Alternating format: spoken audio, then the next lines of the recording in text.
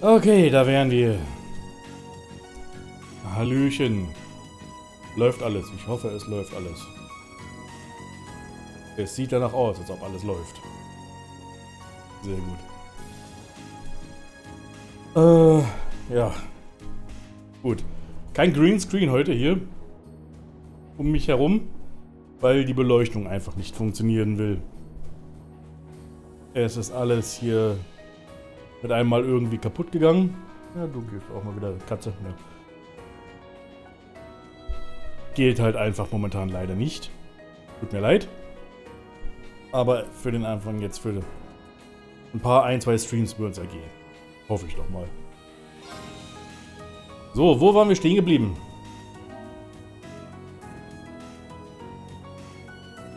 Wir werden sehen.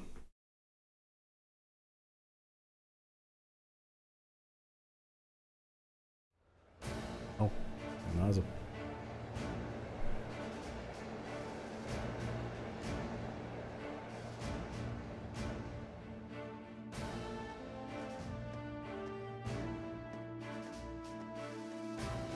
Ja, die haben ja irgendwie die Panzer mit irgendwas ausgerüstet.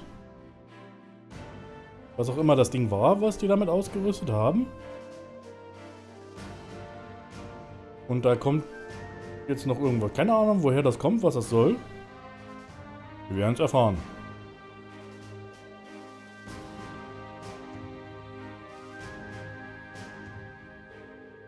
At last, after what seemed like enough adventure to fill a week, we reached the final day of our field study.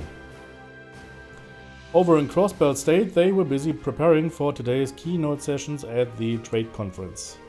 We spent the morning running through the Imperial Army's physical fitness program alongside some of the soldiers. And after completing it, no easy task, I might add, we sat down to a lukewarm redux of yesterday's lunch. Oh.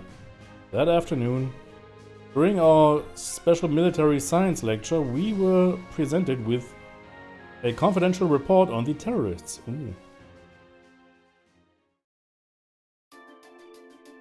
Klingt wichtig. The Imperial Liberation Front is in Crossbell? That's right. Or at least that's what the intelligence division believes. It looks like a known terrorist organization from the Calvert Republic has turned up in Crossbell too. Oh, das klingt nicht gut. The situation over there is pretty touch and go right now. Oh no. Es könnte sein, dass das in Trades from Zero oder sowas passiert gerade. What are the authorities doing? Everything they can, naturally. However, operations are being handled solely by the intelligence division. They refuse to tell the Imperial Army anything, just that they have a trusted ally taking care of things. So who does the intelligence division trust? But who? You've gotta know something about this, right, Shortstack? Well, I do, but I can't really tell you anything. I guess it's not a breach of confidentiality to tell you they're a really strong bunch, though. That's still pretty vague. Yeah. I've got a few ideas. Anyway, there's not much point in us worrying about that right now. The bigger issue is that our terrorists of the hour, the Imperial Liberation Front, are a bigger crew than we thought. Big enough to be in possession of a state-of-the-art military airship at least. Seriously? Airship? Can we assume Rheinford's the manufacturer then? Correct. Just how something that large found its way into the hands of insurgents is currently unknown. But it seems to be a high-end model different from the heavily armored types favored by the Imperial Army. I bet it's from the RF-26 series. There are a number of different models within that series though. But if they have an airship, that means they are going to be a whole lot more difficult to catch, doesn't it? That's exactly what it means. It's basically impossible to keep tabs on them as it is. With an airship in their possession, there's no telling when or where they'll pop up next. That's quite worrying, especially since Prince Oliver is attending the conference. And Towards in Crossbell right now too. Yeah. Damn. Now you've got me worrying. Oh, take it easy. I don't think you have anything to worry about with Grant and Lecter over there. Well, that aside, if the terrorists' attention is currently focused on Crossbell, does that mean the Empire is effectively safe right now? Raise a good point, Laura. They did target Princess Elfin during the summer festival last month. It's possible it's just a feint. Maybe they just want us to believe they're targeting the Chancellor. The railway military police thought so too, which is why they've increased the security level here at home. The Emperor and everyone else connected to the Imperial family should be safe. Na, ein Glück. They've also beefed up security anywhere that seemed short-handed. As well prepared as ever, I see. At any rate, you finally uncovered some information of the terrorists' identities, correct? That's right. So once again, we have the Intelligence Division to thank for that. If you turn your attention to the screen, please. Hello? I know that face. G. That's the man who kidnapped Princess Elfin and Elise in Heimdall. Not to mention, he tried to start a war with Calvert in the North Highlands. Ja, er ist so ziemlich das aktivste Mitglied jetzt momentan der Terroristen. So, who is he? His full name is Michael Gideon. He used to be an assistant professor at the Imperial Academy in Heimdall. That man, a teacher? Or an academic? Right. His focus was political philosophy. 3 years ago, he was dismissed from his position due to his intense criticism of Chancellor Osborne's hardline policies. Oh. So getting laid off set him on the road to terrorism? Well, it sounds like the actual reason he was let go was because he was handing out tracts and flyers in public. You'll find these kinds of idealists at the heart of most terrorist groups, though. In seeding a group with their core ideology, they twist it to be even more militant and radical. You can't even reason with them either. Yeah, they just don't know when to give up. Sounds like some other groups I know. So, do we know anything about the others? We crossed paths with what I can only assume were 3 other key members last month in Heimdall. Yes, S, V und C. Die 3. Ja, tolle, unscharfe Fotos, die ihr von denen habt. It seems like they haven't been able to dig up much of these 3 yet. Their strongest lead right now is that V may have belonged to a Jäger Corps. Interesting. He was toting around this machine gun that looked like it should have been mounted on a vehicle. Did he seem at all familiar to you, V? Not really. They're working on narrowing down the identities of S too, but it's too early to make any informed statements. The real unknown is their leader, C.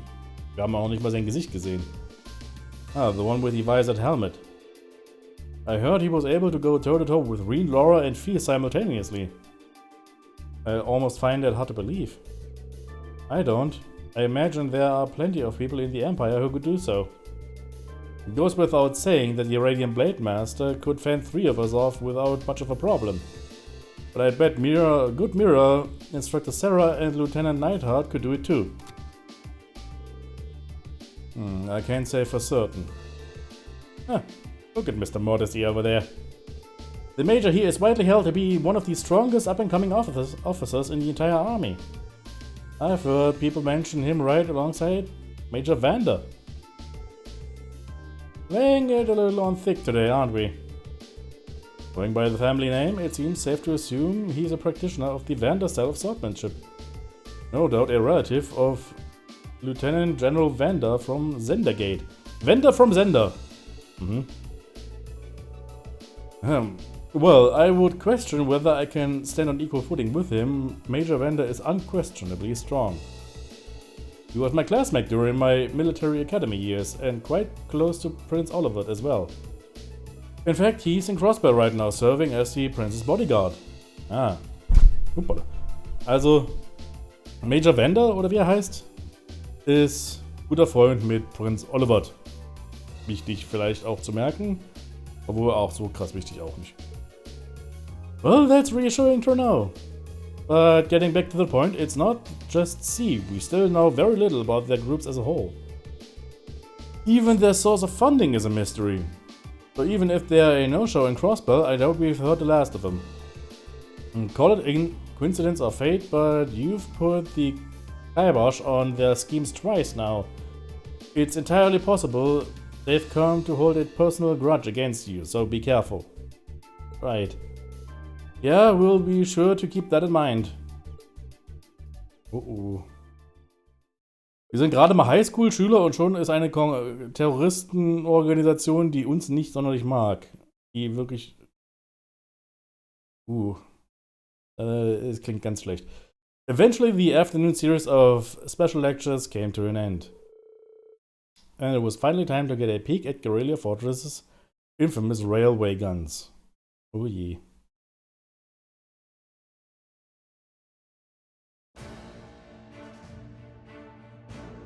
You'll be shown to the area where the railway guns are housed. All of what you're about to see is highly classified. I presume you're aware of the protocol surrounding confidential intel. Yes, Instructor.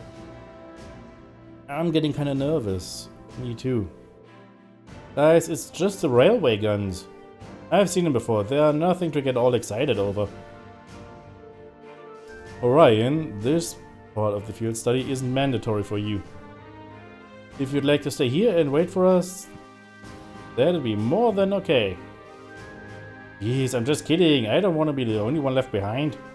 Honestly. Excuse me a moment. This is Neidhart speaking. Oh, hello. Commander Walter. Wait. Müller wants to speak to me? So viele deutsche Namen. Of course, put him right through. What could you possibly be calling about a time like this? What? What's happening? Is he taking a call from someone outside the fortress on his Arcus? It looks that way. Understood. We'll be on alert here as well. Yes, right. Take care out there. Das klingt ganz schlecht. Did something happen in Crossbell? I'm afraid so. A short while ago, the skyscraper where the conference is taking place came under attack by the Imperial Liberation Front. Oh fuck. The attack was carried out via airship. Fortunately, they were able to repel the terrorists, and Prince Oliver, Chancellor Osborne, and the others are unharmed. However, it's too early to tell if the danger has truly passed. They really did attack the conference? How foolish. But that's not all, is it? Something else strange happened. What was it? The terrorists were somehow able to gain access to the OrbulNet and manipulate the shutters that partitioned the building. Furthermore, they had with them a force of mechanical monsters. I don't like the sound of that. You found something like that in Legram, right? Yeah, we ran into one on the highway there. And they broke into the OrbulNet? Major, how much of Guerrilla Fortress is connected to the network?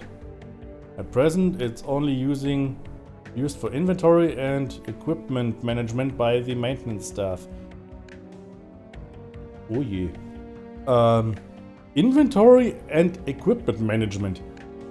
Das ist genau das, was beim letzten Stream ja auch die Leute von den Panzerausrüstungen angerufen haben, quasi, um die dann anzufordern, dass sie da irgendwas installieren sollen in die Panzer. What was that? Tremor? It came from right below us. Below the hangar. Ja. Irgendwas stimmt mit den Panzern nicht.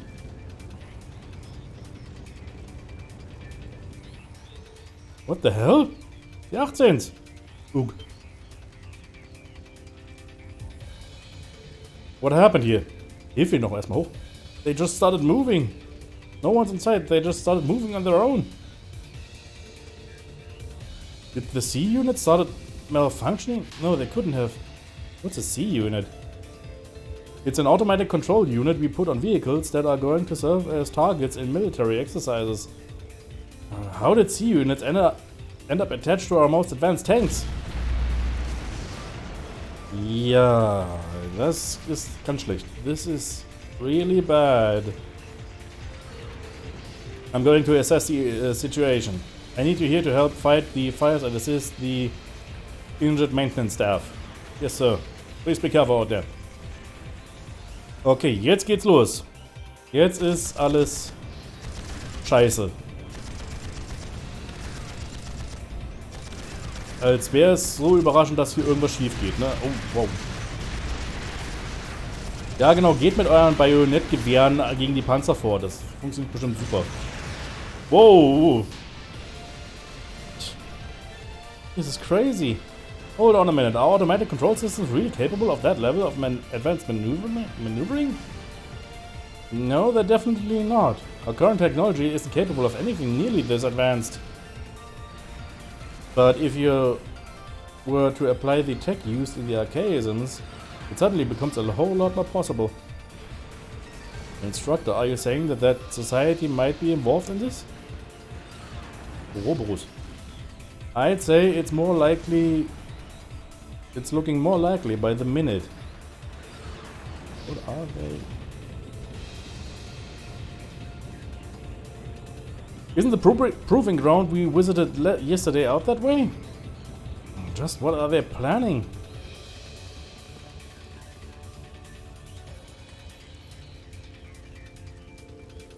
What in Adios' name is going on here? Why are unmanned tanks roving around blasting the hell out of this base on their own? Well, it seems that last night headquarters sent an order to the engineers to fit those tanks with C units. Wie gesagt, die Imperial Liberation Front haben das Orbital Network gehackt. Preposterous, I gave no such order. But never mind that, right now we need to focus on extinguishing the fires and quelling the confusion. And send a request for assistance to the 4th Armored Division.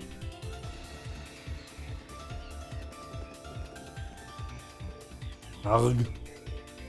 What should we do? I can see us being able to catch up to them without a horse, or at the very least.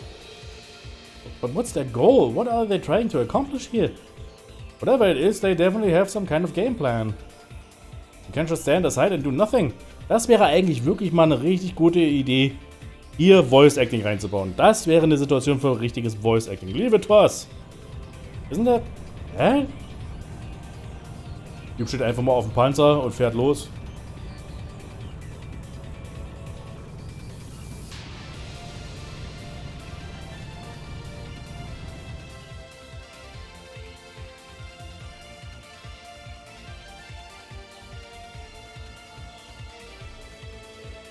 General, HQ surprised me of the situation. Leave these rogue tanks to us. You can't rule out the possibility that they're a diversion. I want you all to stay here. Understood, sir. Be careful that. You too, Elliot. 4th Armored Division, advance! Take out those out-of-control tanks by any means necessary. Our opponents are unmanned. There's no need to hold back. Yes, General. Wow, your dad's really something else, Elliot. I admitted he is pretty cool when he takes charge like that. Well, it seems we no longer need to worry about those tanks at least. But what are they after? That's the question of the hour, isn't it? We can't let our guard down just yet. I'd suggest we fall back to the fortress, Major. A prudent move, after we assess the level of damage inside.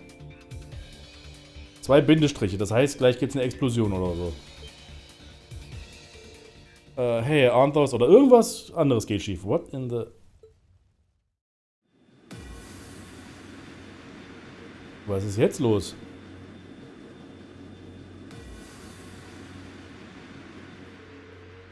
The Imperial Liberation Front? Oh, there's 2 of them. There's no way we could have known they had another force lying in wait. Ah... Die Hänger.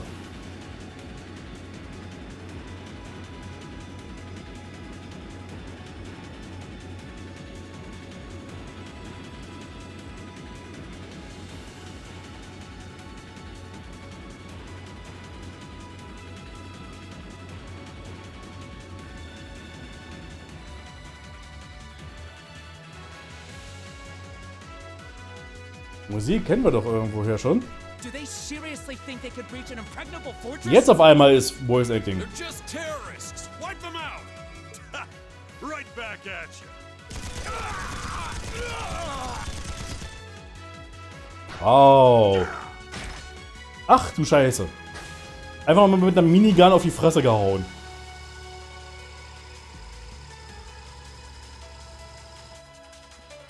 All right.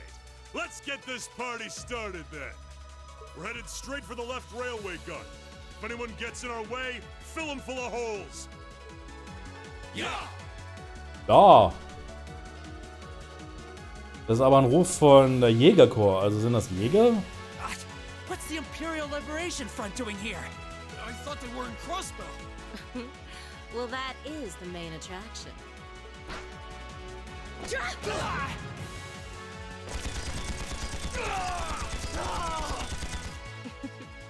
They sure didn't put up much of a fight, did they?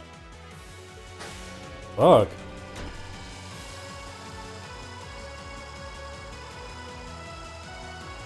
Our mission is to support Comrade G over in Crossbell.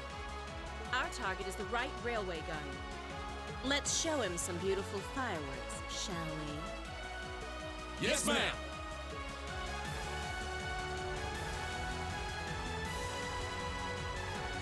Oh. They're going for both the left and the right wings. Shit. It's the railway guns they're after? No.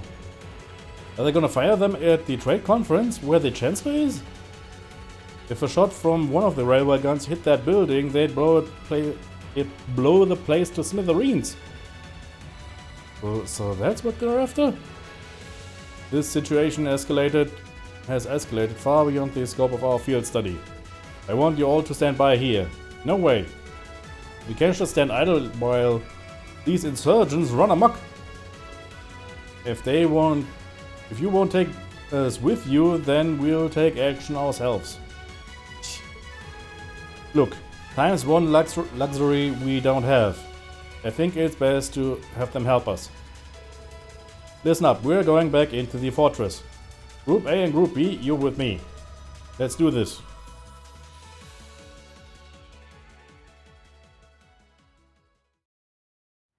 Und damit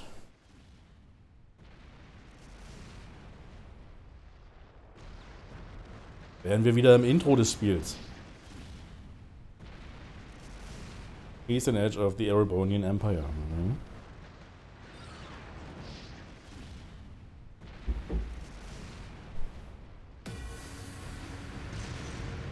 Genauso wie das Spiel angefangen hat, an der Stelle sind wir jetzt.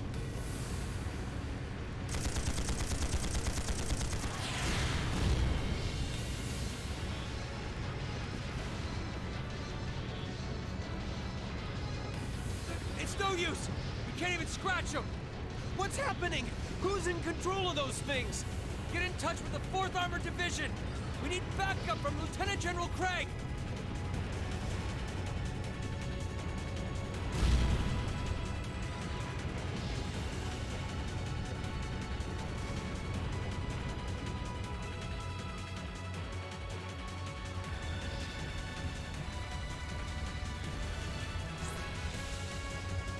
Und da sind wir.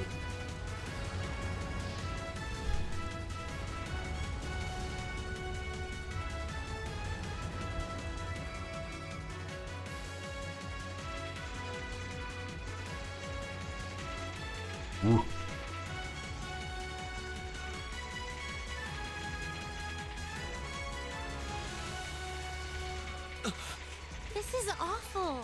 What happened here? Mord und Totschlag ist hier passiert. I can smell smoke. Are they using gunpowder? Natürlich benutzen sie Schießpulver. Die schießen schon die ganze Zeit hier rum. They've completely blindsided us. It appears that everything else they've done today was to serve as a decoy, even making the tanks go haywire. Ach Moment, ja, das sind ja Orbe-Waffen. Die könnten auch vielleicht kein Schießpulver benutzen. Ja. Right. It looks like their real target was the railway guns all along. Which means they must be serious about targeting that trade conference in Crossbell City. They wouldn't. How low can they possibly sink? So, They're intent on taking the Chancellor's head after all. Resorting to such wanton violence? This is absolutely outrageous. This does look kinda bad. Understatement of the year. Please, let us help. We don't know if reinforcements are on the way, and it doesn't look like we have much time left. Moment, waren eigentlich Crow und Milliam im Intro eigentlich zu sehen? Ich glaube fast nicht. We have to stop them before they can activate the railway guns. Green's right. I don't know how much we can really do, but considering the alternative, we have to try. Right. I'm not about to let those terrorists have their way. Looks like any attempt to convince you otherwise would fall on deaf ears. All right. Green, you and the rest of Group A are with me. Group B, you'll be under the command of Major Neidhart. One group will secure the gun in the right wing. The other group will secure the left. This is an actual combat situation, with real lives at stake. I expect the best from each of you. Yes, sir! All right, Class 7. Our objective is to stop the activation of the railway guns. We've learned a lot at the Academy. It's time to put that knowledge to the test. Understood! Whoa. The instructor Sarah joined the party. While she is assigned to the active battle party, the number of support members is increased to 3. You can now use the Burst Link Attack. Boost. Dafür brauchst du 5 Bravery Points. Wir werden ja sehen, wie das dann abläuft. Okay. Das ist eigentlich schon genau die richtige Anordnung, glaube ich, die ich eigentlich haben wollte. Kann ich eh was ausrüsten? Der hat aber, glaube ich, eh schon das beste Zeug, was man... Halt. Der hat einen Evergreen.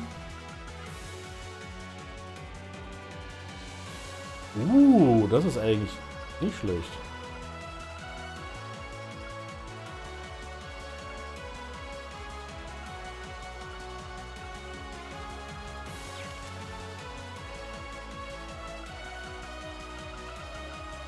Geht schon. Dürfte gehen. Okay, da wären wir. Wieder im Intro, quasi. Das hatten wir ja schon am Anfang des Spiels gesehen. Das müssen wir nicht. Legen wir los. Here they come. Mhm. Hi, Brawler. Wir sind im Intro vom Spiel. Just like that thing we fought during our field study. Mechanical monstrosities. Save the talking for later. We need to take these things out. Oh, du hast einiges verpasst, glaube ich. Also, gehen wir es durch. Der neue Tag hat angefangen. Wir haben das Feldtraining gemacht. Das wurde einfach nur im Text uns gesagt. Und eigentlich sollte es jetzt weitergehen mit irgendwie noch weiterem Field Study Zeug. Und auf einmal kam die Nachricht, fuck, die Imperial Liberation Front hat Crossbell angegriffen. Die Handelskonferenz. Da ging jetzt der Angriff los. Und die fragen sich jetzt, was zur Hölle machen die gerade dort? Dann stellte sich heraus, dass die Imperial Liberation Front das Orbital-Netzwerk gehackt haben. Was dazu geführt hat, dass, wenn ihr dich erinnerst, im letzten Stream, wo den Arbeitern gesagt wurde, ihr sollt so eine C-Einheiten oder wie die hießen, in die neuen Panzer einbauen. Das kam von der Liberation Front, die eben gesagt hat, ey, baut den Scheiß da ein. Wie sich dann herausstellt, sind das irgendwie ferngesteuerte Einheiten oder automatisierte Einheiten. Was dazu jetzt geführt hat, dass alle möglichen 18 Panzer, in der letzten halben Stunde ist ja einiges, nicht viel Action passiert, aber viel Story passiert. Auf jeden Fall hat jetzt die Imperial Liberation Front die ganzen modernen 18 Panzer, oder 30 Stück dazu zumindest unter seine Kontrolle gebracht. Und jetzt haben sie angefangen, damit jetzt hier die Guerilla Fortress anzugreifen, um die Kontrolle über die Railway Guns zu übernehmen. Jetzt ist natürlich die gesamte Militäreinheit, das gesamte Militär damit beschäftigt, mit den Panzern zu kämpfen. Dadurch ist aber entsprechend niemand jetzt da, um diese Railway Guns zu beschützen und einfach die Terroristen davon abzuhalten, diese Railway Guns zu nutzen, um irgendwie direkt Crossbell anzugreifen. Und das ist jetzt die Situation, in der wir uns gerade befinden. Wir sind jetzt einfach los und übernehmen das. Wir gehen jetzt wirklich zu den Railway Guns und versuchen, den Abschuss dieser Railway Guns zu verhindern. Und das ist jetzt entsprechend das Intro, was wir ganz am Anfang des Spiels gehabt haben, geht jetzt hier vor uns. So, einmal.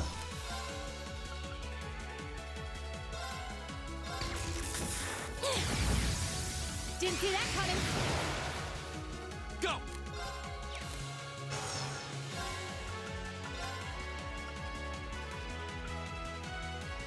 Oh, ich muss die... Second form, Gale! muss die analysieren. It's my Habe turn. ich ganz vergessen. Analyzing the enemy's vitals. All complete. Right.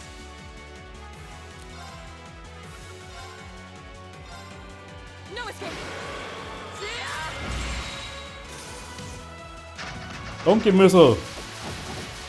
Komplett verfehlt. Leave it to me.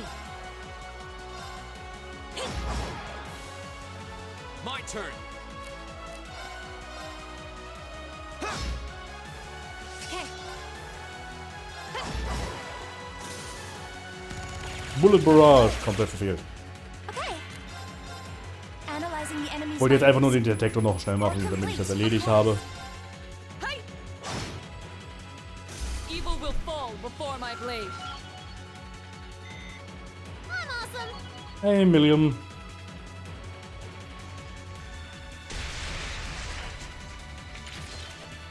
No doubt about it. Those things were the same as the one we fought outside Legram. It seems a large number of them are on the loose inside the Jetzt fortress. gibt es natürlich auch noch mehr Cutscenes jetzt hier, anstatt I'm als im guessing Intro. that's what got the soldiers we just saw too. Ich glaube, ich konnte die gar nicht am Anfang analysieren. Seems so. Ich hatte keine Analyse-Gegenstände oder irgendwas. They look more like orbally powered archaisms than monsters. So these are archaisms. Are you certain, Instructor?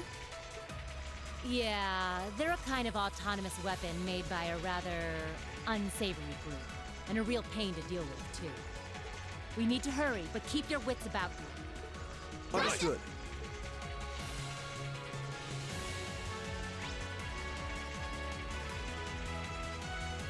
Das habe ich mich auch gefragt, ob Milliam eigentlich im Intro des Spiels dabei war, aber ich glaube fast nicht.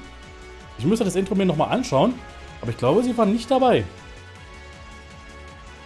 Okay, wo geht's jetzt eigentlich hin?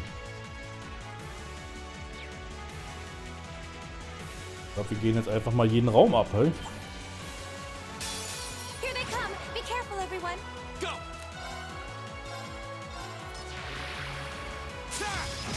Go! An opening. Gut. My turn.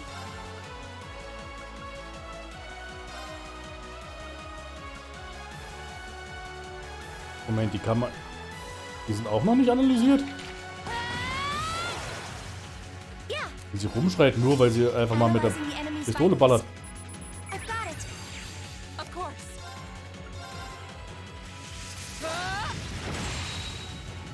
Here we go!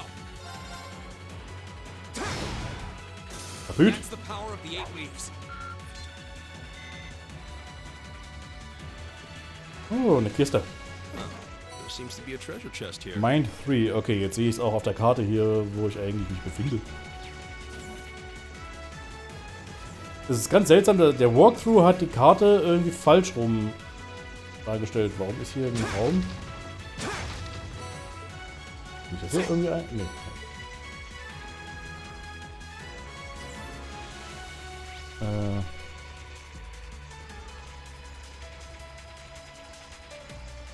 Guck gerade, ob hier noch andere Gegenstände sind, aber hier ist, glaube ich, nichts.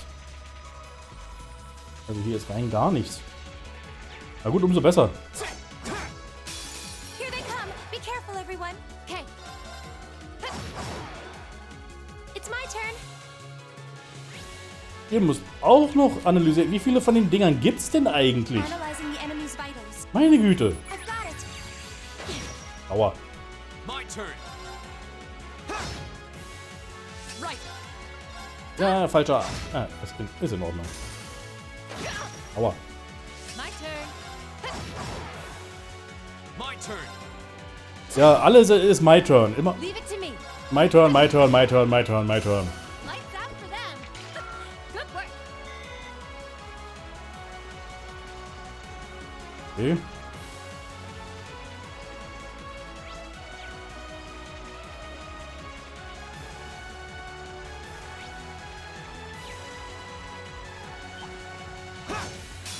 I welcome all challengers. Here we go. Okay, jetzt kann ich mich mal um alle normal bekümmern, einfach ohne dass ich es analysieren muss die ganze Zeit. My turn.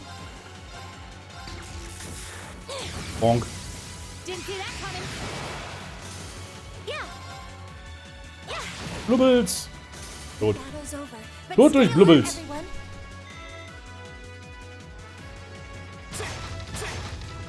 Und alles, was du bewacht hast, war ein paar Sepif und Reviving Ballen. It seems this is a storage area. Plenty of archaisms wandering around here, too. Redet nicht so viel, lasst mich einfach einsammeln.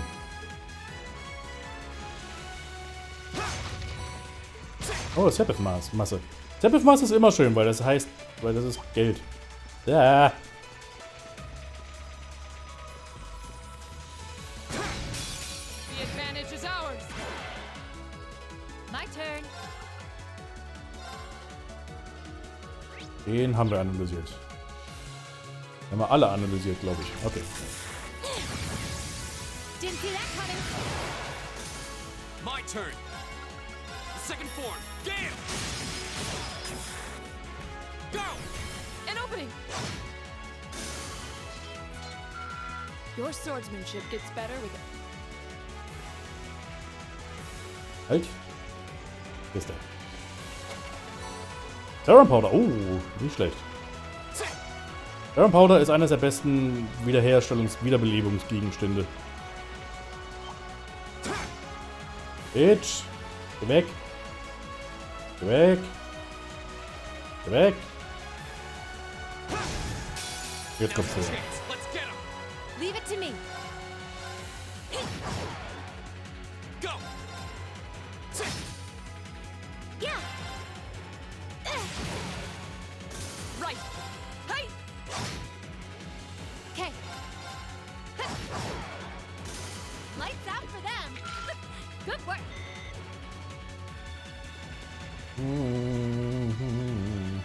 Nichts. Oh, hier doch.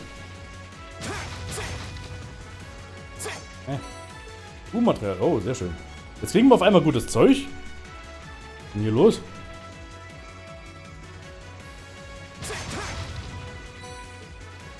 Da oben ist eine schwarze Kiste. Wo kommt man da hin? Okay, wir müssen irgendwie von da hinten hoch. Runter und dann... Okay. Noch eine Kiste. Yay, treasure! Yay! Okay.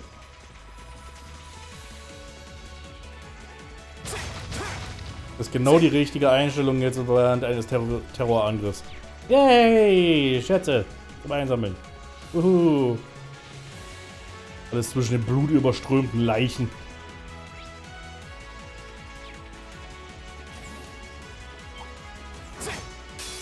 Here they come. Be careful, everyone. My turn. The second form. Gale. Go. An opening. My turn. Yeah. Here. Oh, Right. hat nicht mal ausgereicht zum Töten. Das war ein schöner Will Satz. fall before my blade. Nicht mal ausgereicht zum Töten. That should suffice. There seems to be a treasure chest here. Airbomb. Das klingt heftig.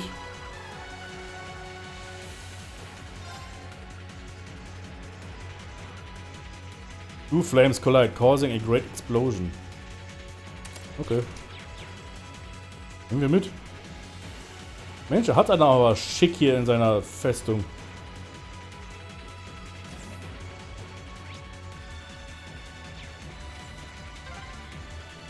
We finally got around to the other side. The path to the right leads deeper into the fort. Let's keep moving. Na komm schon.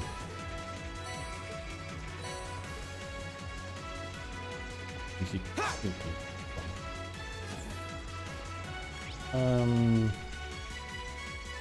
Muss ich lang? Hier lang. Okay, geht ja nur hier lang. Gut.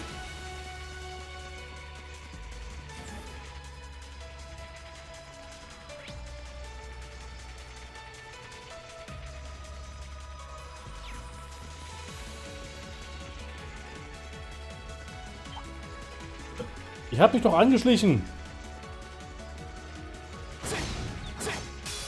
The advantage is ours. Leave it to me. Didn't see that coming. Now. I'll help. Go!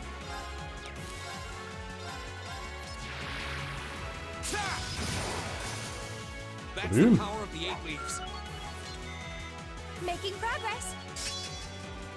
Asterflare. Genau wie just. Endlich hat mal... Du kannst doch nicht einfach einen Metal Gear überraschen. Doch, kann ich. Wenn ich das will, dann kann ich das. Models and enemies cognitive abilities with flame. Nice. Endlich mal eine neue Fähigkeit hier erlangt. Oder langsam mal Zeit. Oh, a treasure chest.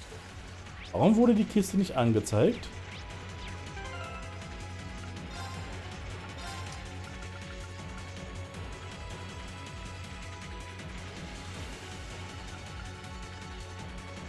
Warum habe ich die Waterbell ausgerüstet?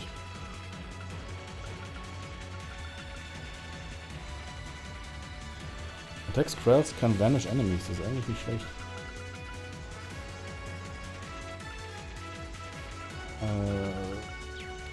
Wo war eigentlich... Gibt doch dieses Quartz, wo man sehen kann, welche Dragon Vision. Automatically? Nee. Detection? Das ist doch das eigentlich, was ich haben brauche, oder? Treasure Chests und... Nee. Das will ich eigentlich haben. Du kannst ein bisschen Glück haben von mir aus. Und die fucking Waterbell, wer braucht denn den Scheiß? Ah, schon viel besser.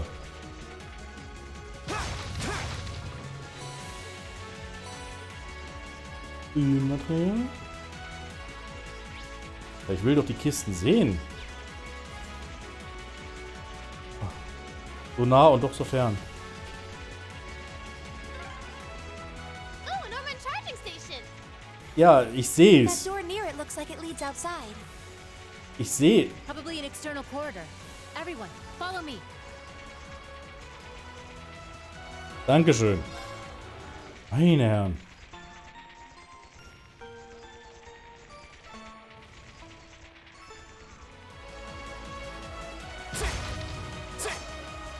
Okay.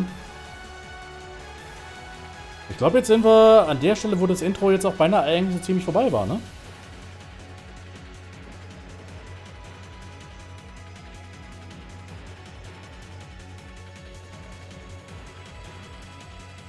Where are we? This must be Borrelia Canyon. You can see Crossbell State on the other side. There! Ja, genau, die Kanonen kommen jetzt und dann kam ein Bosskampf. Stimmt. Diese sehr phallischen Kanonen.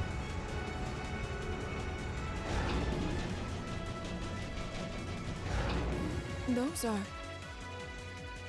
Ja, ganz und gar nicht phallisch. Ich sagte gerade, doch, absolut. They're enormous. They sure are. Damn. How did they manage to get them prepped so fast? Don't tell me they're just gonna let them rip without even setting a target. Ich glaube, Melin war wirklich nicht dabei in dieser Szene, ne? Instructor!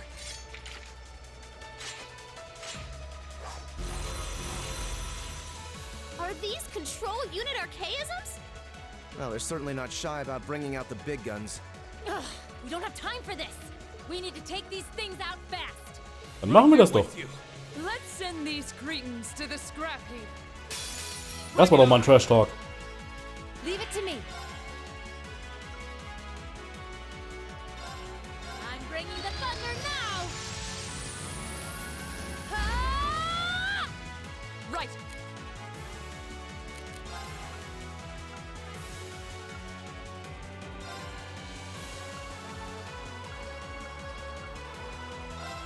Alle werden so gebufft.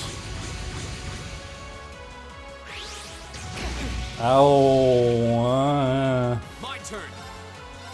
Wir motivieren noch mal eine Runde. Und jetzt, weil wir so gut gebufft sind, analysieren wir erstmal. Au! Okay, jetzt ist, glaube ich, die gute Idee, sich auf einen zu konzentrieren, aber wenn wir beide erwischen können, sowieso schon, wäre das immer noch gut.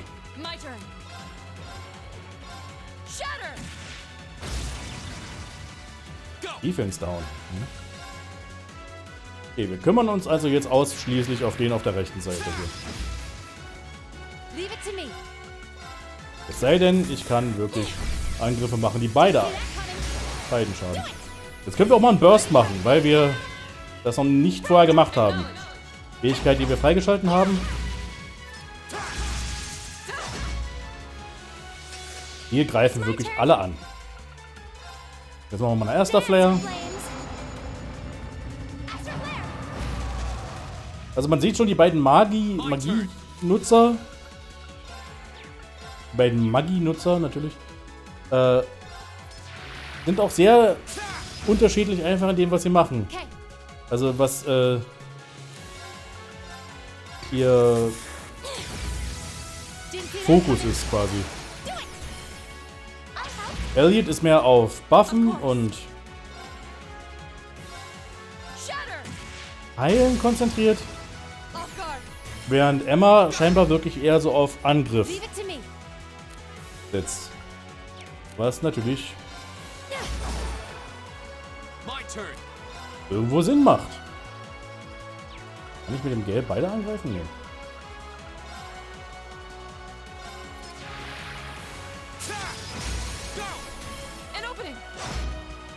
Okay, einer ist erledigt.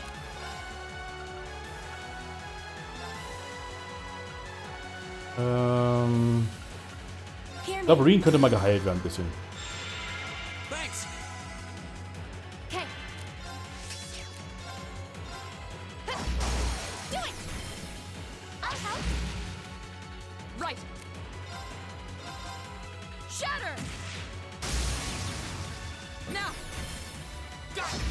Läuft gut, läuft gut. Wir motivieren noch mal eine Runde.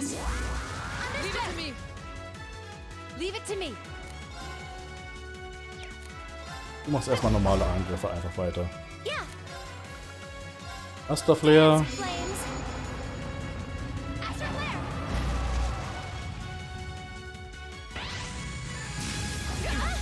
Au. Aber hey, gekontert.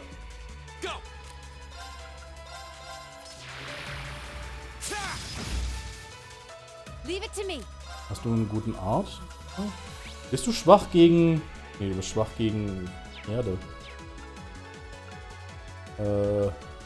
Nee, wir machen einfach den Judgment Bolt. Einfach, weil wir können.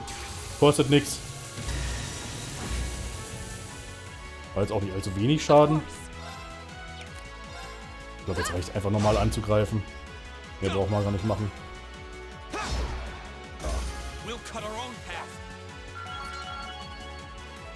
Level-Ups. Alle Level 50 jetzt.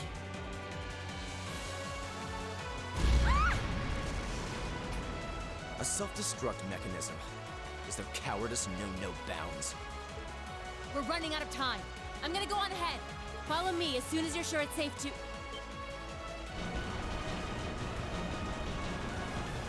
Jetzt wird's besonders phallisch.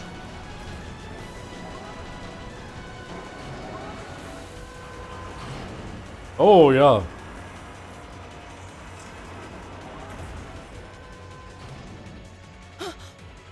Railway guns. No, no, no! No. Don't! Zeit, das Spiel neu zu starten. Ja, im Prinzip haben wir es ja. Und das war der Moment, an dem das Intro vorbeiging. Hier war dann auf einmal Start des Spiels, richtig. Aber jetzt sehen wir, was danach eigentlich passiert.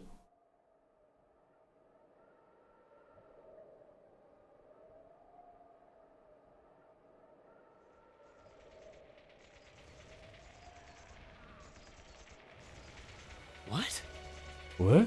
They didn't launch anything. Oh, maybe the first bullet in each of the railway guns is a blank to prevent firing accidents. Fake out! What? They do that? Sure seems that way. And now that they fired once, it's gonna take some time before they're ready to fire again. Then if we can reach them before that. Macht aber auch irgendwo Sinn, ne? Yeah. There's no way we're going to let them get off a second shot. Es ist eigentlich ein ziemlicher Fake-Out oder eigentlich klingt das so ziemlich bescheuert. Einfach nur um diesen dramatischen Moment zu haben, aber wenn man drüber nachdenkt, ist es eigentlich gar nicht so eine dumme Idee, das so zu handhaben bei so riesigen Kanonen. Leave it to me. Didn't see that coming. Now. Ready for Wurst! Leave it to me. Okay, das Ding ist tot. Und war übel. Not that kid.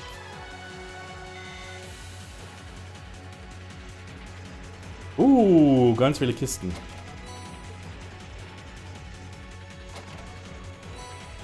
Ganz viel Sepith. Oh, a treasure chest. We'll have to fight our way through. Okay. Wollen wir das nochmal machen? Didn't see that coming. Nicht ganz, aber hey, ist, Of course. hat was gebracht.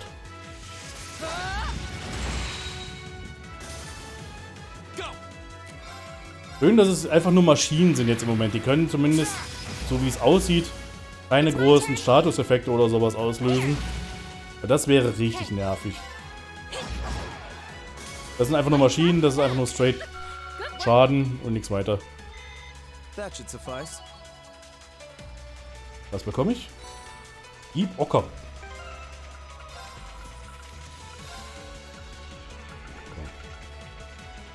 Gem made from high purity amber. Emits an amber glow. Defense plus 5. Oh, nicht schlecht. Aber ich will jetzt eigentlich Sarah nichts ausrüsten direkt. Moment, war hier nicht noch irgendwie... Ich hatte doch hier Grey Locket, genau. Prevents all abnormal status. Das klingt extrem overpowered, um ehrlich zu sein. Aber ich nehme es einfach mit.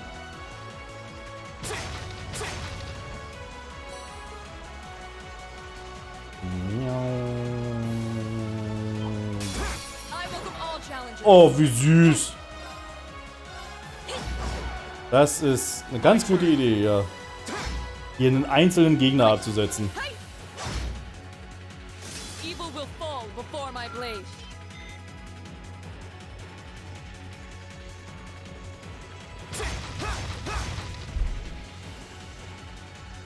Über mir machen sie Krach.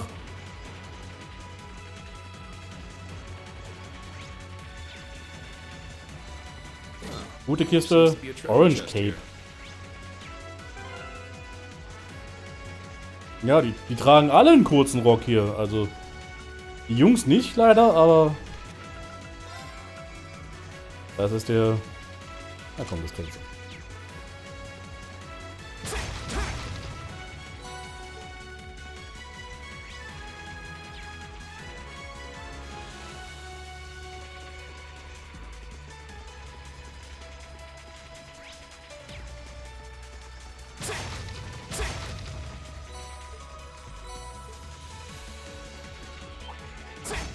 Baby enemy. I welcome all challengers.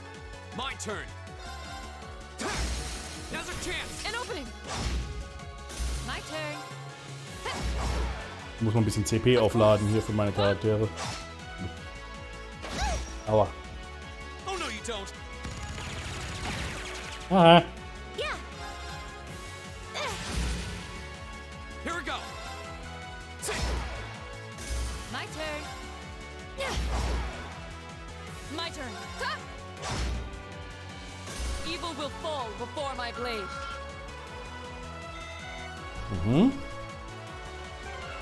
Muss mal was schauen mit Emma.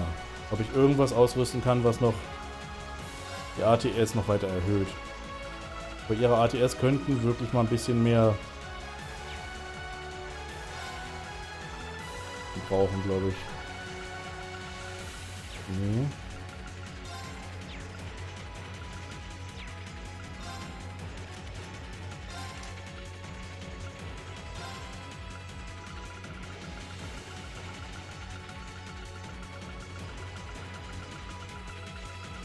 Alles nur immer so ein bisschen plus 5 und... Ah, wow. Mein 3, okay.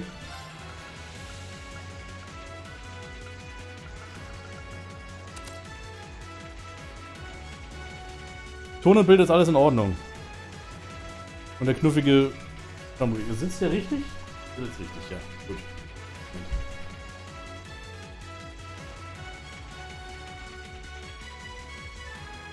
So. Unser Freund. Wie gesagt, dadurch, dass jetzt erstmal hier kein Greenscreen machen konnte, aufgrund der technischen Probleme, kann man den jetzt mal sehen. Aber ich glaube, das würde auch so jetzt mit Greenscreen nicht schön werden, weil der ist grün. Was bedeuten würde, dass natürlich ja, dann unsichtbar wäre.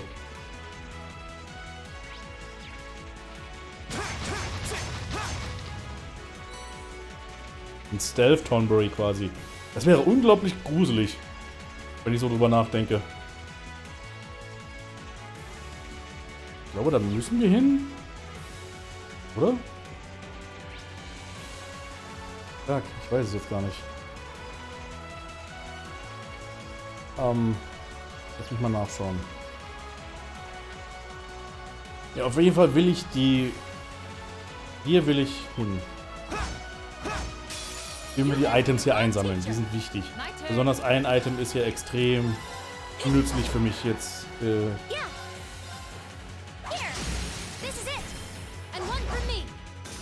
was ich gleich bekommen werde.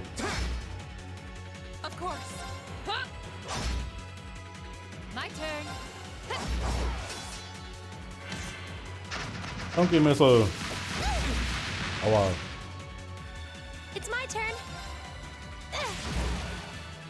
My turn.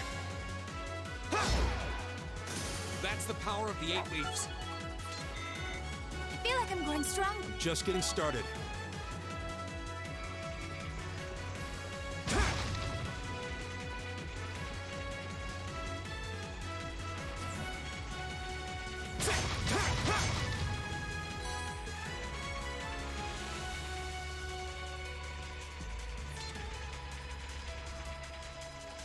Lass mich mal kurz auf die...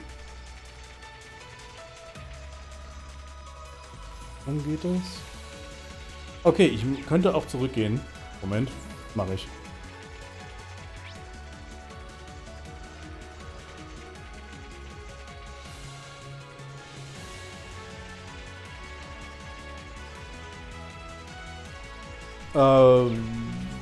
Stealth Tonberry ist einer, der sich anschleicht. Du kannst nichts machen. Und du bist in der ersten Runde tot. Also einfach der Fairness halber.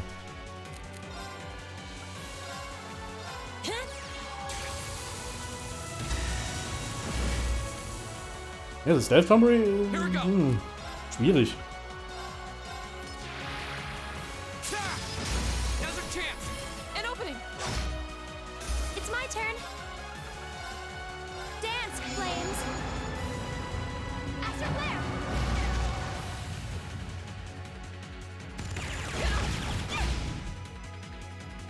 Also ich könnte mir vorstellen, so ein, warum machst du schon wieder Zero Arts?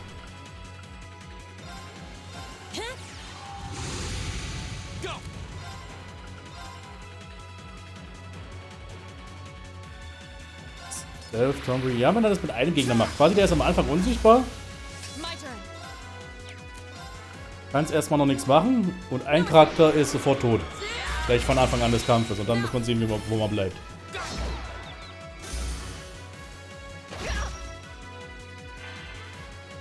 Leave it to me. Do it. I'll help. Yeah. battle's over, but stay alert, everyone. Great!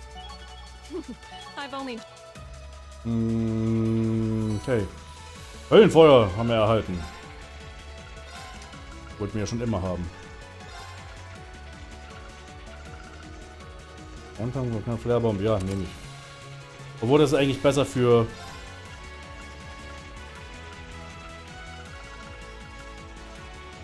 Nee.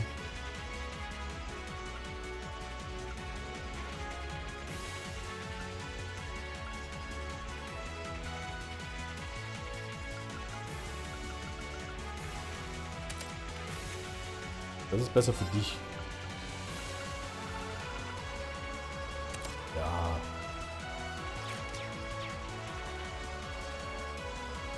So. Gut, dass ich dann doch noch hier die Karte offen habe, damit ich einfach sehen kann, was ich noch... wo ich hingehen kann und wo nicht. Das Hellfire-Ding ist... Leave it to me. My turn. It's my turn. Here. Too slow. Oh no, you don't. Okay. Of course. Go. Yeah. Leave it to me. Burn in daylight. Okay. Jetzt sind wir wieder auf halbem Wege, glaube ich. Ah, ne, halt, hier ist noch was. You mess with my turn. Of course. Of course. My turn. Yeah. The battle's over, but stay alert. Das ist hier Balm. Ja, komm hier rein. Recharge.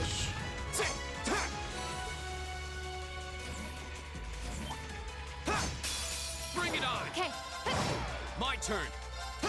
It's my turn. Of course. Okay. My turn. We'll cut our own path.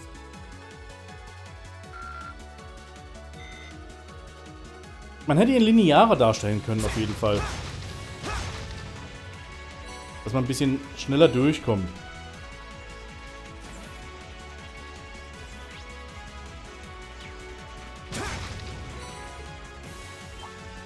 Fuck you.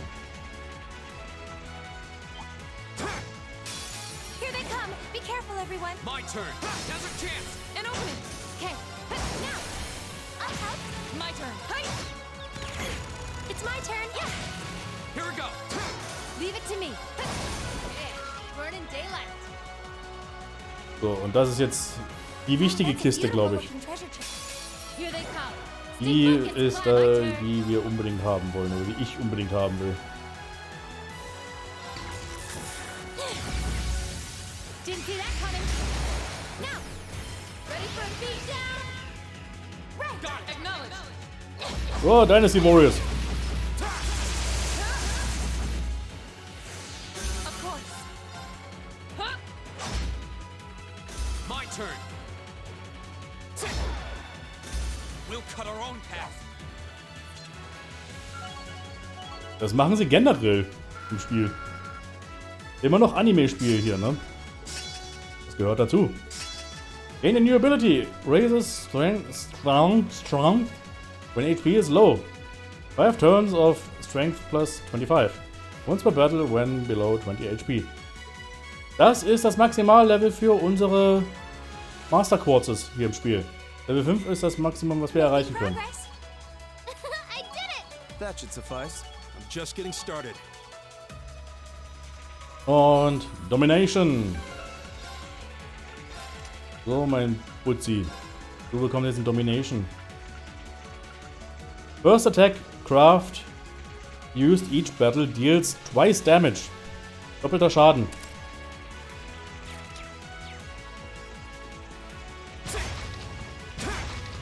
Den man im Kampf, wenn jetzt... Also die erste Craft, die auch Schaden verursacht von Reen, macht jetzt doppelt so viel Schaden. Here they come. Können wir uns das anschauen, Okay.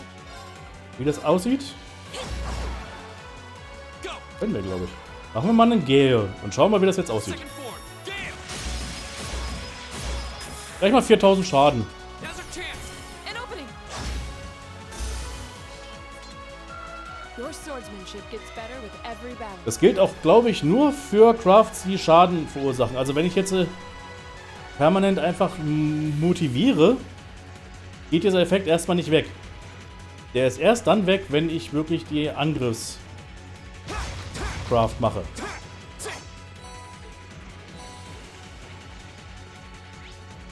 Das heißt, wenn ich mich richtig schön buffe vorher und dann Angriff mache, vielleicht super Angriff, vielleicht sogar eine S-Craft, macht es richtig böse Schaden. Schild 3. Hat nicht jemand Schild irgendwie ausgerüstet? Nur das Schild 3 schon, okay. Okay, ist in Ordnung. Wir bleiben dabei. So wie wir jetzt sind, ist in Ordnung.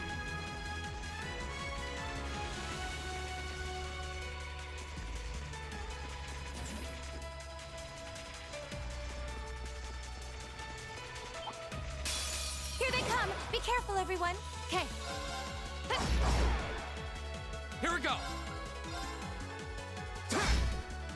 3000 Schaden. Wie gesagt, das ist das, was passiert, wenn man wirklich schön Domination hat. Allerdings ist jetzt der Effekt natürlich auch weg.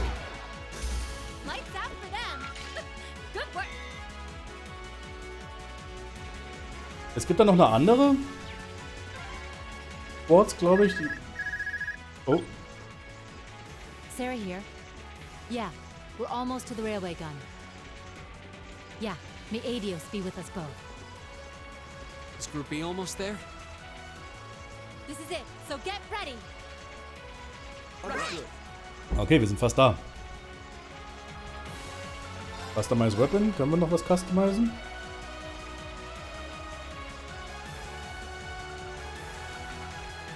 Können 2 noch customizen. Weder noch, was uns was bringt jetzt erstmal. Bleiben wir dabei. Rest.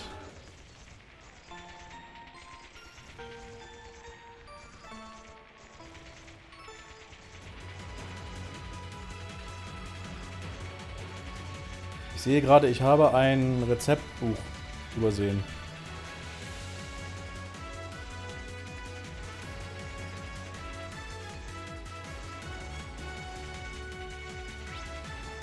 Auf dem Weg hier in dem Dungeon quasi gibt es ein Rezeptbuch.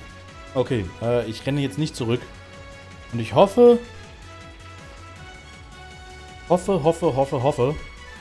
dass ich später dann im nächsten Kapitel das beim Pawnshop kaufen kann.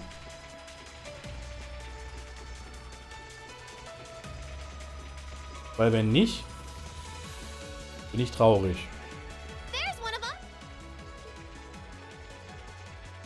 Okay, wir sind in einer Kanone. It's gigantic.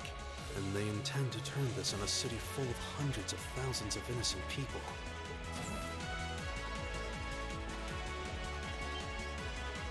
Who the hell are you? You're those kids from the military academy. Stay away from the railway gun.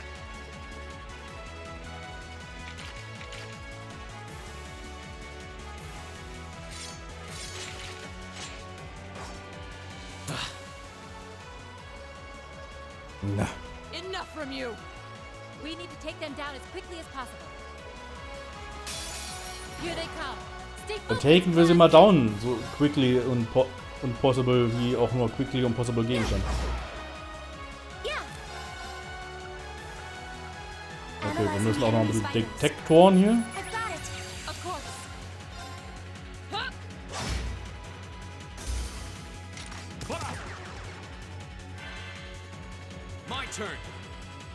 Ich glaube, die wissen selber schon so ziemlich, dass sie die Baddies sind. Ich habe so die Vermutung, dass sie sich dem absolut bewusst sind. Oder ist es halt so eine Ends justify the means Geschichte. Automatisch geheilt.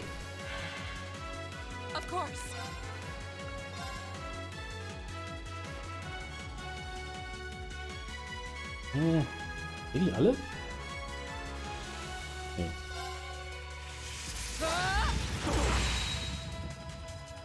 Your Moth is down. Leave it to me.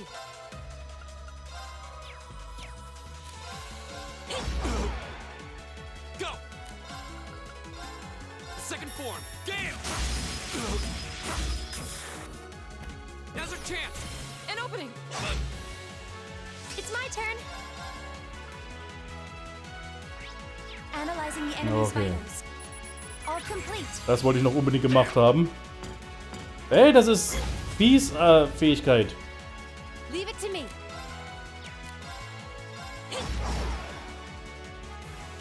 Here we go!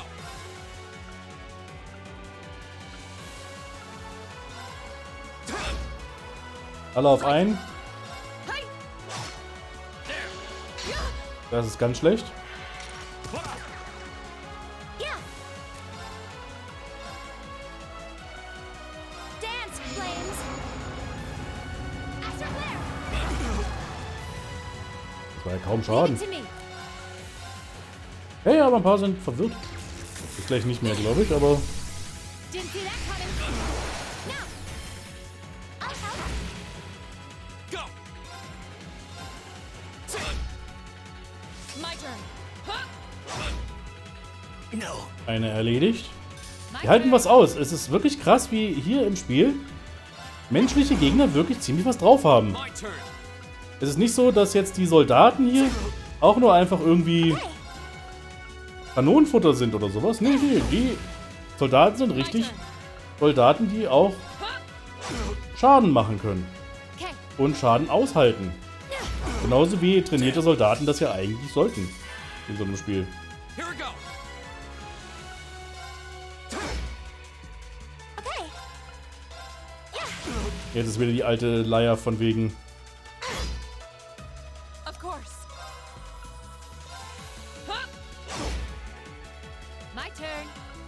Normalerweise sind es immer nur die Monster, die irgendwas drauf haben, aber hier... Nee, nee.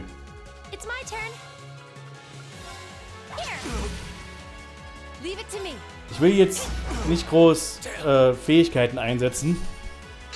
Wie ihr vielleicht sehen könnt. My turn. Einfach deswegen, weil ich weiß, dass was gleich danach kommt. Und da will ich ein bisschen Okay. mehr übrig haben für mich quasi. Also für...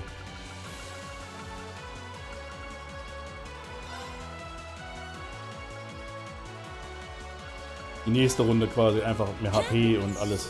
Oh, delicious. Njam, njam, njam. Here. Right.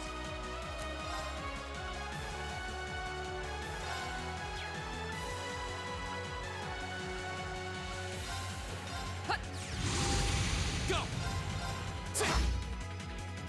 Oh no, you don't! There! Okay. No. Okay. Lights out. Relativ gut vorbereitet jetzt, denke ich mal. Oh, so viele Items.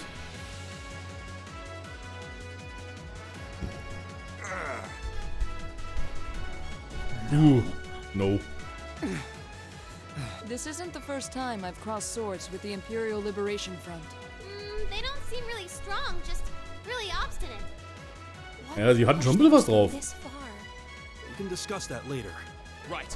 We need to stop the railway gun first. Get back. Hallo. Augenklappen, Booby Lady. It would have been smarter to stay away, S. I'm impressed you saw me coming, Purple Lightning. I see the rumors about you weren't just trumped-up stories. I love a good compliment, but getting one from a terrorist just doesn't put a spring in my step. Still, I suppose the fact you're here means the other ringleaders must be over at the other gun. V certainly is. As for Gideon, I'm sorry to say he lost his life in Crossbell a short while ago. Oh, sie ist tot. Die Drama Queen ist tot. What? He did? Wie er wohl gestorben ist? I just received a call about it a few minutes ago. Apparently, he was killed by a real top-rate Jaeger Corps hired by your friend, the Blood and Iron Chancellor. glaube, das wird man in... Ich glaube auch, dass man das in einem anderen Spiel sieht. In Trails from Zero, würde ich mal vermuten. Weil wie gesagt, Trails of Cold Steel 1 und Trails from Zero spielen so quasi zur selben Zeit fast. What a terrible way to go. Well, Gramps isn't exactly known for his bountiful sense of mercy. If you don't want to die like a dog, don't run around snapping your fangs at everyone. You keep talking like this has nothing to do with you, but I take it you've got no intention of beating a retreat. It sounds like you've got the railway gun set to automatic firing mode too. I was wondering what that sound was. It was loading another round! Oh, I was hoping you'd miss it in all your babbling. It's got, 10 minutes or so to go. Das ist ein langsames Nachladen. Conniving witch. You can let us past, or we're going to force our way through. Your choice. Careful. She's a dangerous one to tangle with. And she's hiding something. Right again. Tihi. Damn! Gottes Willen. Giant archaisms! Ooh, just my color, too. For borrowed muscle, I've really taken a liking to them.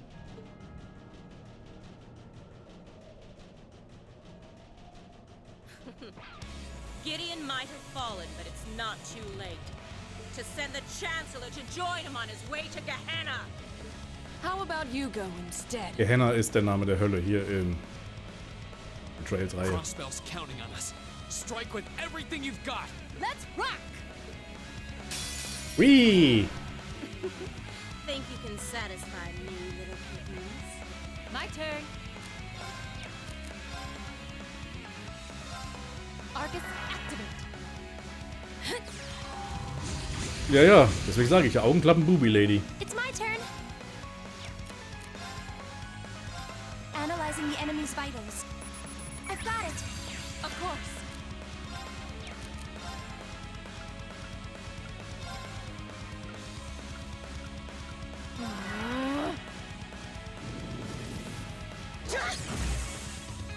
Aua.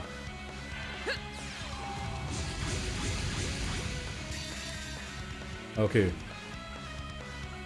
Okay, gut. Sind zu weit voneinander entfernt, aber das macht ja nichts. Frühjüdischen Texten ist es die Hölle, genau, ja. Als der Name Hölle noch gar nicht existierte, so. Wie viel Schaden war das jetzt? 28.000. Naja.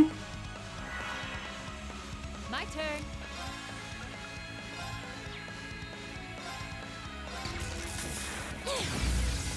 Didn't see that coming. Do it! I'll help. How about this? Of course.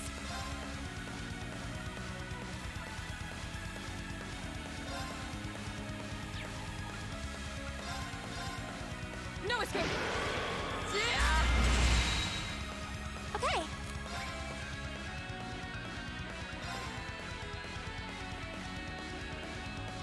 Analyzing the enemy's vitals. Shit. I've got it. Geht leider jetzt nicht anders.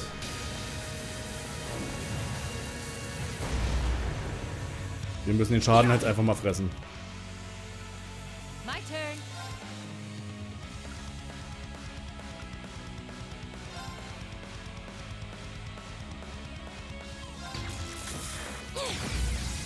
Didn't see that coming. Now, Boost! for a beat down. Understood. Acknowledged. Here.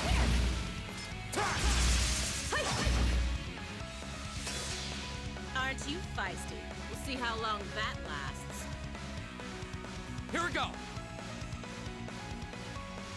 Ja, kann ich mir vorstellen. Mach einfach. Zensiere das Ganze so.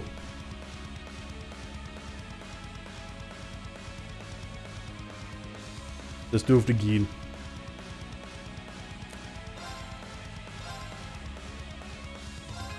There.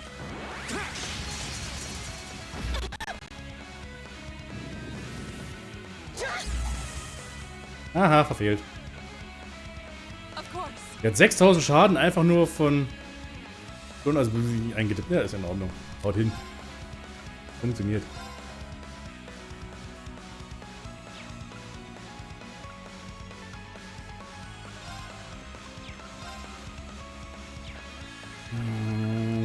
denn?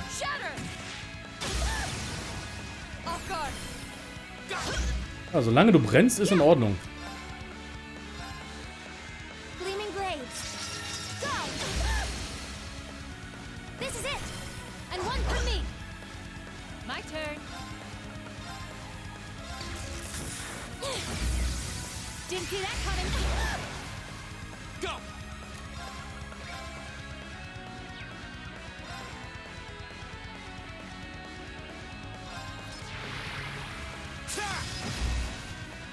Here we go!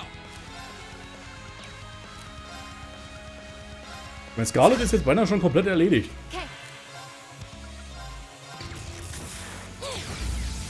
Didn't see that coming. Do it! I'll help. You're done. Okay. How humiliating. Of course. Scarlet ist kaputt.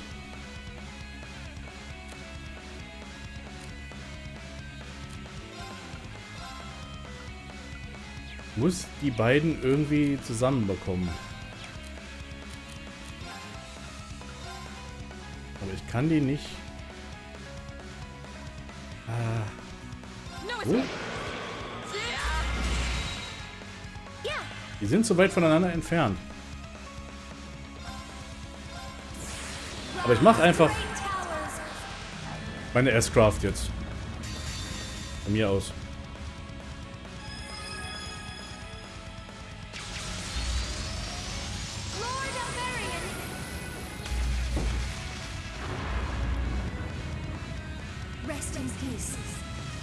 Kaboom! Also 5000 Schaden, meine Herren.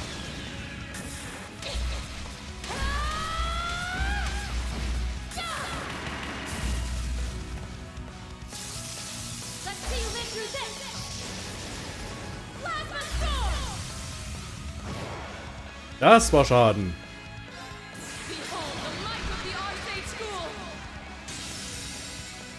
Ja, das war aber auch jetzt problematisch, weil Emma macht halt magischen Schaden und wirklich ihr Magiewert ist nicht hoch genug. Sie war halt nicht gebufft, ihr magischer Schaden war nicht gebufft. Im Gegensatz zu meinem physischen Schaden. Und das hat jetzt natürlich entsprechend eher funktioniert. Not bad. I did it! That should suffice. Nice. Okay.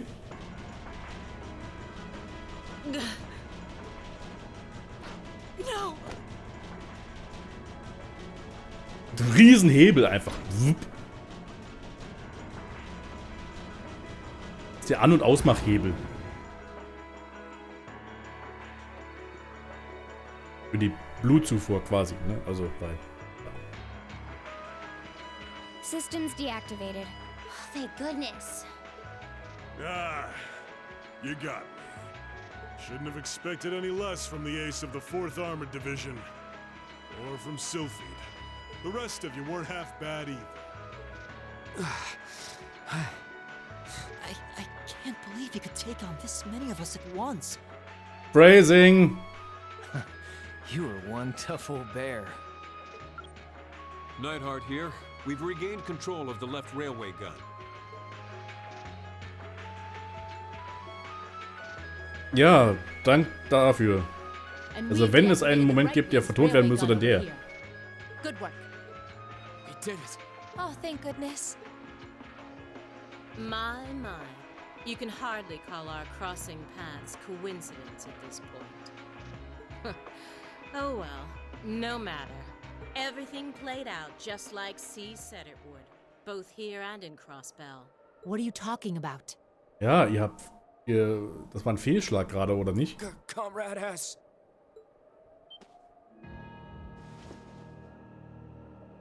What? How can they still move? We'd completely incapacitated them. Go, Comrade S. Regroup with Comrades C and V and bring the hammer down once and for all! That's the plan. Well, I'll catch you all in the great beyond. What? No! She wouldn't.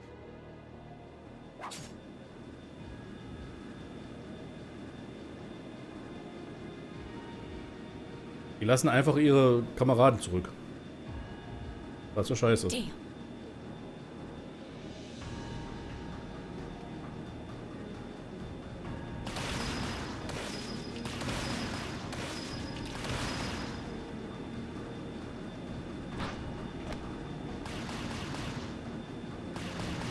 Ein Schuss hat getroffen anscheinend.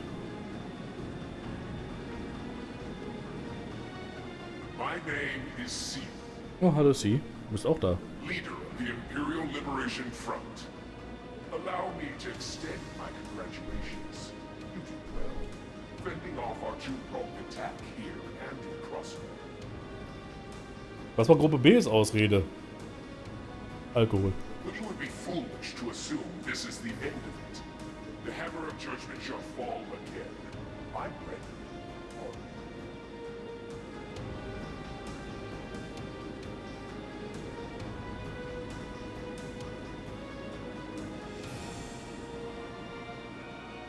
How can this be? So this is the Imperial Liberation Front. They're even more brazen than I'd hoped. Aber was war der Sinn dieses Angriffs jetzt, wenn die schon vorausgesagt haben, dass er fehlschlagen würde? So C was here after all. Who is he anyway? What's he hiding? Even the intelligence division's drawing a blank trying to gather info on him. At least this time we managed to capture some of them alive. And they will talk. Nee, werden sie nicht. What the hell? Is this poison? What? This is bad. Ja. Hätte man sich ja auch irgendwo denken Looks können. like these guys all swallowed neurotoxin capsules. I don't think we're gonna be able to save them. I doubt it'll work, but I'm gonna try to neutralize the poison. Fuck! Riesenspritze. Du sollst ihr eine Spritze geben und keinen Einlauf. Of course. Ach du meine Güte. Do you think they'll pull through? Not sure. I'd give them 50-50 maybe. Even if we can keep them alive, there's no guarantee they'll regain consciousness. No. Why? Why would they go this far? These are the kinds of people we're dealing with. With some quick thinking, hard fighting, and a little luck, we were able to stop a potentially devastating terrorist attack in its tracks. But with the political climate as it was, this incident, overshadowed by the crisis in Crossbell, was never made public. In the days that followed, we still felt shaken, our eyes newly opened to the dangers facing our homeland, both outside and within. Kapitel 5 zu Ende. Drinks are on me someday.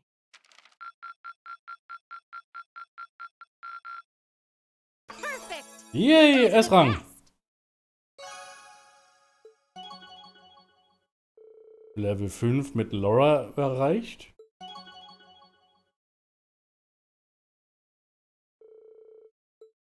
Ja, ein bisschen motivieren muss man ja auch. Selbst noch sowas hier. Okay, wir haben Kapitel 5 geschafft. Was kommt jetzt? Kapitel 6 natürlich. Denn wir können alle Mathe. Also die meisten von uns. Fast auf den Tag jetzt getroffen hier. Half a month after the incident at Corellia Fortress, a sense of lingering unease still hung over the Empire. The government increased patrols by the Railway Military Police as part of their counter-terrorism measures. While the Noble faction bolstered their provincial armies, there were even rumors that they'd hired several Jaeger Corps. At the center of everything was the Imperial Liberation Front. Alle so dunkel, bis auf Scarlet nicht, die leuchtet hier. They had allied with a terrorist group from the Republic of Calvert to attack the trade conference in Crossbell. Gibt in Calvert auch noch eine Terrorgruppe. And as we'd seen firsthand, had attacked Corellia Fortress in an attempt to fire the 2 railway guns stationed there. They'd made it abundantly clear that they were no mere insurgents. These were dangerous people we were dealing with.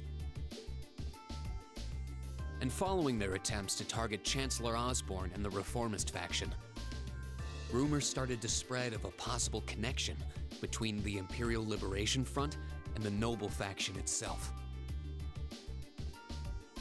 Aber alle hell bis auf G, der verstarb, ne? Vielleicht. So genau habe ich jetzt gar nicht Meanwhile, geguckt. new information was filtering in from Crosspell that surprised us all. During the conference, one of the representatives of Crosspell's state government made the daring declaration that Crosspell would soon declare its independence, breaking free from its neighbors Calvert and Erebonia.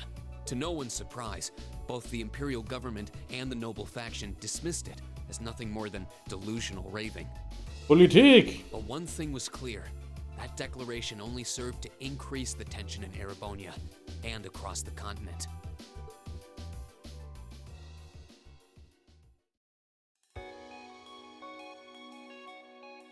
Aber erstmal Schulalltag.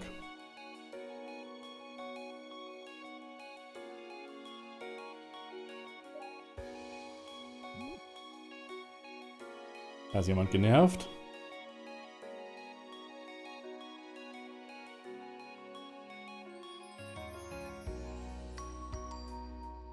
On a cool, clear autumn day, the Academy's prestigious board of directors gathered for their first meeting of the year.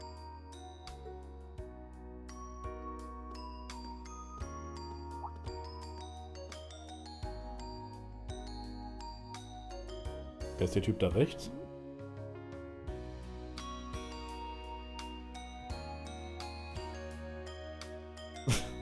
Conference Room. Ja, ich kann lesen. Danke.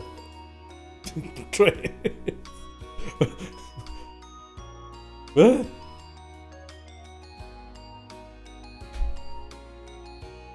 Wollte ich noch ein Schild reinhalten? Conference Room drunter.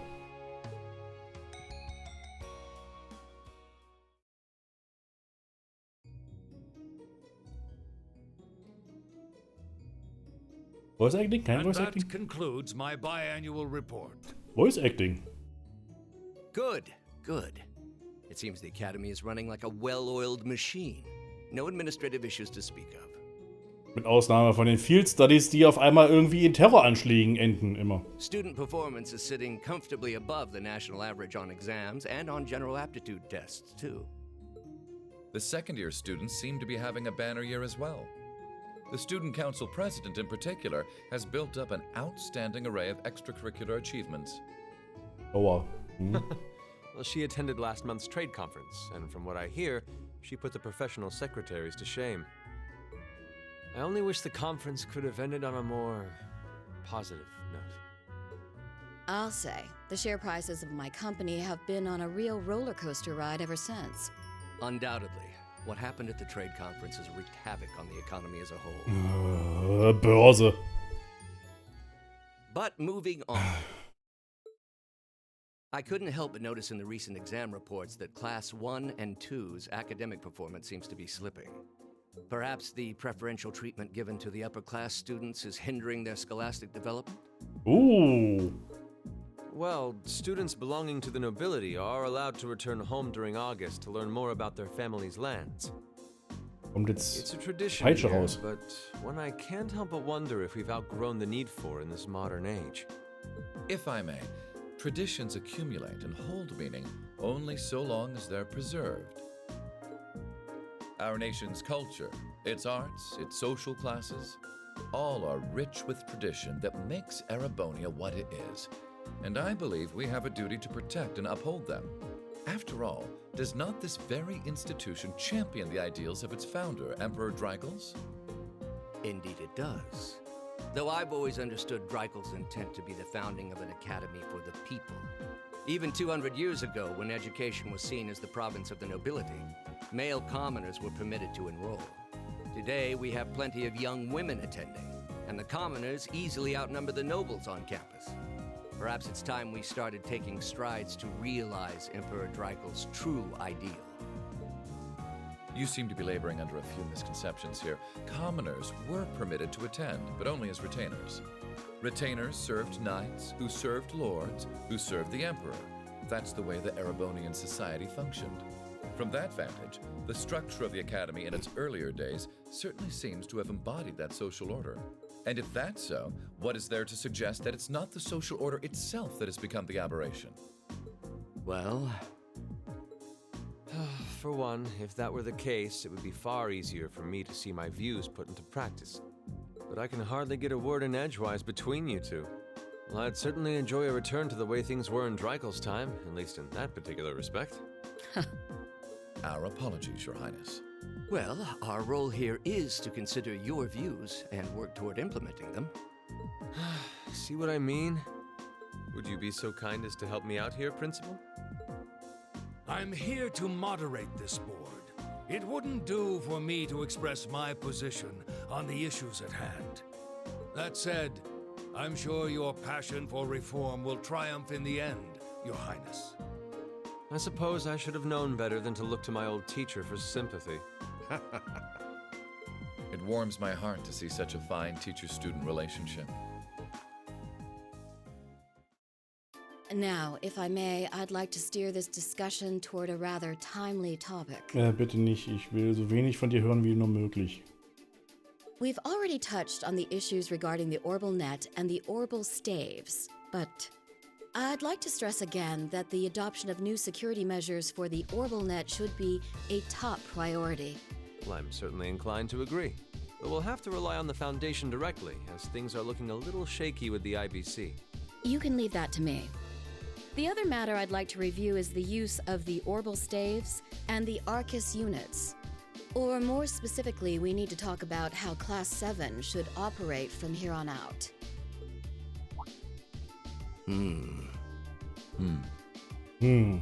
Setting aside the fact that my daughter is a member of Class 7, I think we need to reconsider how the class should be run, in light of what happened at Guerrilla Fortress. While it certainly proved an excellent chance to see what the Arcus units are capable of, I have serious doubts about whether we should carry on with these field studies, given the current political climate. It would be difficult to do so, I admit. With the terrorists at large and the problems in Crossbell unresolved, these are uncertain times. At the very least, I believe it may be in the class's best interest to cancel this month's field study. Ja, das wird bestimmt passieren. We can always resume them once the terrorists have been arrested and the situation in Crossbell calms down.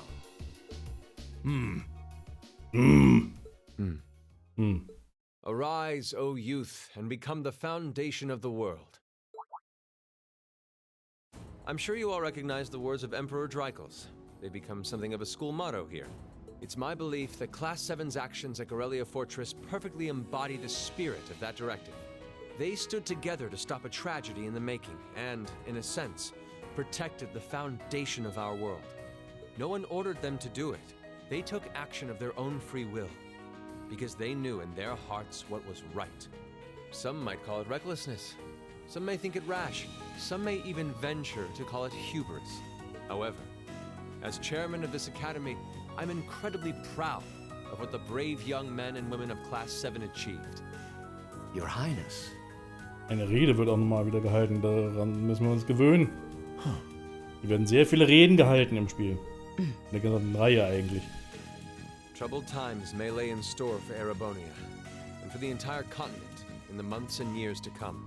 But I believe that makes something like Class 7's field studies all the more significant. The experiences they're having now will help them find the strength and the means to press on through adversity. I can't be the only one who feels this way, can I?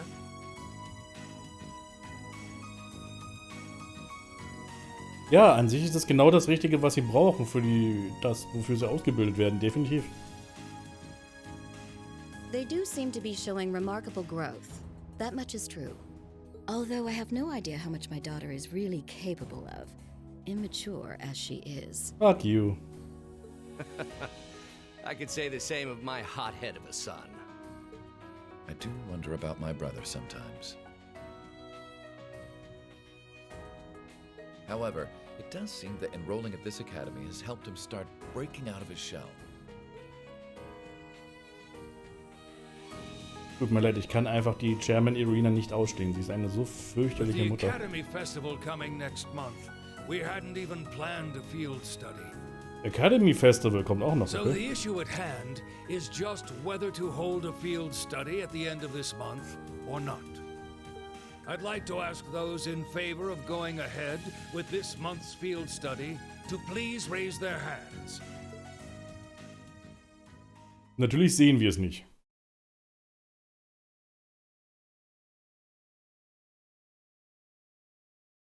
All right, I'd like to begin by taking everyone's ideas for our class's part in the school festival. Oh je. An sowas erinnere ich mich auch noch. Das mussten wir auch machen, sowas. In der Schule.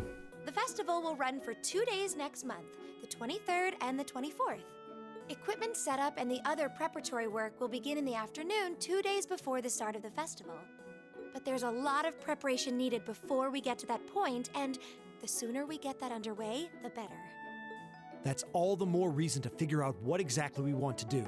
Some of our options include displays, events, stage shows, and cafes. Does that sound right, Crow? Yeah, though no class I know would settle for just some simple display.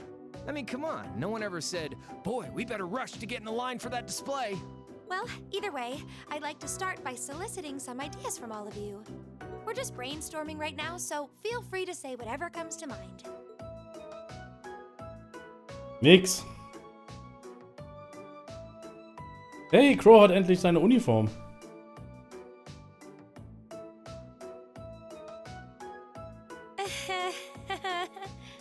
Would it kill you all to give just a teensy bit of cooperation? I know. It's just... It's kind of hard to focus right now. You're one to talk, standing up there with your nervous fidgeting. Well, I can't say I'm surprised. The board of directors is in session as we speak, deciding what'll happen to our class. And those of us with family members who sit on that board probably have even more cause for concern. You can say that again. We can't even be sure whether there'll be a field study this month. That's about the long and short of it. With everything that happened during last month's field study, it honestly wouldn't surprise me if they just canceled it. I can't say I have any particular feelings of attachment to our field studies, but I refuse to accept needless changes to our curriculum, especially with my brother involved in the decision-making process. Yeah, I can see what you mean. Makes sense to me. We also have to account for the fact that going on our field study means that much less time to prepare for the festival. So, as you can see, it presents a bit of a problem. Man, look at you guys taking this all seriously. I probably should have asked a little earlier, but... What's this festival you guys keep talking about? Milliam. Wait, seriously? Oh, I'm sorry. I should have gone over that for your benefit. Every year, the students here organize and put on a school-wide festival. There are stage events, food stalls, and all kinds of things to see and do. And it generally falls to each of the first-year classes to provide the main attractions. Yeah, participating is optional for the second years, since by this point they're usually focusing on their future careers. Oh, and each of the clubs generally get involved too. Huh, that sounds fun. In that case, we have to do something. We can't just let the other classes roll over us because we're small. You say that, but I've already had one of the girls from Class 1 bluster up to me declaring that this time victory will be all ours.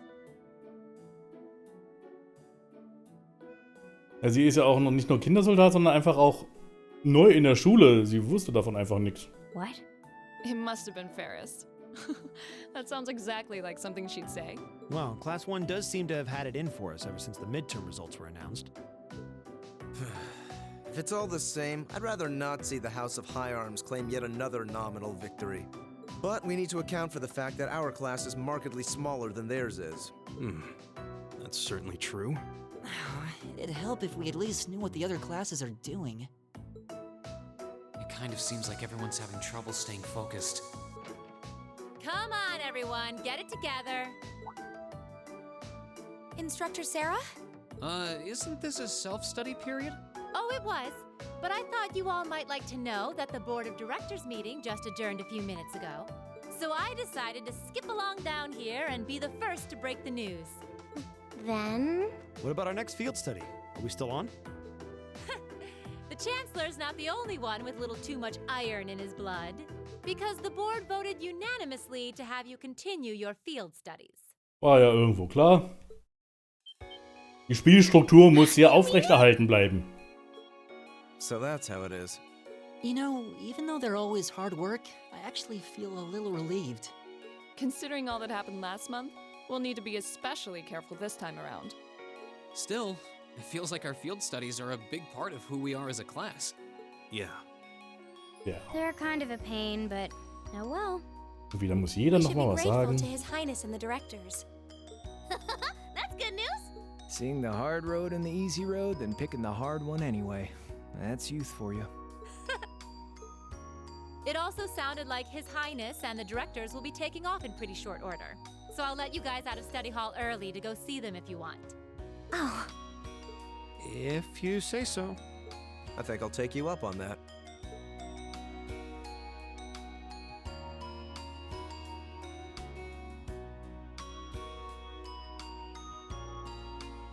Geh weg.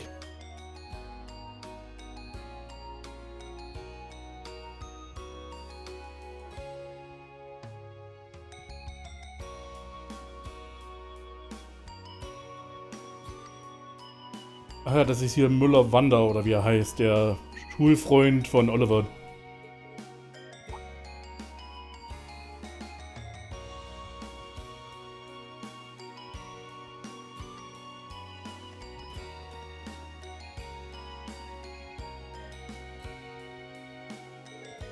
Marcus, I haven't had the chance to talk with you since the Summer Festival. Ich mag Elisas Mutter so gar nicht. Liegt auch daran, dass ich die anderen Spiele der Reihe ja schon gespielt habe. So nebenbei. It sounds like you are quite the heroes at Guerrilla Fortress. Come on, don't tease us. I'll be the first to admit that we acted rashly. But in the end, I have no regrets. I'm glad to hear it. It's good to see you again. Likewise, Mayfield's so far behind us now. You have questions, no? It's written all over your face. I do. You were in Legram, weren't you? To meet Duke Cayenne? Correct. I was hoping to have time to greet you and your classmates too. But I imagine you would rather he not take too close an interest in you. You imagine right. Still, I'm concerned. What is the House of Alborea playing at? Not just us. What are the 4 great houses and the rest of the noble faction trying to accomplish? You ask like there's a simple answer. The 4 great houses aren't as united in opinion as you might think. Even within individual families, there can be disagreements. You know that I differ from father on several issues. But rather than worrying about others' positions, I suggest giving some thought to your own, as a member of the family. I am surprised you actually managed to make it here. I was expecting a business negotiation to crop up just in the nick of time, like it always does. Time is something you make, not something you find. All the more so if you're in a position of responsibility. Lady Elisa is quite the multitasker herself, you should see her. She has no trouble balancing her time between her studies, training, club activities and hobbies. Of course she doesn't. I'd be disappointed if she wasn't able to manage at least that much. Fuck you! Sei doch mal ein bisschen positiver zu deiner Tochter, verdammt nochmal.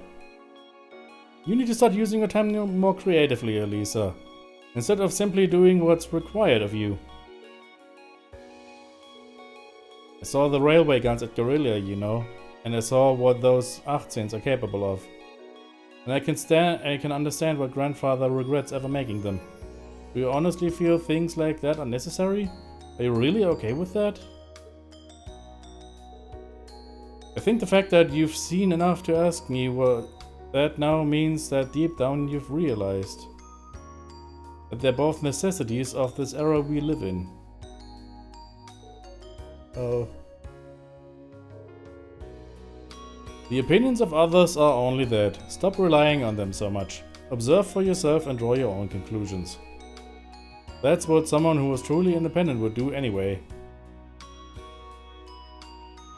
Gehen sich alle gegenseitig den Weg. Die können gar nicht rausfahren. Stimmt, der muss der Erste erstmal losfahren. Still, I wasn't expecting to find myself indebted to you again so soon. Voice acting! Without your intervention, the Chancellor and I would have met our maker in Crossbow. Don't mention it. We just... Irina ist absolut fürchterlich. Ganz ehrlich.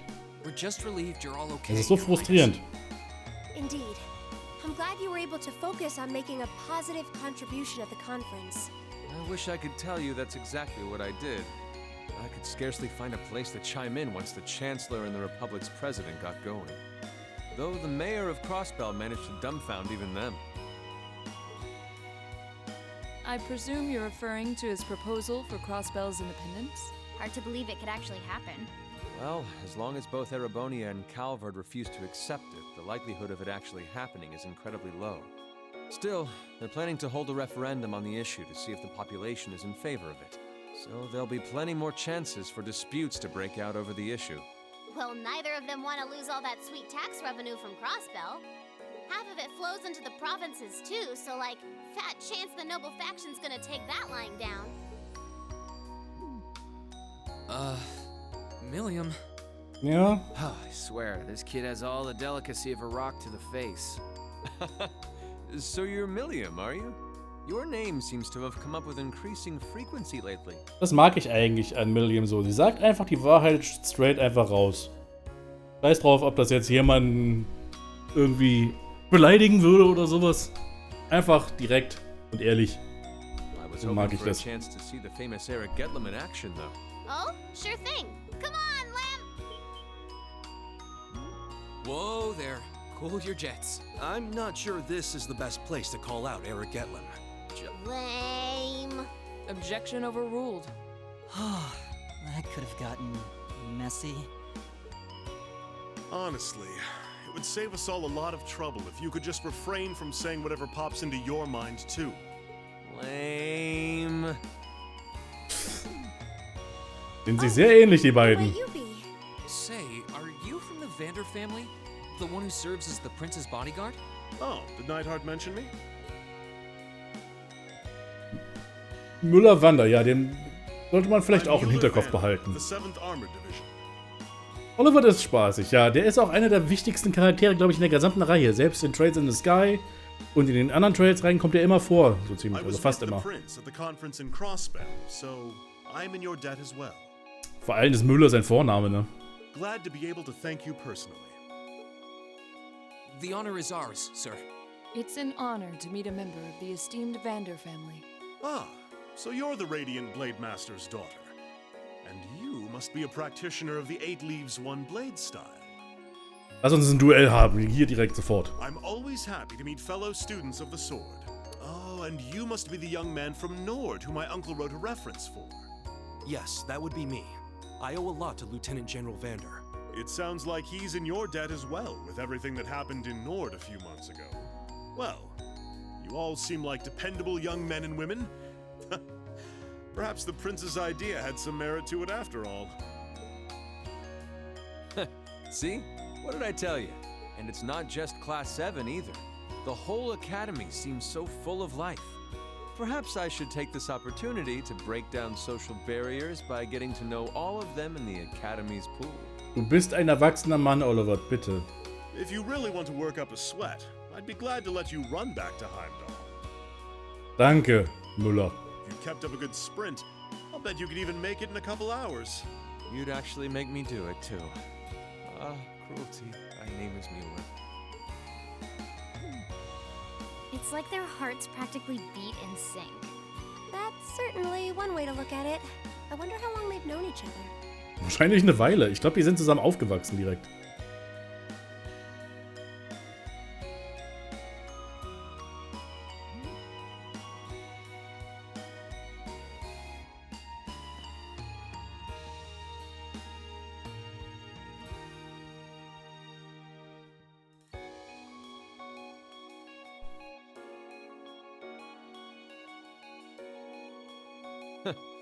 Well then, I bid you all a fond farewell.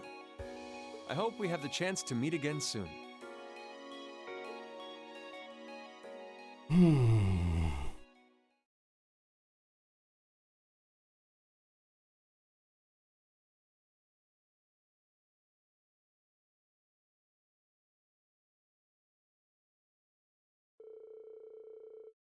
3 days had passed since the board of directors handed down their decision.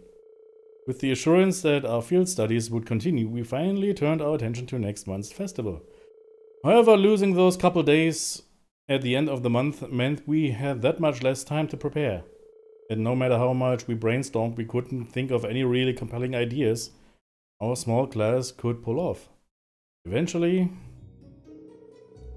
Jeez, I can't believe we burned through another week already. But hey, at least it's perfect weather for a weekend out of town. Out on the town. I hope you all enjoy your free day tomorrow. Especially since you've got another practical exam coming up next Wednesday.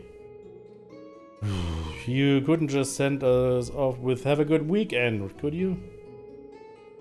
It just wouldn't be Instructor Sarah if she didn't throw in a little dash of torment. And then we have this month's field study coming up at the end of next week, right? Yep, just like we'd been planning. We might have made a few changes to the original itinerary. Ach du meine Güte, was ist denn das für ein Wort? But nothing major. I'll tell you all about where you're headed after the practical exam, so until then, keep on guessing. Yeah, you don't need to make it into some sort of dramatic revelation. He always does, though. Ooh, I can't wait to find out where we're gonna go this time. Oh, and by the way, you guys really need to figure out what you're going to do for the festival next month. First years have to participate, so if you can't think of anything, you'll be showing your field study reports instead. What? That certainly wouldn't be my first choice, or even my fifth. Anyway, that's a wrap for homeroom. If you'll do the honors, Miss Class President. Dan, bow. Well, I'm sure she was just joking about putting our field studies reports on display. I hope. Either way, we need to figure out what we're going to do, what we're doing by the start of next week. That sounds wise, especially considering we have our practical exam on Wednesday and our field study next weekend. If that's how things stands, we should make it our goal to at least have some solid ideas by the end of tomorrow. We also need to check out what the other classes are planning. If we ended up doing something that was already being done, we'd seem totally redundant. Yeah, we should split up and start gathering some info. But remember, we need to find something that'll work with the number of people we've got. Yeah, all the other classes have more than double the manpower we do easily. They all seem to have some pretty grandiose aspirations at that. If greatness were reliant on numbers, museums would be full of artwork produced by committee. There must be some course of action that can turn our lesser numbers to our advantage. Yeah, the question is, what? If we had an easy answer, we wouldn't be spending all this time worrying about it. I'm getting kinda pumped up. Well, a little interclass competition never hurt anyone. In fact, it might spice things up a bit. Danke für deinen Einwurf, Bro. Thor's Summer Uniform. Thor's Standard Uniform. Haben wir jetzt unsere...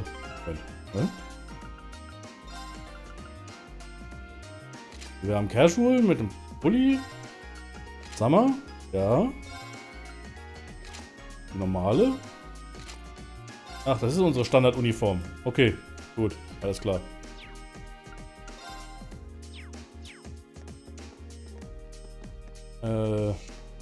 Okay. Dann gibt es jetzt noch was wir machen können, glaube ich.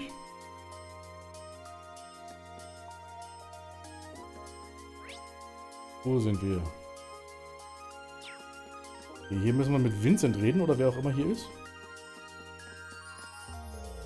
Du Tette. I'm more interested in the food stores and anything. Ja, okay. Das war jetzt einfach nur für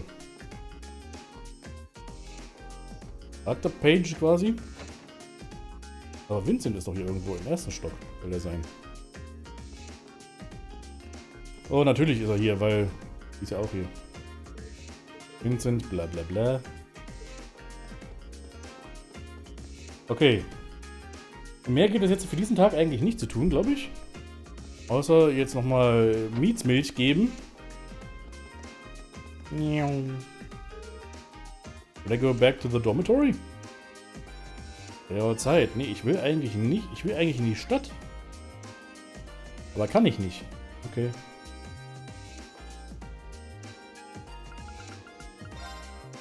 Hier gibt es ein paar neue Bücher anscheinend. Alles gelesen, sehr schön. Erebonian Folklore, okay. Der dunkle Drache. Okay, das ist eigentlich, glaube ich, fast schon was Wichtiges. An evil dragon said to have emerged from beneath the earth in Heimdall during the early Dark Ages. It is said that the miasma it exhaled turned the capital into a city of the dead, resulting in Erebonia's center being temporarily moved to St. Ark to the south. Though no hard evidence exists to verify these claims, according to the legends, it was eventually vanquished by the Emperor and his knights. Ja, also es gab einen düsteren Drachen. Woohoo. Great Knight. A giant knight claimed to have appeared on the continent on numerous occasions since even before the Erebonian Empire was founded 1,000 years ago. Existing descriptions of it are vague and differ between regions, suggesting that its existence is mere legend. Hier irgendein Riese, okay. Immortal King. Terrifyingly powerful fiends have existed in many tales across the country. Said to wield a staff and have a skull for a head, they are rumored to steal the lives of any who see them. The origins of these particular creatures are unknown, and some provinces regard them as no different from the Grim Reaper. Das hatten wir doch in der im Schloss, im Lohengrin Schloss, oder? Am Ende? Ein Staff mit Skull und sowas, der Geist, der Boss, Lohengrin Schloss. Oh. A fabled devil said to wield 1,000 weapons. Accounts describe it as wreathed in flames, but only a small number of reports exists, all found in the area surrounding Heimdall. Ja genau, der Immortal King Schloss Legram. Oder Lohengrin Schloss, oder wie es hieß. Ja, also Folklore in Erebonia. Vielleicht ist da was dran.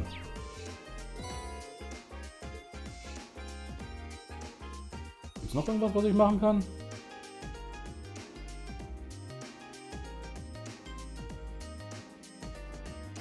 Hier ist irgendwo die Katze.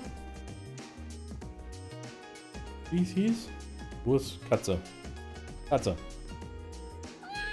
Miau.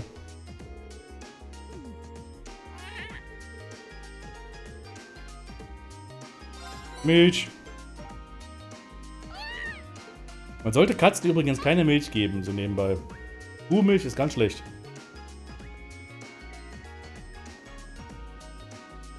Alle Katzen sind laktoseintolerant. Zumindest die ausgewachsenen. Katzenbabys können das noch, allerdings auch nicht in großen Mengen. Weil die dann nur gewöhnt sind an Katzenmilch, nicht wahr? Und Kuhmilch hat viel zu viel Laktose.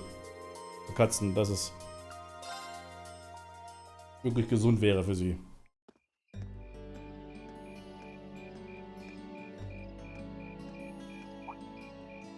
Insects, huh? Well, it is fall, I guess. Ja, stimmt. Das ist keine normale Katze. Wir wissen ja, sie kann reden. Und sie gehört zu Emma und die Emma benennt sich ja auch sehr seltsam. Warum kannst du jetzt schon wieder nicht reden? Ach doch, dir. Ich habe jetzt gar nicht gehört. Ich dachte, der hat kein Voice Acting, aber ich habe es einfach drüber gelabert. Past 6 months really have flown by. Huh? Is that you, Reed? What? Oh, hey.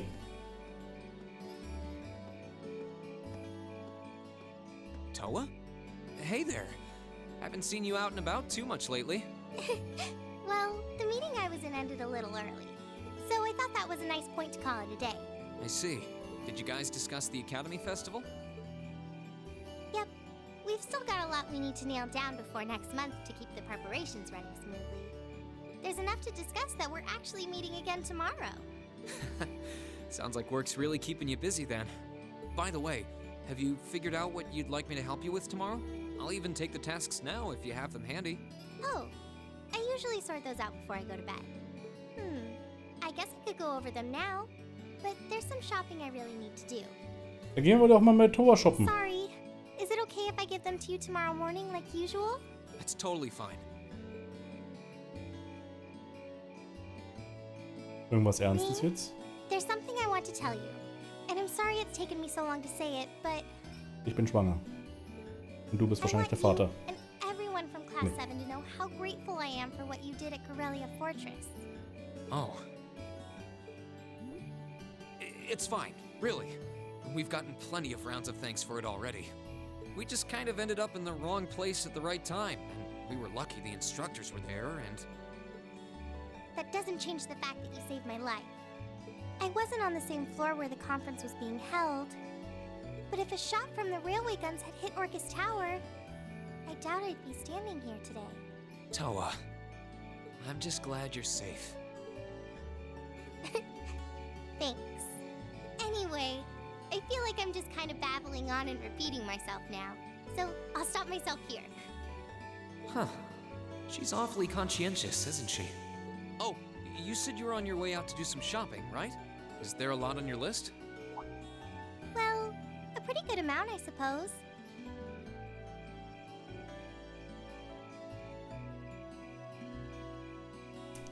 Thor ist eigentlich größtenteils nur in der Cold-Steel-Reihe. Sie kann vielleicht auch in den Crossbuild-Spielen irgendwo mal ein-, zweimal vorkommen. Das ist durchaus möglich. Oh, and I just remembered I need to pick up that stuff at the bookstore too. Then after I get everything I need at the general store, I might have to make a trip back here to drop it off. You could do that. Or I could come along with you and help carry all those bags. Ach Mensch, Reen. Der gute Junge. No strings. I just feel like you could use a hand. Oh no, there's no way I could drag you along on all my errands. I mean, sure, it'd be a big help, but I just feel so bad asking you to do it. Ugh, that makes it sound like deep down I secretly want you to come, and that's not... War Thor eigentlich bereits im Harem oder ist er das jetzt? Im Reen-Harem? Ich glaube. Spätestens jetzt ist er drin. Well, if it eases your conscience, there's actually something I need your advice on. It's about my class and what we can do for the upcoming festival.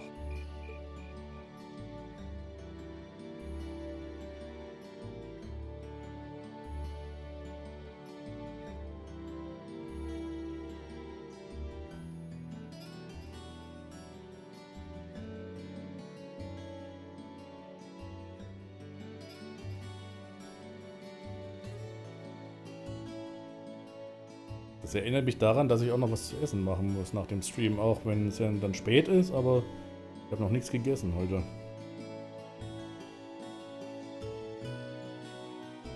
Ich hatte so viel anderes Zeug hier zu tun, weil hier alles kaputt ging, technisch, dass ich nicht dazu kam, mir was zu essen zu machen.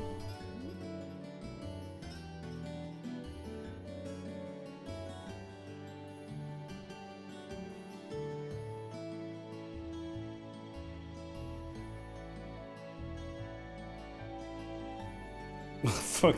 Reen muss echt schleppen.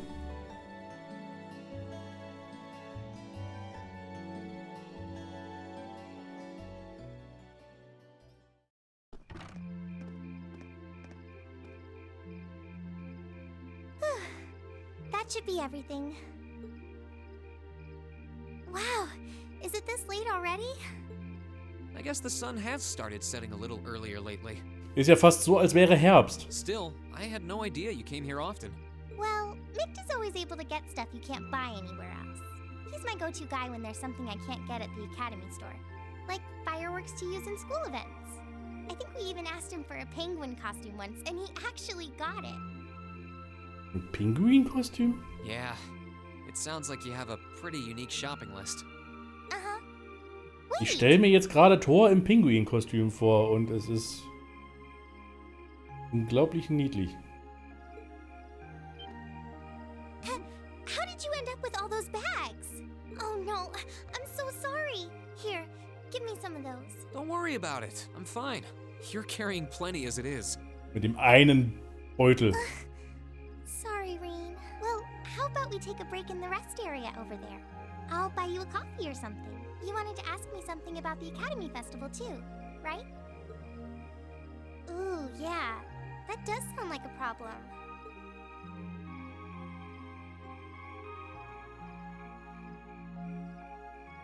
Well, your class doesn't have enough people to do anything that involves large-scale equipment or decorations. You all could get together and run a little cafe without any problems, if you all wanted to do something like that.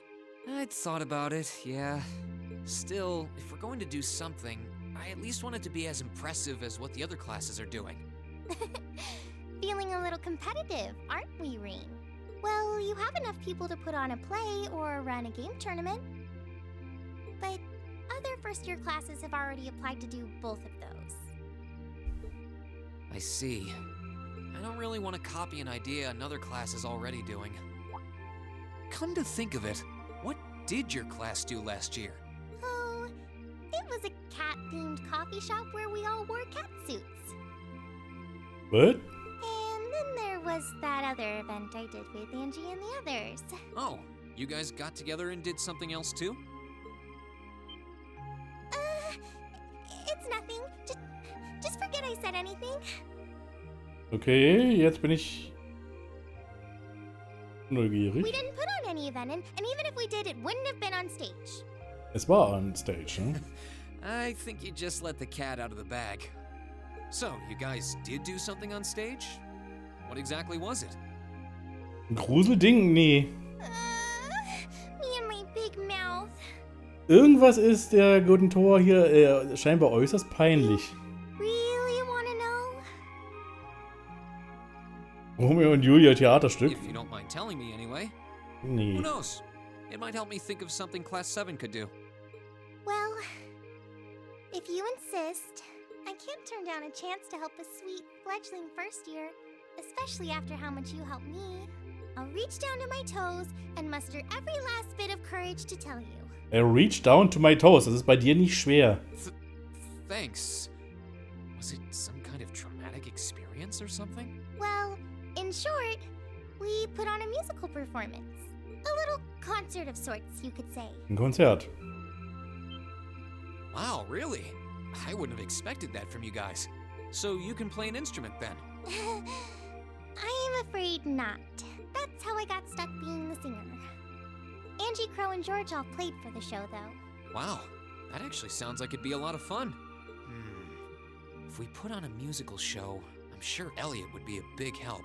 Oh, Gottes Willen, nicht Cats. Alles nur nicht Cats. So, what kind of music was it? Classical? Folk? Show tunes? Well, it's hard to describe, but it was passionate. Really modern. Passionate ist ein verdächtiges Wort in dem Ganzen. I'm not sure I get what you mean. Well, it's not really a genre that's caught on in the Empire yet. You definitely wouldn't hear it played in Heimdall's Opera House, that's for sure. Huh? Industrial Metal. Do you have some free time tomorrow evening? Grindcore. If you can't come until after you're done exploring the old schoolhouse, that's okay with me. Tomorrow evening? Yeah, I should be free. Should I meet you in the student council room? Oh no. Can you go to the computer room in the main school building? Sure thing. Does this have something to do with the concert you held last year? You'll just have to find out tomorrow night.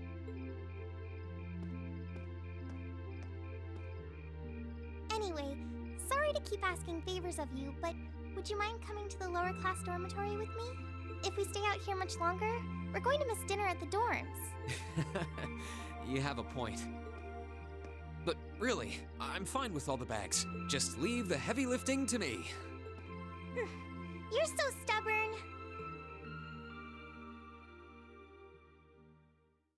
Oder K-Pop, ja, irgendwie sowas. Okay, Progressive Chaos. Kapitel 6. In your room. Wir müssen nichts tun jetzt hier im. Gibt nichts zu sagen im. In der Dormitory.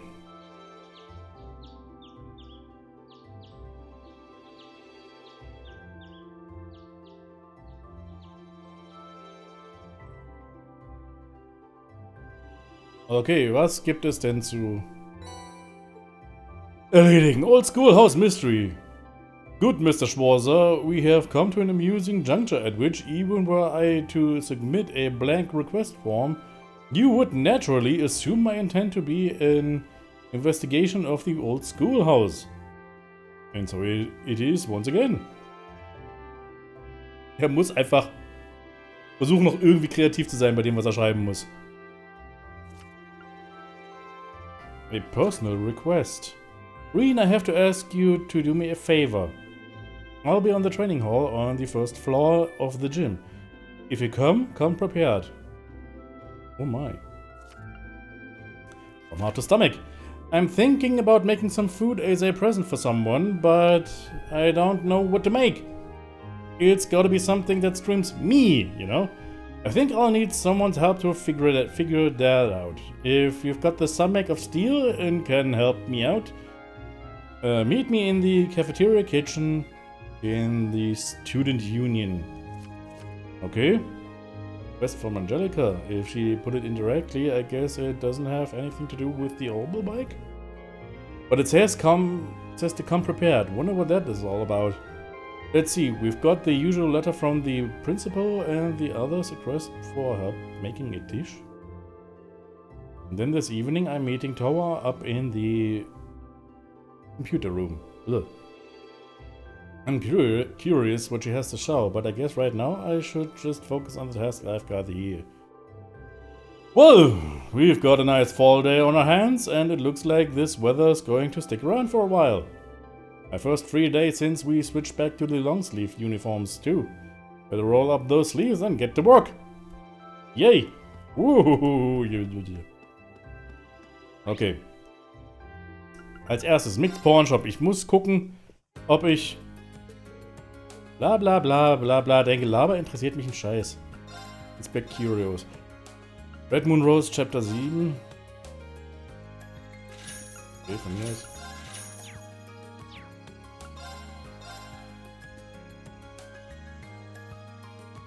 (19.09. Grad verpasst. Ja, wir sind wirklich ganz nah dran an unserem.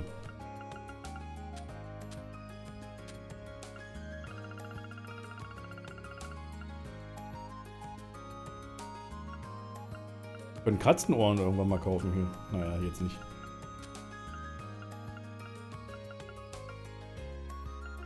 Wir können bessere Defense-Zeug kaufen.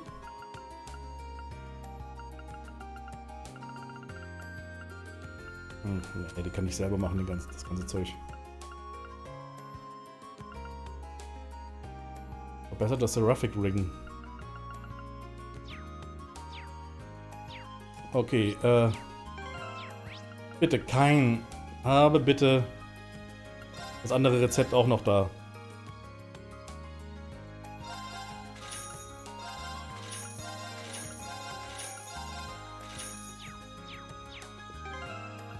Ich glaube. Abenteuer-Sticker. Yay.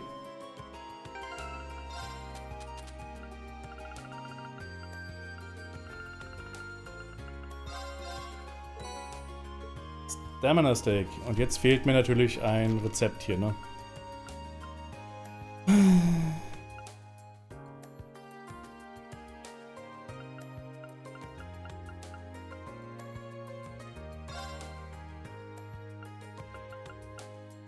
Okay, let's give this a try. Wow, that came out well. Well, how about that? Also Reen ist super im Pizza backen. Okay. Wissen wir auch Bescheid. Scheiße. Ganz große Scheiße. Jetzt fehlt mir dieses eine Rezept und ich bin so kurz davor. Und das könnte ich nur nochmal holen, wenn ich den Dungeon nochmal mache, die Guerilla Fortress.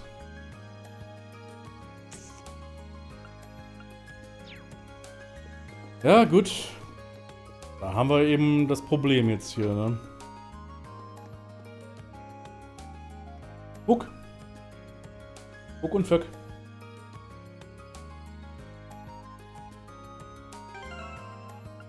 Jetzt muss ich was schauen. Und zwar...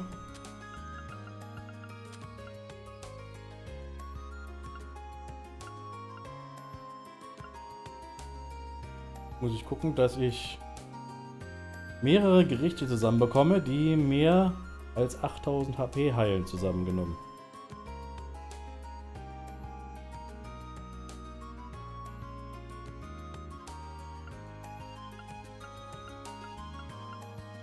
Okay, Hash Beef Rice, das hat 3000 HP. Okay, ich dürfte eigentlich... Ja, sieht eigentlich ganz gut aus, dass ich da habe.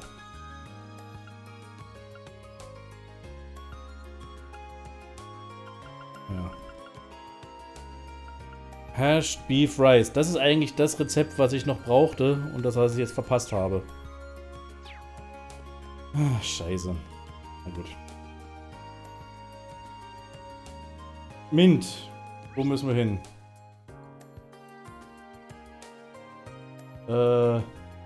Mint. Wo war die? Student Union Building, genau.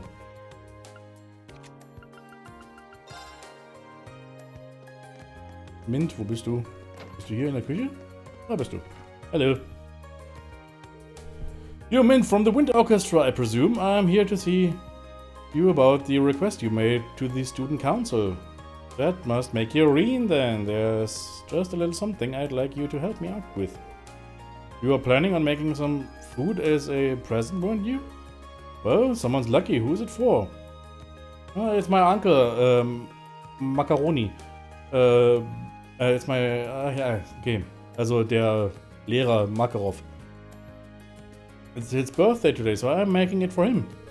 He's always eating junk food and stuff, so I thought that a delicious home-cooked meal would be the best present ever. Even better, he's getting this amazing present from his super cute niece, too. I can see his joyful expression already. Well, sort of. Right? That's where you come in, Reen. I want you to give me some extra special inspiration about what to make. Let me get this straight. You don't want help actually making the food? Too much, yeah? How confident are you in your cooking skills? Ja, okay. Wir müssen...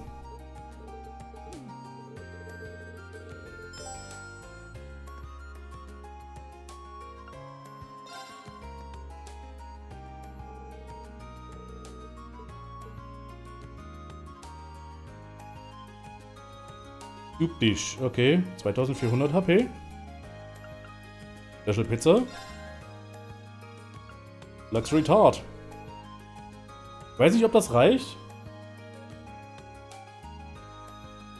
Aber was Besseres habe ich nicht. Gerade zur Verfügung.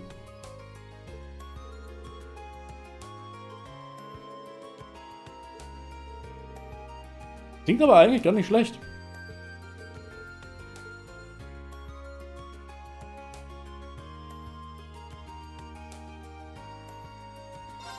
Was Besseres habe ich nicht. Also kann sein, dass ich diesmal nicht vollständig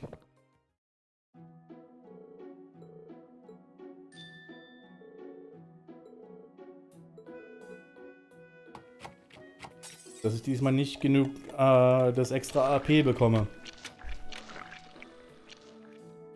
Was ist denn das jetzt gerade gewesen?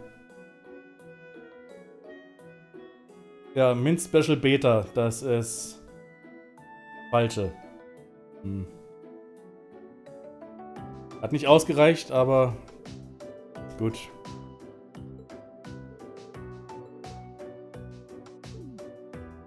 Ja, okay, sie kann nicht kochen. Ist egal.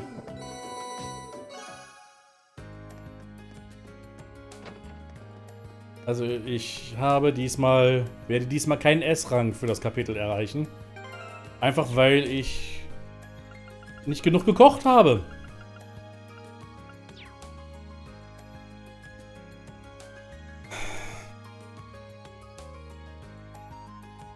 Nicht genug Skills oder die richtigen Zutaten? Nee, was man machen muss, ist ihr eben bestimmte Gerichte zeigen die als Inspiration dienen. 3 Gerichte. Und Gerichte heilen ja entsprechend eine bestimmte Menge an HP.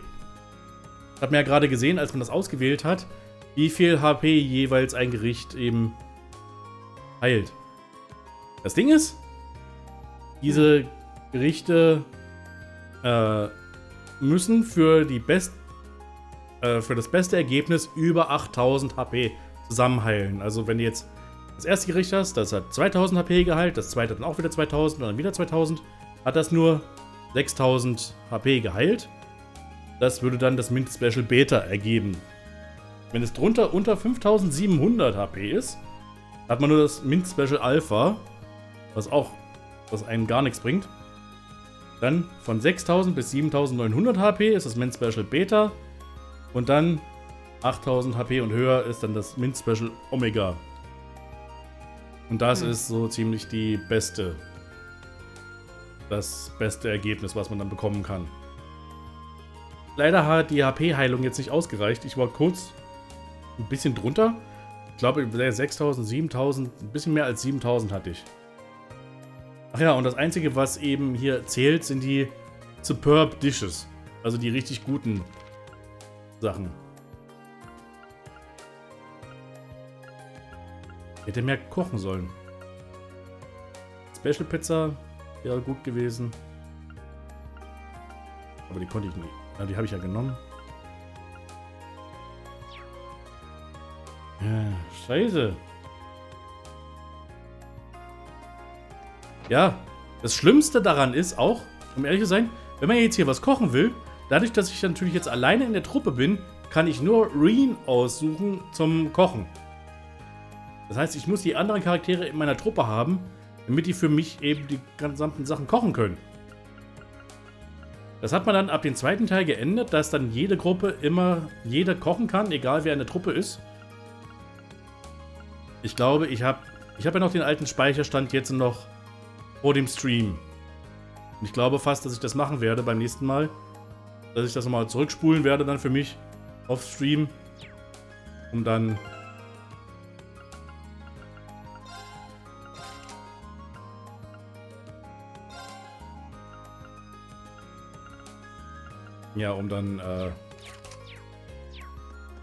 das Ganze nachzuholen. Um das auszubessern. Weil das ist ja wirklich absolut... Kann ja so nicht angehen.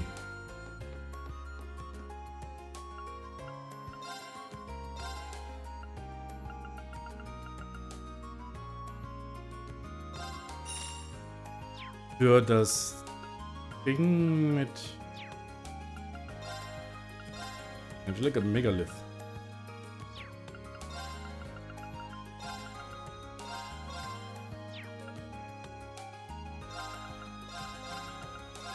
Gib mir mal alles hier.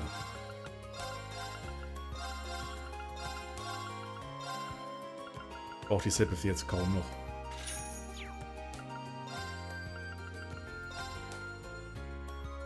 Obtained XP multiplied by... Oh.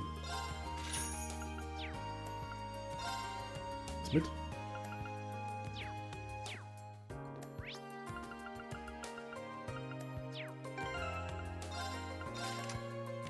Hat jemand noch hier irgendwie sehr hohe HP?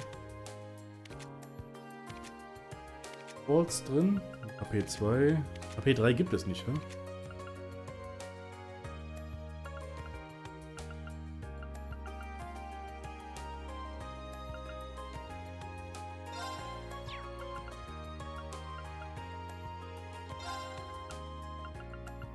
Der Grund, warum ich das jetzt mache, ist, weil ich wirklich viel HP haben will für die nächste Aufgabe, welche ein Kampf gegen Angelica ist.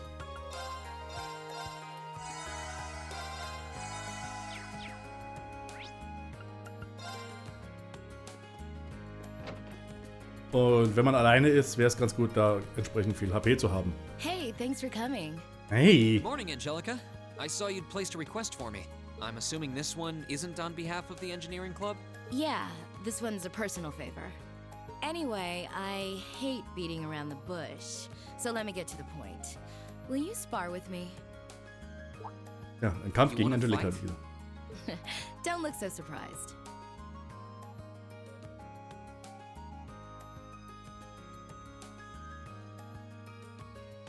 This is a military academy after all. I enjoy the martial arts as much as anyone. It's not like I spend all my time on the prowl for beautiful maidens to deflower. Angelica, bitte. Is that really something you should be fessing up to? Still, this feels so out of the blue. Did something happen? You're overthinking it. It's just that it's been a while since I got any good exercise. No need to make a big deal out of it. Just think of it as a fun way to kill some time. So, you in? Okay. Alright, I'm game for it. Much obliged. Well, let's not waste any more fighting time talking.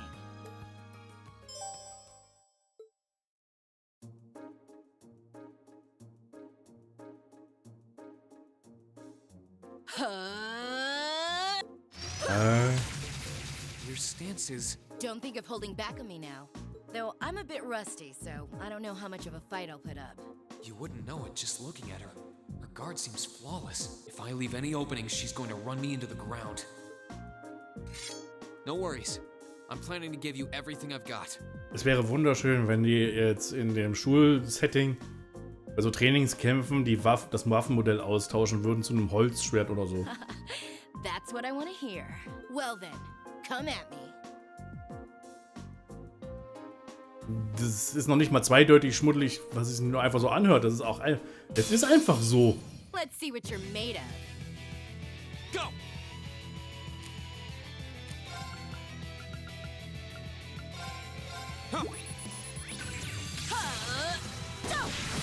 Au. Here we go. All right, let's do this.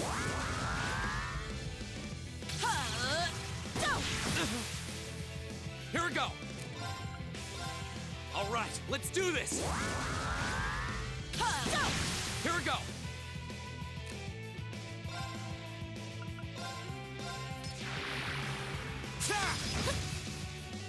My turn.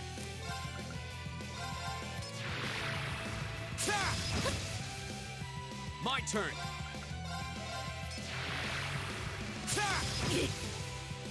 Here we go.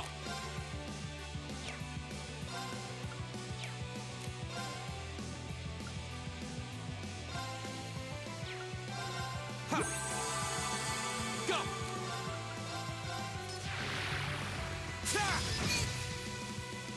Not bad. Guess there's no need to hold back. My turn. Here we go.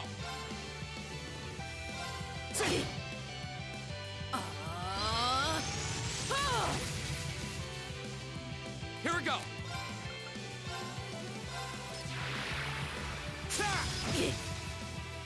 My turn. Here we go. Go.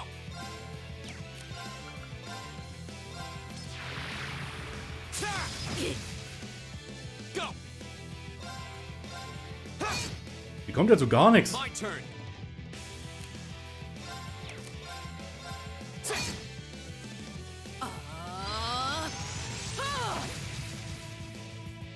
Here we go. Ich glaube, ich habe mir viel zu viel Sorgen gemacht jetzt um den Kampf hier.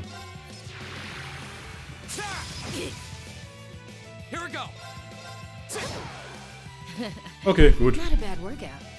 Das Ding ist, wenn sie an die Reihe kommt, zum Zug kommt, kann es sein, dass sie ihre S-Craft macht und dann richtig böse Schaden macht. Und das wollte ich vermeiden, so gut es ging.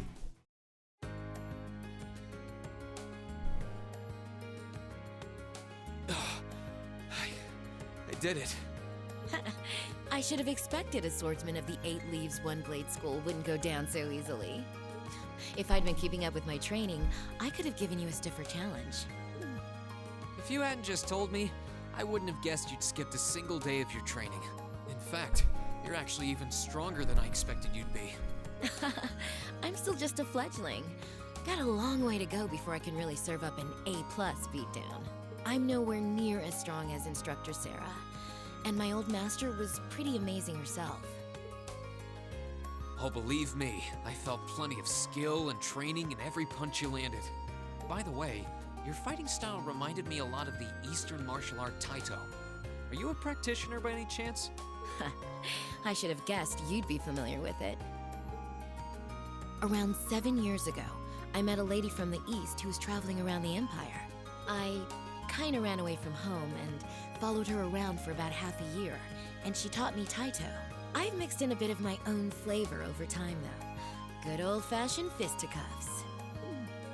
Even now, I still find it hard to believe you're from one of the 4 great houses. Aren't you the flatterer? You're gonna make me blush. That wasn't flattery. Well, we might not be as tangled up as Eustace's family, but House Ragnar has its fair share of issues. Guess that's why my rebellious teenage impudence has hung on so long. Even now, there are still some family affairs I worry about. What kinds of things? It'd probably be better if I kept it to myself. At least for now. Anyway, I'm lucky to have met Toa, Crow, and George, and then some cool first years like you guys. I'm glad I came to Thor's. Right now, in my life, you guys are all I need. Angelica. But hey, it's nice to know I can still hold my own in a fight. At least I know that if worse comes to worse, I should be able to keep Toa and the others safe. And knowing that is enough to have made this all worthwhile. Thanks, Rean. You're welcome. Glad to finally be able to help you out for a change. And besides, it sounds like some good ideas for what Class 7 can do for the festival might just be coming my way. I'm looking forward to seeing what you guys come up with. And yeah, I hear you'll be spending some alone time with Toa this evening? What? Oh, there's no need to be embarrassed. It's just that Toa might be perfectly professional when it comes to work, but she's more than a little inexperienced when it comes to the menfolk. So promise me you'll be gentle with her, okay? Now, if you'll excuse me. Oh wait, I almost forgot. I wanted to give you this for helping me out. Wrath. Anyway, see you around. I'll let you know when I'm ready for round 2.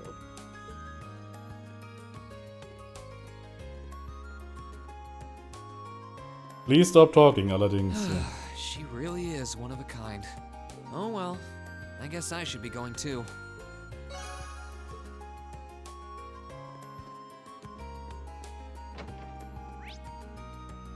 Okay, das heißt, dass alles, was wir jetzt noch haben, eigentlich sogar, ist das alte Schulhaus.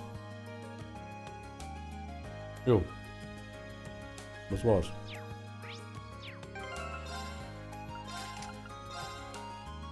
Das, was hatte ich eigentlich ausgerüstet vorher? Ich hab's ganz vergessen. Kusako war es, ne? Ja. Was ist denn das Wrath-Thing eigentlich? Counterattacks after evading always deal critical damage. Das klingt doch eigentlich gar nicht schlecht. So, dann heißt es Bonding-Events. Muss ich die machen?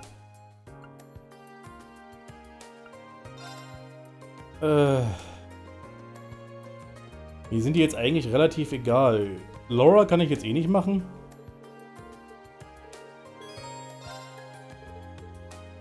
Brauche Laura jetzt sowieso nicht mehr, weil ich bin Level 5, also Maximallevel mit ihr erreicht. Ja, er spielt Mucke.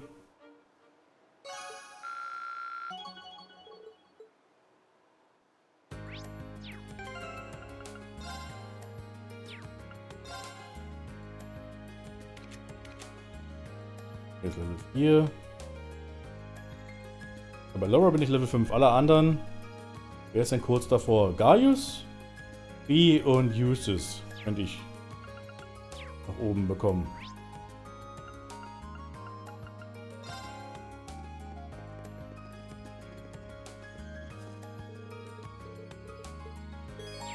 Nein! Ach, Mist.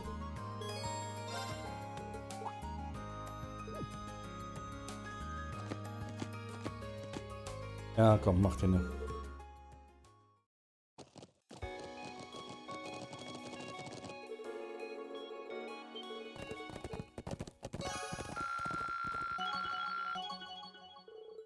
Mal Level 4 erreicht mit ihm.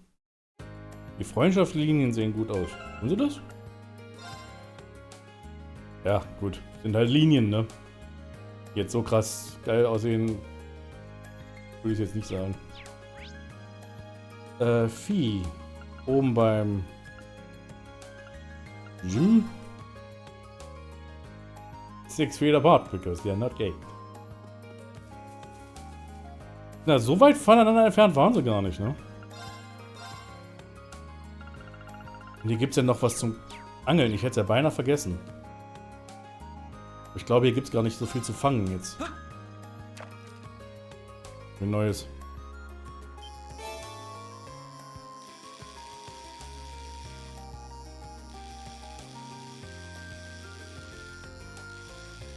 Ja, wenn's... Das sind die alten Fische noch. Oh, Scheiße. Now that's a catch. Golzelelelemenen. Ja, okay. Ich krieg keine neuen Fische gefangen hier. Tu mal was.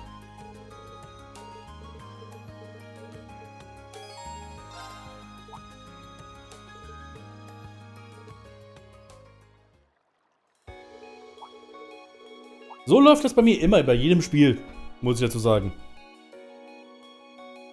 Ich komme gegens Ende und dann überspringe ich so viel wie möglich, einfach weil ich dann die Geduld verliere.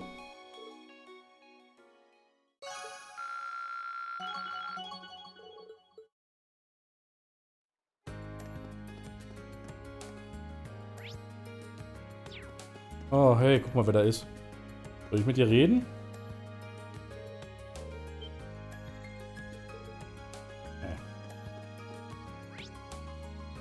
Mit Gaius könnte ich auch noch reden. Das macht sich ganz gut, weil Gaius könnte auch noch aufgelevelt werden, glaube ich, fast.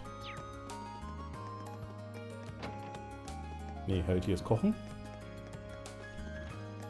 Hier ist der Kunstraum, ne? Ja. Gaius!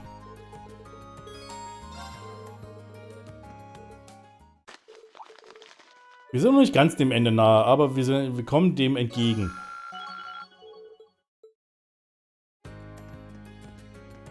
Also es ist nicht mehr allzu viel, würde ich sagen. Also dieses Kapitel noch.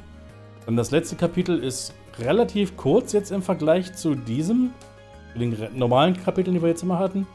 Also viel ist nicht mehr. Okay. Haben wir das? Altes Schulhaus.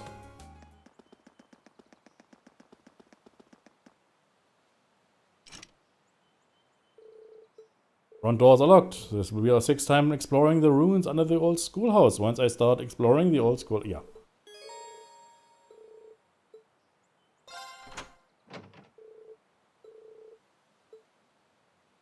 Wen nehmen wir mit? Crow, Laura und Alisa. Ich glaube, die haben wir bei der Field Study dabei. Elliot ist immer gut. Und Gaius.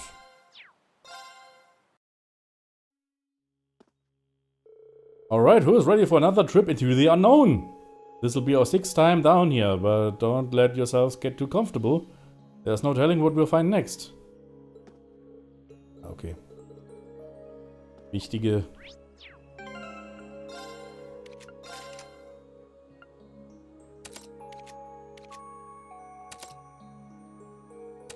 Ich habe jetzt nicht die Geduld, alle auszurüsten anständig. Nehmt einfach das, was ihr jetzt hier kriegen könnt. 50er Level allesamt, ja, wir sind weit fortgeschritten. Ich glaube, am Ende des Spiels ist man so bei Level 60. Irgendwas Level 60, 65, irgendwie so. Whoa, what's wrong, Reen? Well, as you can see, the space on the console on the 6th floor is lit up now. But that's the last one. All the lights on the elevator panels are lit up. So wait, doesn't that mean the 6th floor is the last one? I have to admit, it feels kind of anticlimactic. Yeah, I feel like it's a bit too sudden for this to really be the end. Either way, no way to know for sure until we see what lies in the wait for us down there. 6. Stock im 6. Kapitel. Maybe the 6th floor is different somehow.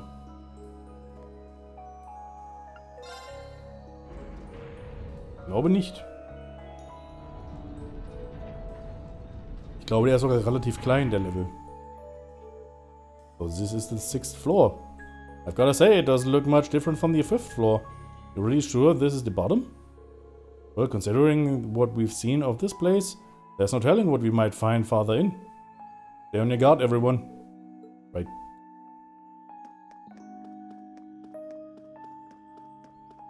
Nichts.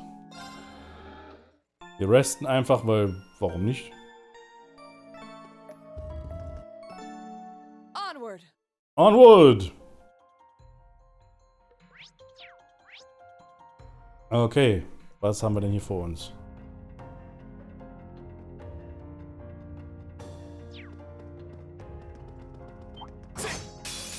Alright, alright.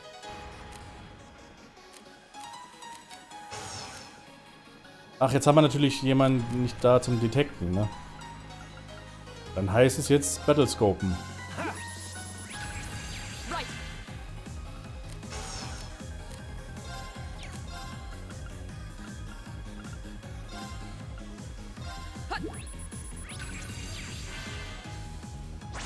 Aua.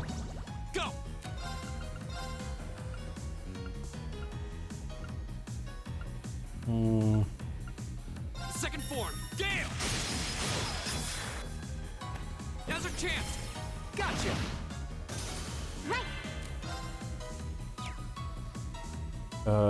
Swappen? Wen swappen wir mal aus? Oh, ich glaube, ich werde einfach mal Lisa einfach weiter behalten jetzt hier im Spiel. In der Truppe.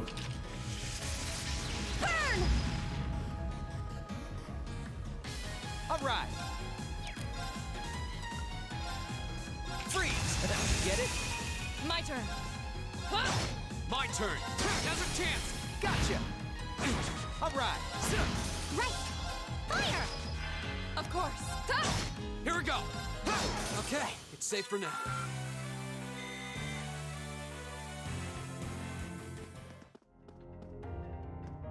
My turn. Right. There seems to be a treasure chest here.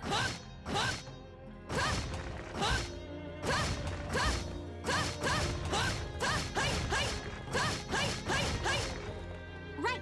Go! We have nothing to fear. Oh, wer seid ihr denn? Star Lambda.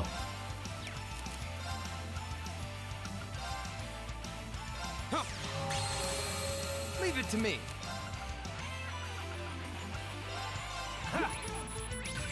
Of course.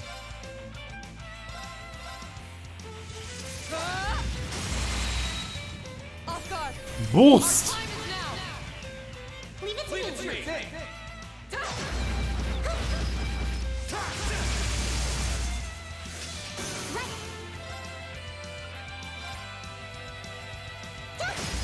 Go!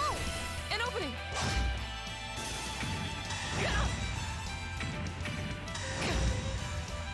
My turn! Also 36 HP hat er noch. Leave it to me. Warum hast du jetzt 0 Schaden genommen? Oh, Moment, vielleicht sollte ich mal... Mir fällt gerade ein, vielleicht hätte ich mal die Waffen aufbessern sollen, oder? Juggler.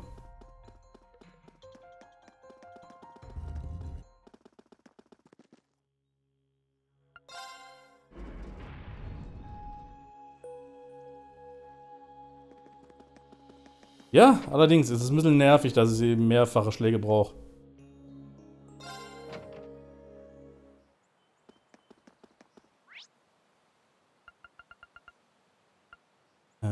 Studien.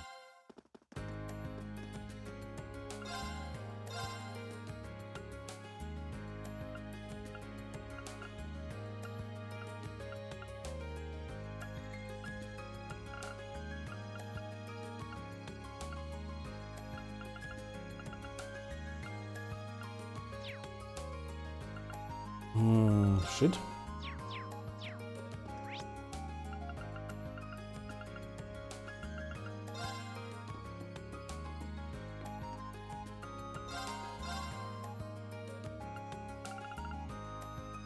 Kann eine Waffe nicht verbessern? Das größte Problem ist jetzt der Crow halt, ne? Weil der hier gerade wirklich ein bisschen wenig Schaden macht. Und mit wenig meine ich 0.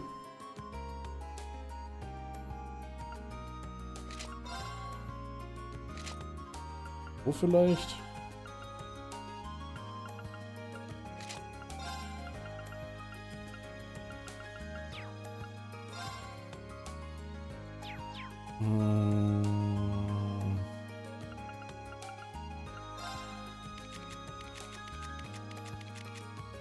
Warum bist du so weit hinten? Da? Durch Attack 3? Vielleicht ist das eine Idee.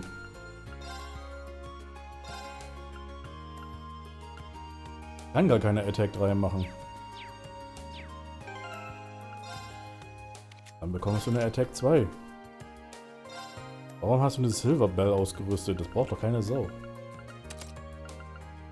Und die Earth Bell ist auch für den Arsch. So. Warum hast du nur so ganze Bells? Bells. Ja, weil ich nicht drauf geachtet habe, was man dir eigentlich ausrüsten sollte.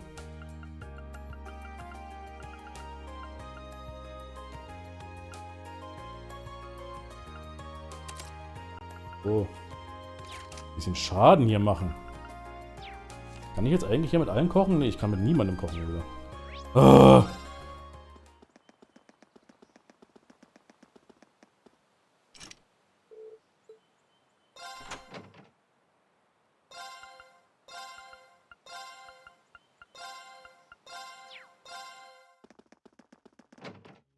Okay. Dürfte jetzt besser gehen. Hoffe ich doch.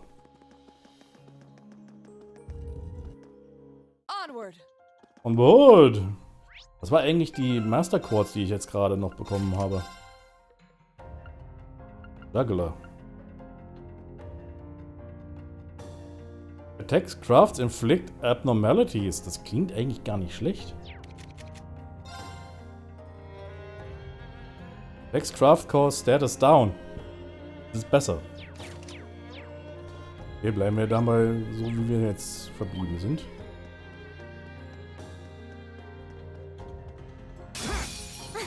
Come on then. My turn. The second form. Damn. Haben wir 5000 Schaden mit jedem Angriff?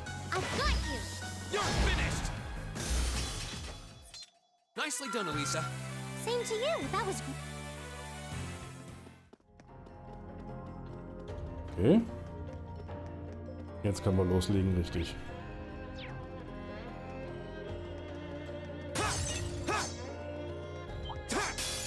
All right, if you want to fight that badly. Now, gotcha. All right. Bang, bang, bang. Here we go. The second form. Damn. right. All right. Right. Fire. Go. That's the power of the 8 leaves.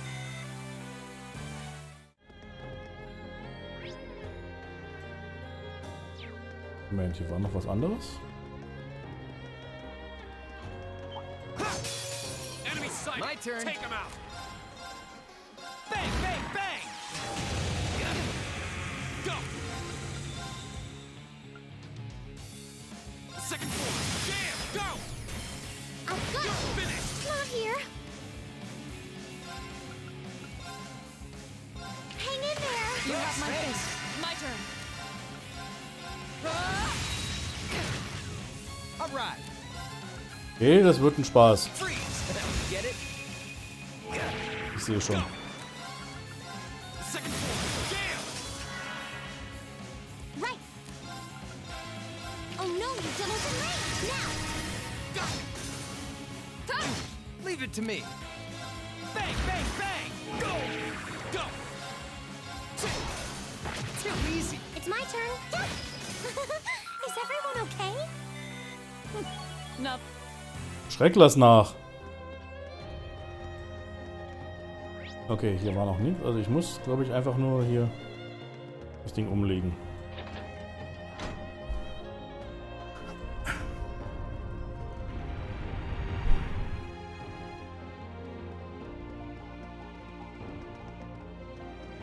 Gehe ich hier hin.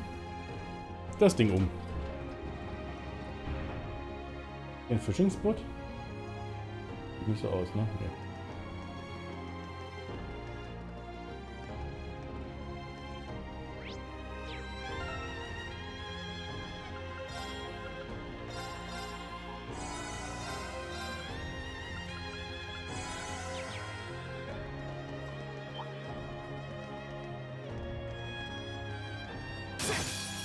All right, take him out. Freeze. Get it? Go. The second floor. Damn, has a chance. Boost. Go, everyone. Understand? This is our real power.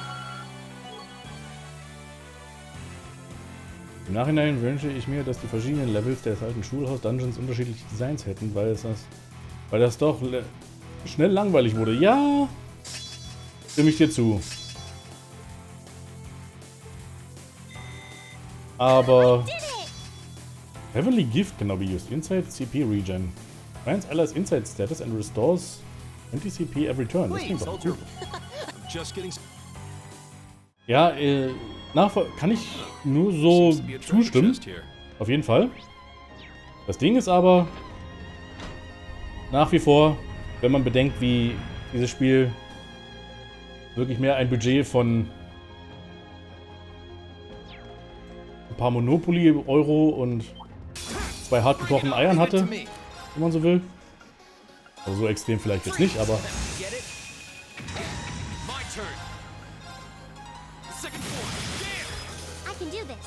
kann man sich ja auch denken. Also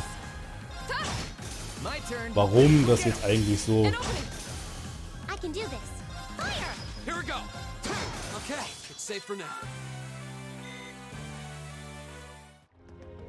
nicht so abwechslungsreich ist. Einfach weil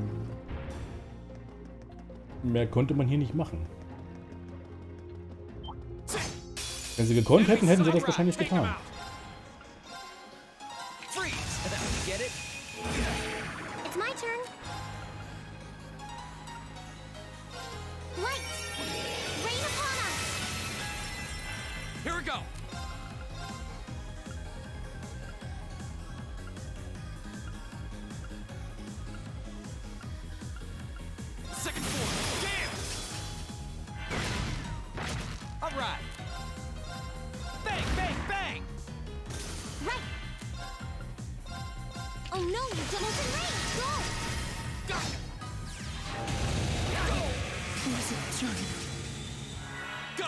Scheiße!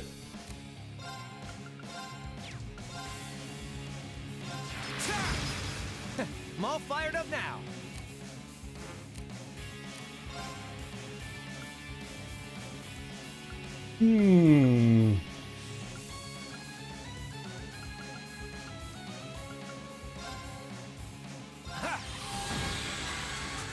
This is bad.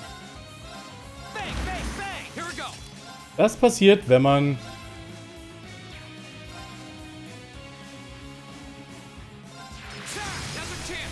vorspult und nicht aufpasst. My turn. That's the power of the 8 leaves.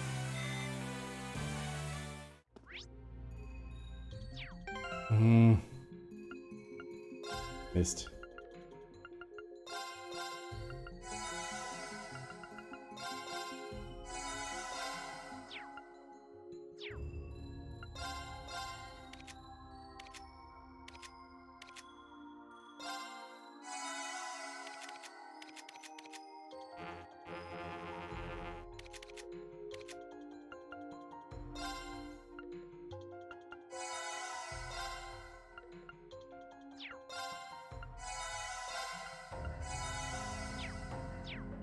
Okay, besser.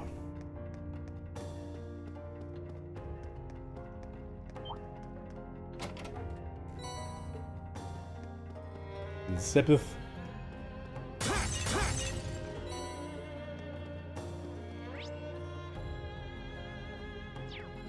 Wir sind im Kreis gelaufen.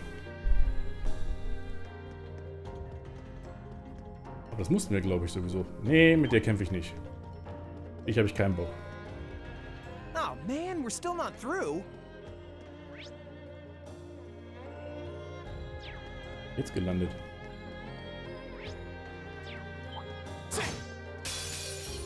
Come at me. It's my turn. Turn to flames. Burn now. All right.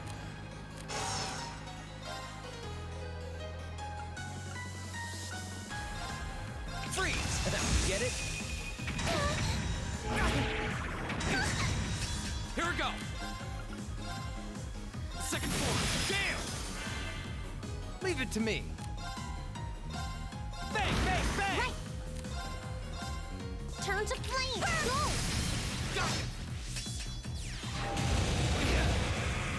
Musst du immer diesen Angriff machen? Right.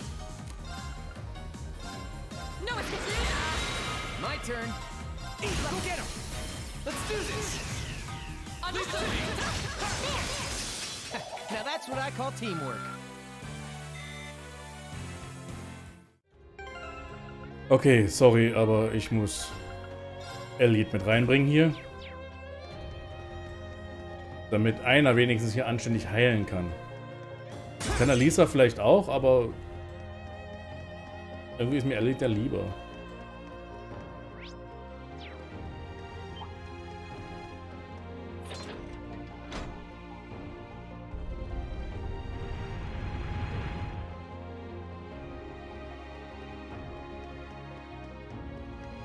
Gar keinen Bock jetzt auf gegen irgendwen hier jetzt gerade zu kämpfen. Das sind alles nervige die Gegner.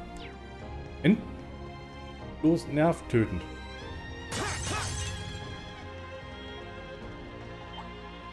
Besonders du. All right, if you want to fight that badly.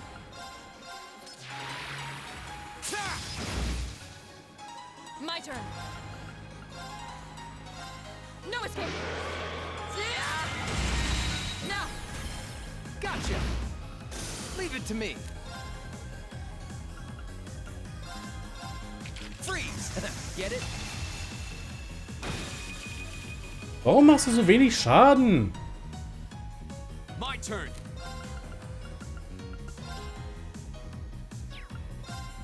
Second form, Gale.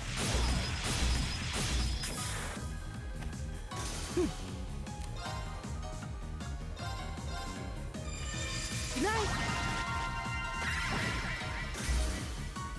My turn. Eat lead.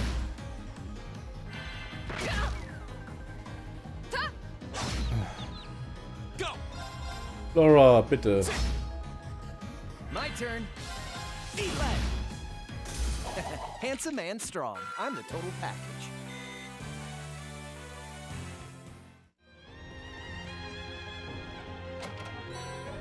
EP charge, huh?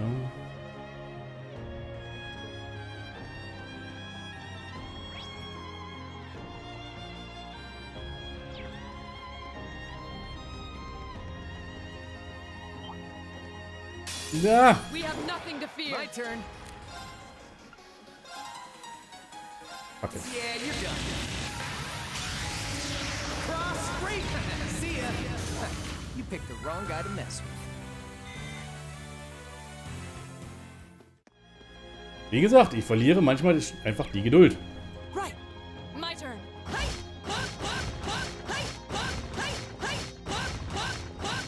Wenn wir Million dabei hätten, würde die das in einem Schlag, glaube ich, erledigt bekommen. Oh, a treasure chest. Oh.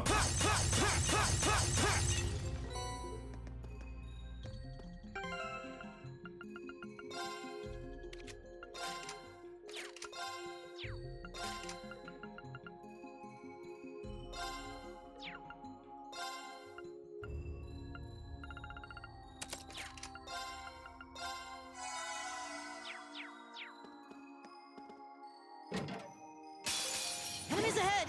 Here we go.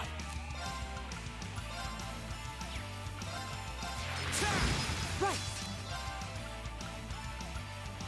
Give it up, everyone. Of course. Off guard. Gotcha. Leave it to me. Let's see. Catch. My turn.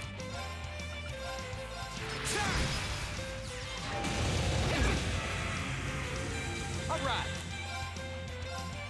Bang, bang, bang. Right. Give it up,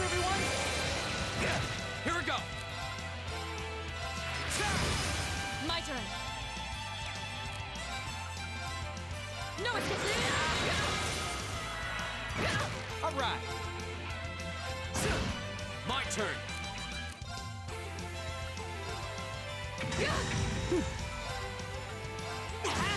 Leave it to me. Go. All right. Led. Right. Lass mal Laura in Ruhe. My turn.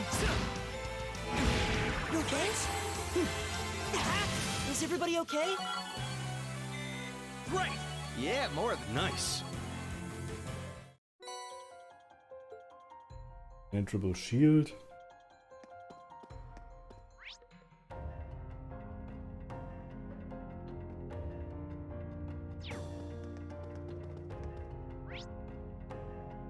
Gar nicht, wo ich jetzt hin muss.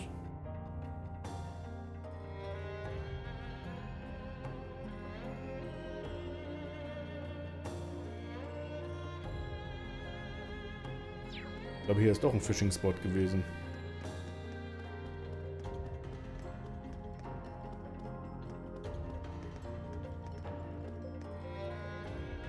Hier hieß es was von Fishing-Spot. Oder nicht? This looks like a nice spot. Ja. Hier ist ein Fishing-Spot. Lag ich doch falsch.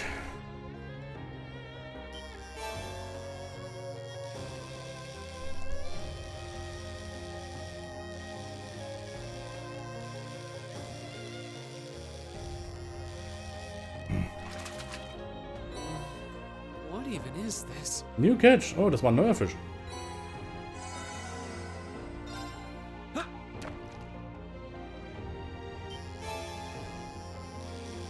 Ist auch ein neuer?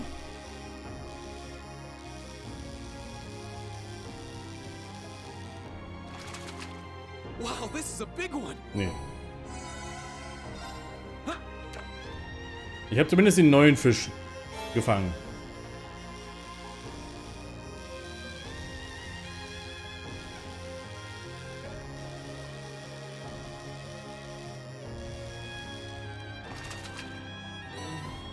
What even is this? Ich habe keine Lust mehr. So.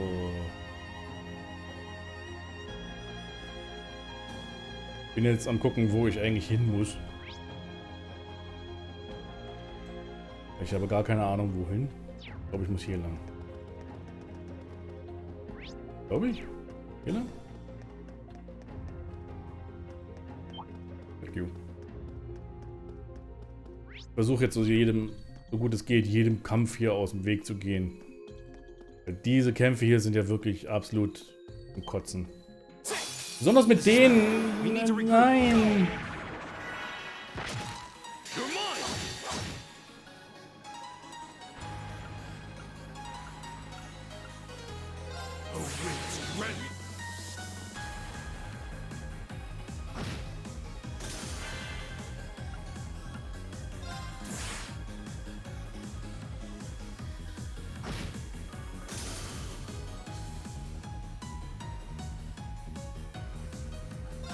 Yeah, you're done.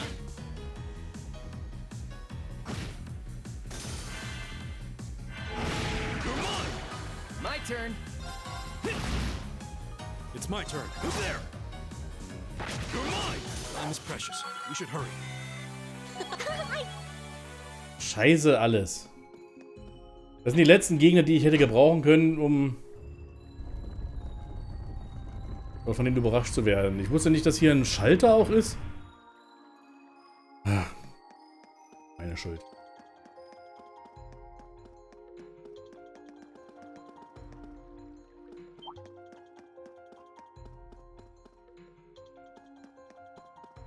Oh, a treasure chest. Shadow Blade, was auch immer.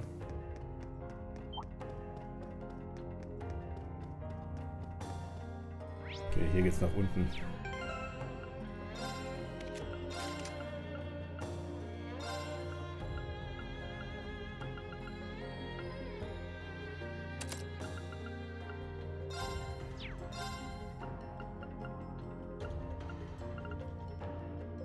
Demonic Blade. Okay, von mir aus. Phew, we're finally done.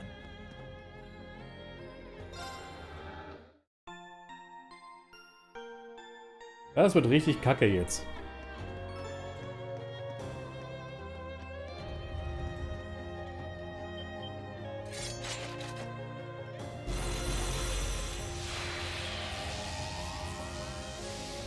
Okay, was seid ihr jetzt? This looks tough. Careful. Here we go. All right, let's do this. Analyzing enemy attack patterns. I've got it. My turn. Go get him. An opening! Of course. Shatter! Okay, das ist jetzt zumindest Schaden, den wir hier machen. Aua. Leave it to me. My turn. All right, let's do this. Too easy. Too easy. Wow, er Leave it to me. kontert nicht schlecht. Give it up, everyone. Right. Shatter! Laura war jetzt nicht im Bereich, aber ist nicht so schlimm. Oh, Laser. Too easy. Oh no, you don't. Go. Mit dem Einsatz bei den Kanonen können wir, wie sehr diesen Stream sich um Klasse drehen. Die Helden von Klasse 7. Second form. Damn. Ich meine, so könnte man fast jeden der I'll take you up. Streams eigentlich Leave it to nennen. me.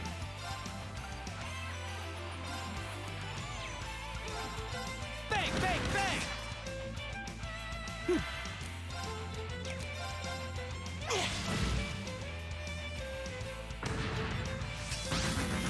Go! My turn.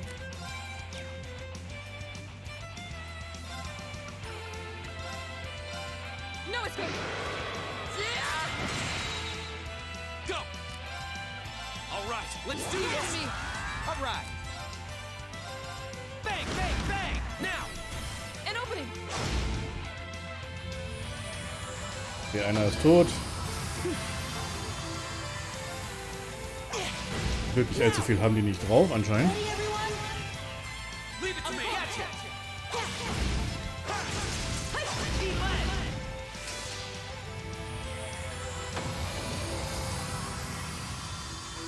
Oh, you really earned that one.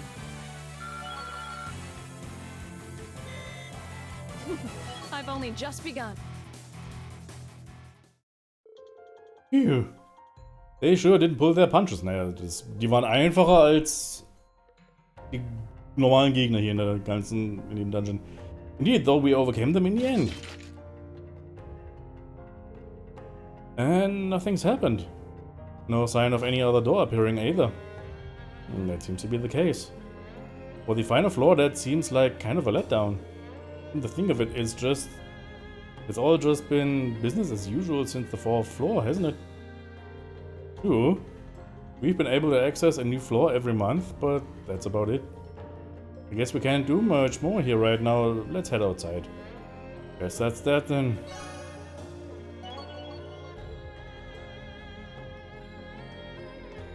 Ja, das war das letzte Level vom alten Schulhaus. Nicht allzu geil, so, also es war... Ja. Jetzt nicht allzu viel gebracht, ne?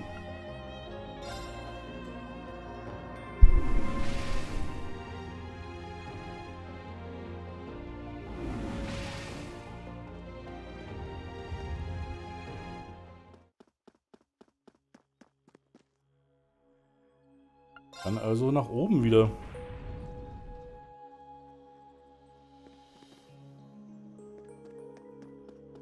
Ja, natürlich. Wir sind durch. Nichts ist passiert und das wird auch so bleiben. Nichts Wichtiges wird hier jemals wieder passieren mit dem alten Schulhaus. Well, congratulations. We all survived another month of exploration. And sure enough, nothing suddenly appeared on our way back out. But if the 6th floor really is the last one, that means our investigation of the old schoolhouse is over now, right? After all this time, we still have no idea what's even going on with this place. And just when I had started getting the hang of this place too. This is just my hunch, but I don't think we've just taken our last trip to the old schoolhouse. Maybe we should tell the principal later and see what he thinks. That's it. Cat? Lean? Oh, this cat's a friend of yours? Yeah, her name's Celine. She seems to have gotten pretty attached to Emma. But apparently, Emma isn't her owner. Meow. Oh, her name's Celine? And there's a nice ring to it. And the furs are pretty too. She's wearing a ribbon on her tail. If Emma's not her owner, I wonder who is. Ja, keine Emma. Natürlich, wenn sie jetzt dabei wäre, könnte sie was dazu sagen. Oh, I wouldn't mind giving her a scratch behind the ears. Still, she's quite the elegant-looking cat. Yeah, she has kind of a noble air. Looks like we have a lot of feline fanciers in Class 7. She doesn't seem to mind all the attention, at least. Oh? What is it? Seems like she wants something from me. Question is, what? Oh?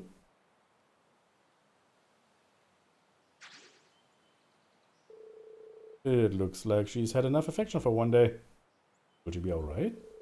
Hope she doesn't accidentally wander into the old schoolhouse or something. I'm sure she'll be fine. I've seen her around for months now. I think she knows her way around the campus. She seems pretty intelligent too. I don't think we have anything to worry about. Anyway, we might as well call it a day. Yeah, you're right. Oh, and let's not forget, when we get back to the dorm, we need to sit down and discuss what we're going to do for the festival. I almost forgot about that. Well, it sounds like we have plenty to keep us busy tonight. After all that progress we've made, I'd really rather we were the ones to solve the mysteries of the old schoolhouse. Oh well, I guess there's not much a point in dwelling on it now. Oh yeah, it's almost time to meet up with Thor. I should head on up to the computer room on the 2nd floor of the main building. Chaos haben wir erhalten. Einen weiteren Bonding Point. Wird eine Elisa oder Crow? Crow. Machen wir dann.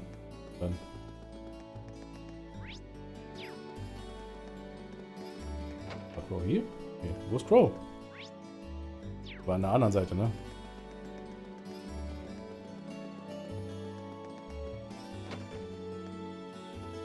Warum hockst du hier so rum?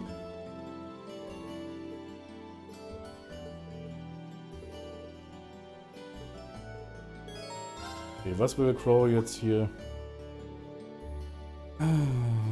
But you feel free. The sunset. Between this and the cool weather, it feels like we're almost here. So this can help if you kinda let the summer go to waste though. So, for a round of Blade? Seriously? Where did that come from? It sounds like you've got something on your mind, and that's not a good look for you. Denken ist ganz schlecht für dich, Crow. Ganz absolut. A round of Blade might only distract you from it for a little while, but still, I don't like seeing you down like this. I want to help, even if it can't do much. Just because you're a 2nd year doesn't mean you need to pretend you're indestructible. We're in this together. Me and the rest of Class 7 are always here to listen. And we know you're there for us. That's what being that's what being friends is all about.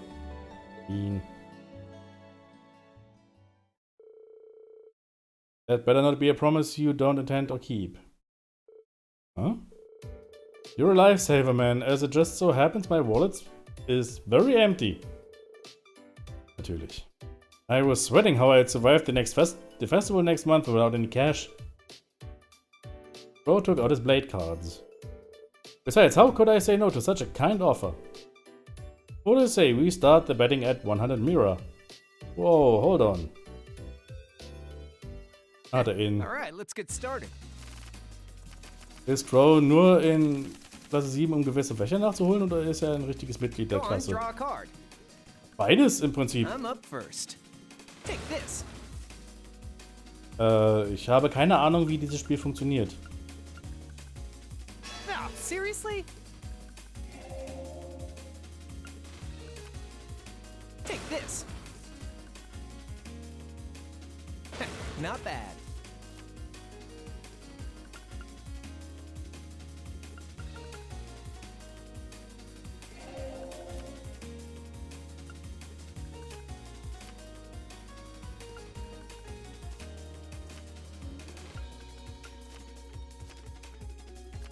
You're gonna have to do better than that. Ja, okay, ich habe verloren. Ich habe keine Ahnung, wie dieses Spiel nochmal funktioniert. Mir aber auch egal irgendwo. Now that's what I'm talking about. I'll be taking that at 100 Mira now. How about you pay back the 50 Mira you borrowed from me first? You tricked me, didn't you? Took you long enough. Psychological warfare, my friend. People can't resist when they see a joker like me acting all sentimental. They start lining up to get fleeced. Can't believe I fell for it. If it didn't work, I wouldn't do it. Honestly though, it's been a month already. You should have me figured out by now. Really should. But you're one of us now. How could I not be concerned? You're one weird dude. Well, we've already got our cards out, so how about another round? Might as well. No bets this time though. Alright, I can dig it. Doesn't hurt to get a regular match in every now and then. And so the two of them played Blade, with the dying light of the setting sun streaming into the window. Okay. Dann heißt es jetzt auf die andere Seite des Gebäudes und mit Thor reden.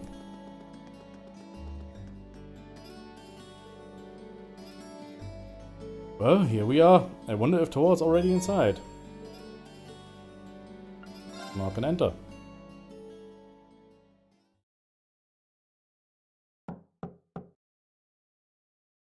Huh?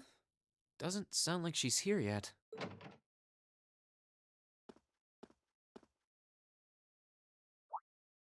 Oh.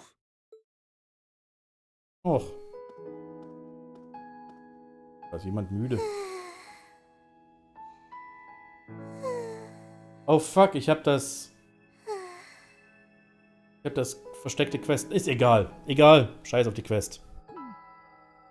At least she's getting some rest. Must be a rare treat for her. What to do, though? I'd almost feel bad about waking her. Let us sleep. She must be really tired. I should let her sleep a while longer. Oh, right.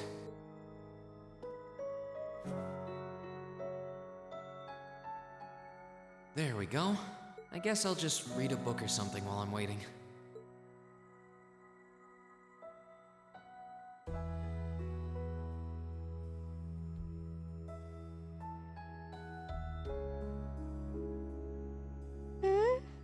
Huh?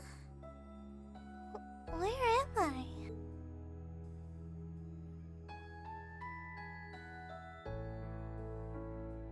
A jacket? Oh, hey, you're awake. Huh? Reen? Oh, right. I came here after the conference was over. So this jacket is... Oh no! I'm so sorry! I can't believe I fell asleep after asking you to come all the way here. Don't worry about it.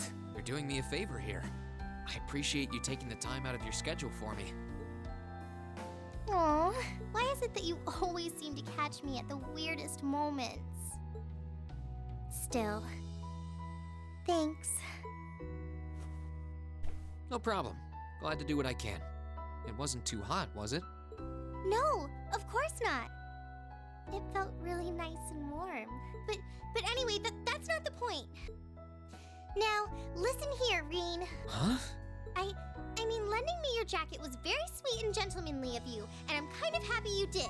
But it's not very gentlemanly to sit and stare at a girl when she's sleeping, you know. I'm sorry? You were sleeping so peacefully that it seemed almost wrong to wake you up. But I guess it was inconsiderate of me to just let you nap there. No. I'm not annoyed with you. It's just kind of weird to randomly watch people sleep, you know? If it was someone else, they might have misunderstood.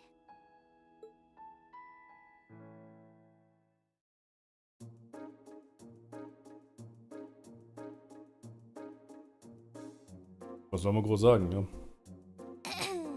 I asked you to meet me here so I could show you more about the concert we put on for last year's festival. Oh, you mean the one you did with Angelica, Crow, and George? Do you have some record of it here? Actually, I do. Boah, ist wirklich George was knuffig. testing out some kind of orbital video camera that was being developed by the Ruhr Institute of Technology. And we've still got the recording here. An orbital video camera? Yeah, the technology is different from what they use for the orbital net. Actually, it's probably faster to just show you. Let me bring it up on the screen. Oh, you've got pictures of it. Biege. More than just pictures. Just watch. Amazing. I know, right? It plays back images and sound at the same time. So it's like a radio and a camera combined. The quality might be a bit rough, but it really feels like you're right there, doesn't it? It's really something else. Oh, there we are going up.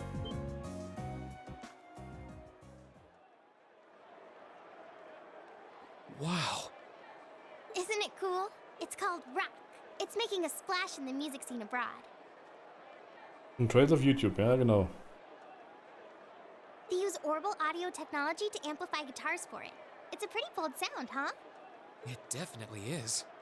And, speaking of bold, how about that outfit? I forgot about the outfit. Ja. Don't look at that. Just focus on the performance. This is...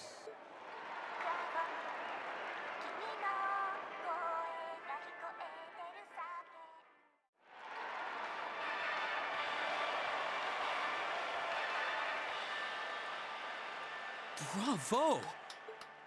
That was incredible! I wish I could have been there to see it in person.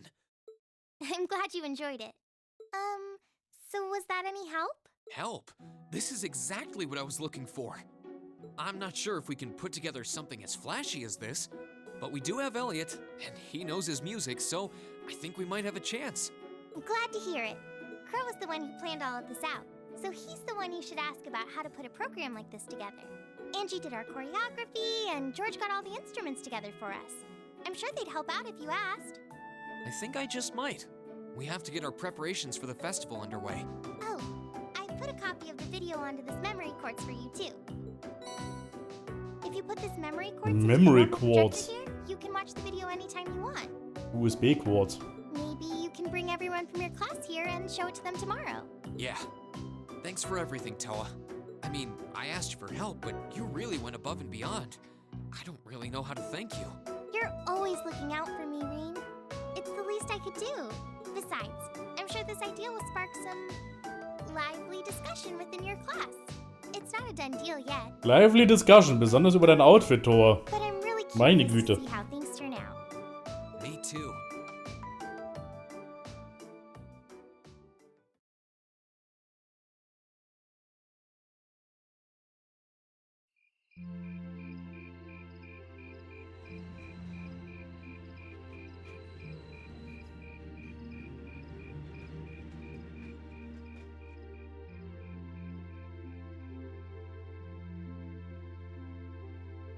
Ist ja wirklich ein USB-Stick. Well, that seems to have gone over well. I could see Elliot's eyes light up when I mentioned it. Warum ist das jetzt im Flashback? So it looks like Class 1 is definitely putting on a play. And not just any play, a full-scale classical operetta with all the trimmings. Even if an operetta is shorter than a full opera. This is Class 1 we're talking about. I'm sure they'll spare no expense on the outfits and stage design. True, if they had any more blowhards, they'd be a wind tunnel. Class 2 looks like they're gonna run with their idea of some kind of indoor garden. Now, from what I heard, they want something based on the motive of the night sky. Sounds like quite the elaborate setup. Class 3 is intending to run a game room based around Blade.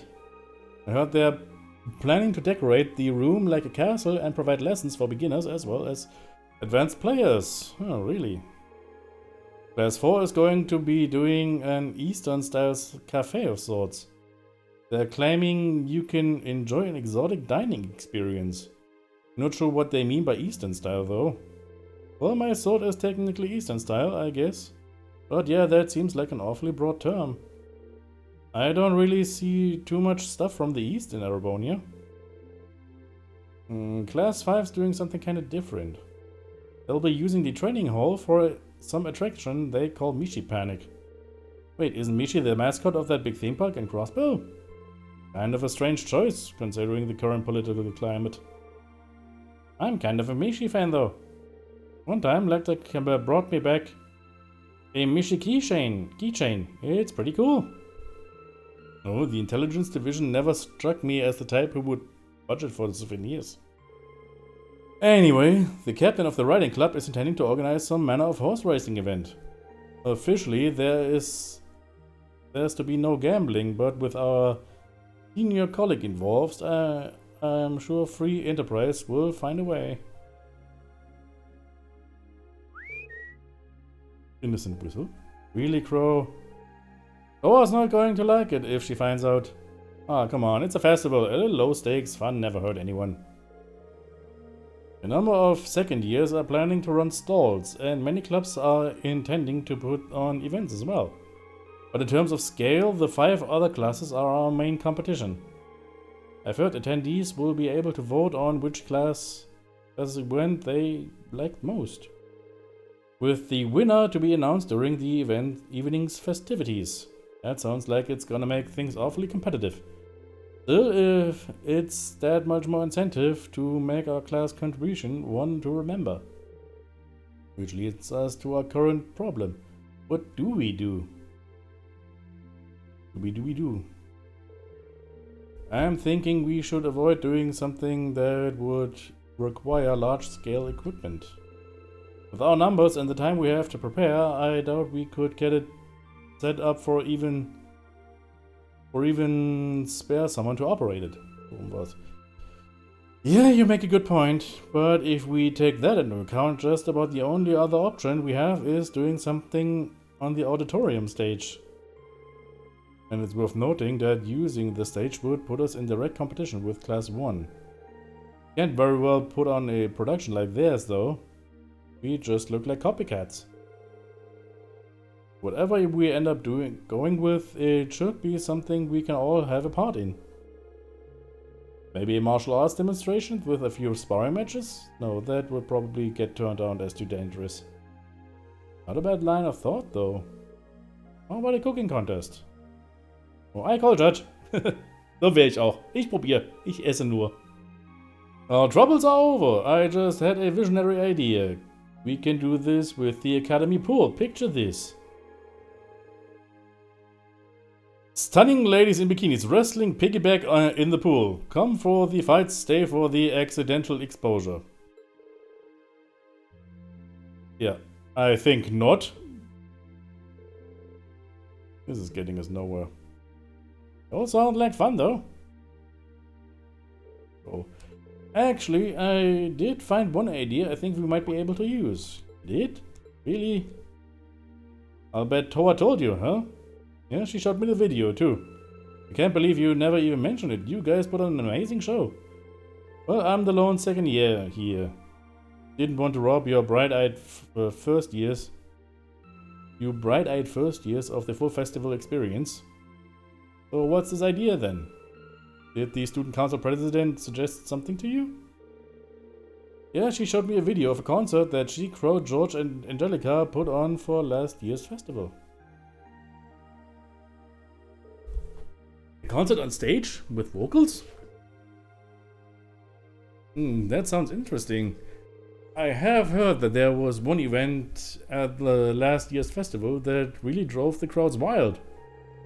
I've heard similar things, but I had no idea Crow was involved. Yeah, it was pretty spur of the moment though, so it was too late for them to put us on the official poll. If folks had been able to vote for us, I don't think we would have ranked right near the top. Without seeing it for yourself, it's difficult to say whether we'd be able to do something similar. You've got me curious though. Sounds great, let's do it! You said you saw the video, right? Can you show us? Yeah, Toro gave me a copy. Let's get together during lunch tomorrow and watch it.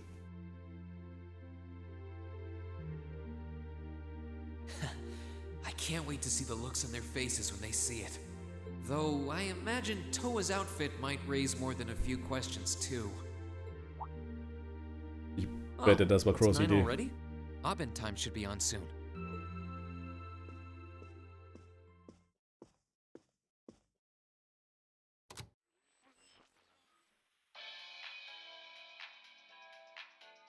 I'm Misty, and this is Radio Trista.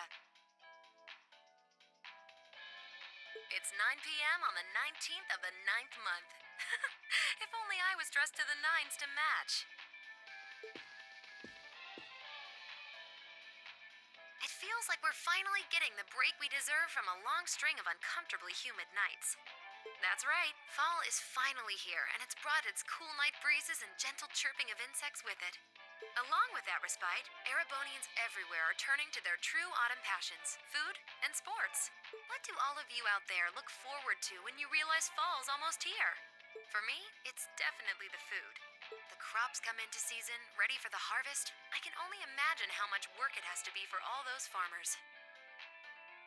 But I can't wait for my first roasted chestnuts of the season. It's just about time for those to start popping up too. Ja, Herbst. Jetzt hat sich's auch hier ziemlich abgekühlt. Sure, I'll never turn down a Marin Glacé or a Mont Blanc, but roasted is the way chestnuts were meant to be. That soft, melt-in-your-mouth taste, that sweet fragrance, simply irresistible. Whoops! The director's over there giving me the stink eye. Someone hasn't eaten dinner yet, I'll bet. Anyway, fall is also known for being a season for the arts. One of the Empire's most popular cultural institutions is the opera, and no one does opera like Heimdall's famous opera house. But as far Du as musst es ja music wissen, goes, Misty. I'm a sucker for the Oder Vita classics. I Clotilde. still sing along whenever I hear the whereabouts of light. I stare in disbelief as you fade away, like a dimming star beneath the coming day. Whoa there, almost felt like I was in my shower back home. Speaking of music, some fresh new genres have been gaining popularity lately, both at home and abroad. She really does have a pretty voice. Though I guess you kind of have to in order to be a big opera singer like that. I don't know if singing on the air like that is such a good idea if she's trying to keep her identity under wraps though. Ich wollte gerade sagen, das könnte sie eigentlich ziemlich verraten. We've got our practical exam coming up next week, then another field study over the weekend. Sounds like things are going to be even busier than usual. I'd better brace myself for an exhausting week.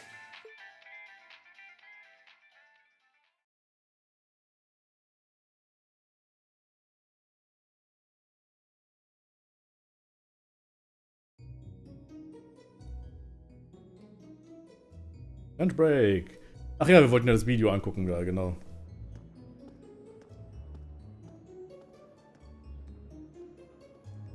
Ja, beeilt euch mit euren Establishing Shots, bitte.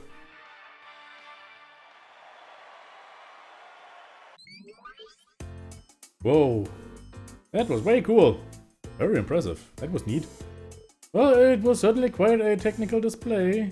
But if you think we're gonna put on outfits like that and prance around on stage, you must be dreaming.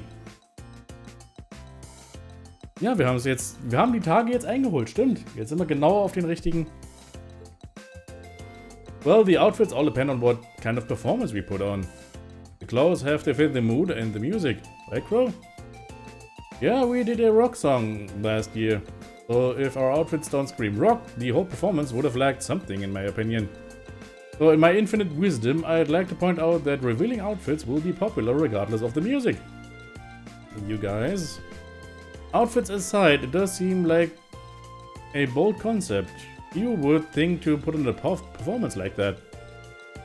If you put in the time to practice, we may even compare favorably with Class 1's operetta. Well, Elliot's the music expert here. Do you think there's any chance we could put on a performance like this? Hold on. So first things first, how many of us can actually play an instrument? You learned the lute from your dad, right, Green? Yeah, I'm no virtuoso, but I can play as long as the music's not too complicated. And Elisa, you can play the violin, right? Yeah, my grandfather taught me. Gaius, you can play the guitar, was it? Been playing it for years. I can play the piano, so with the four of us, it looks like we have our instruments covered. Guess that means we just need to work on our music and lyrics and decide who is going to be on vocals. So yeah, it really depends on what sort of music we want to do. But I think we can pull off an impressive performance. Great! Well, when you put it that way, it doesn't sound like such a bad idea. That's true. It seems fitting for a festival too. Sounds good to me. Yeah, let's do it. Then the matter is settled. I'm in favor too. I dread the thought of what the instructor would do if we didn't have anything decided for today. Ja, na klar, ist der Musiker der Klasse, also passt das natürlich. So we leave the musical responsibilities in Elliot's hands then? Yeah, I think he is in the best position to decide the style of performance, our songs, and what we should each be doing. But okay with you, Elliot? Sure thing, I haven't spent all these years studying music for nothing. Oh, and Crow? Do you think you could give us some help with the outfits and getting a hold of the equipment we need? I'd like us to do as much of this ourselves as we can. Sure, I'll do what I can. This might be a temp thing and all, but I am part of Class 7. So if you're going all in, I'll throw my chips in your pile. So... Wow, maybe I've had you pegged wrong all this time. So just leave those outfits in my capable hands. I'll make sure you all shine like stars up there, especially the ladies. I take it all back. Not even trying to hide it. Yeah. We're counting on you to keep him tasteful, Reen. Right, tasteful. Hoffen wir es doch mal.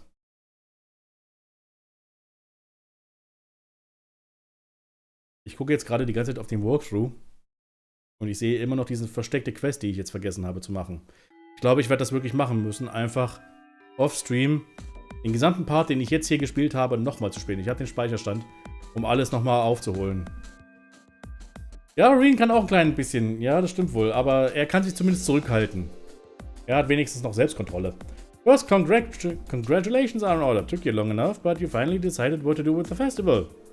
So you're following in Towa's footsteps and putting on a concert, huh? Have you decided what kind of music you want to do? Not exactly, we're still kinda getting things sorted out. At the very least, it should be pretty easy to decide who's playing on the instrument and who will be on vocals. I'm not exactly sure I've ever even touched an instrument. Can't say I have either. You'll probably need at least some rudimentary experience to play an instrument at a festival. I had the pleasure of seeing last year's concert live. They put on a real show. Green and Crow, you two are handling all the outfits, right? You guys have that under control? Yep, we've got that shit on lockdown. Well, I've narrowed it down to the 15 most promising designs. Adios, save us all. I suppose we'll just have to rely on Reen to save us from being dressed by Crow. Honestly, I feel a little envious. If I were 5 years younger, I'd jump right on stage with all of you. And have a great old time. So alt bist du noch. Sie ist gerade mal irgendwie 25.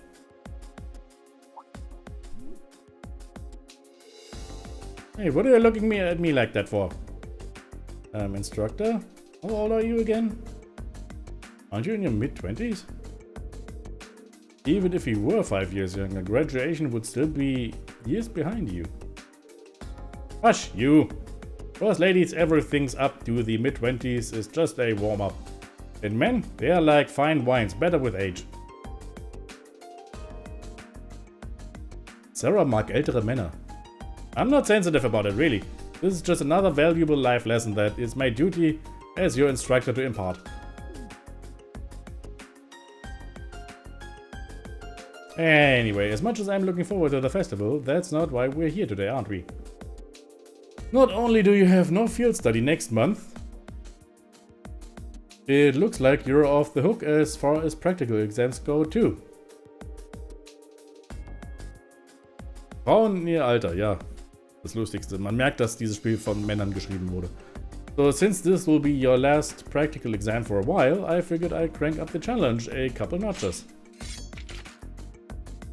Uh-oh. Wait, are you saying... Are you going to serve as our opponent? Bingo! Just think of it as a long-awaited second round on May's exam. If you want to get back at me, now is your chance. But you better bring it, cause I'm not gonna go easy on you. Alright, Bree, pick two of your team, cause you're up first. Got it. Laura und...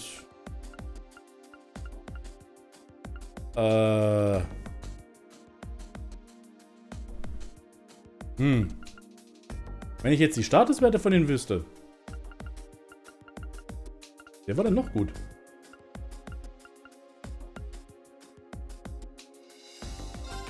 Elliot einfach. Ja, von mir aus. Scheiß drauf. Okay, das sieht gut aus. Das sieht gut aus.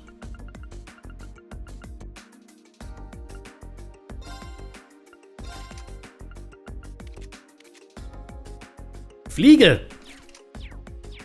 Okay, auf gut Glück.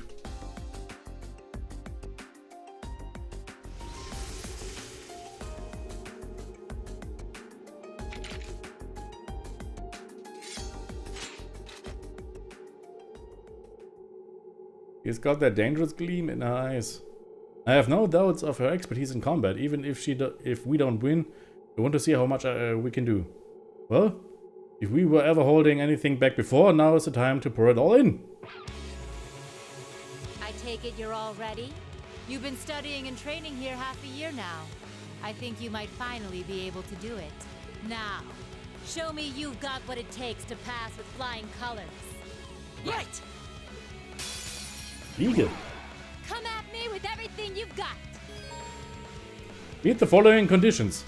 No one reaches low HP during the battle, win in less than 40 turns. Here we go.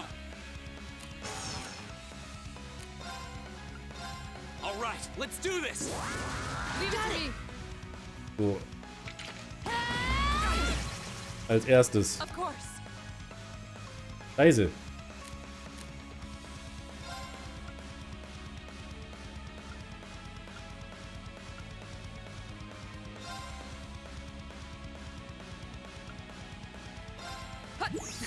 It's my turn.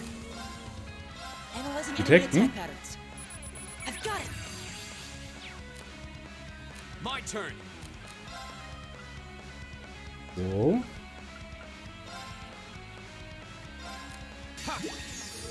You have my thanks. Flames, gather on my blade. Und dann heißt es jetzt einfach nur übel viel Schaden machen gleich von Anfang an.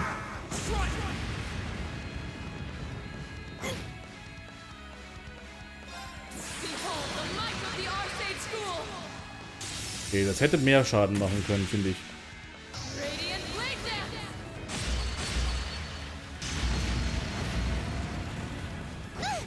Das war Schaden. Not bad.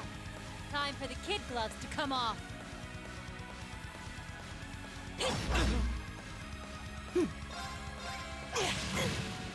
Und das war's. You've come a long way.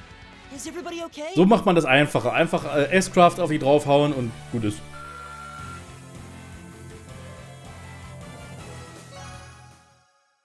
The active party members' bonds have been strengthened. AP increased by 2.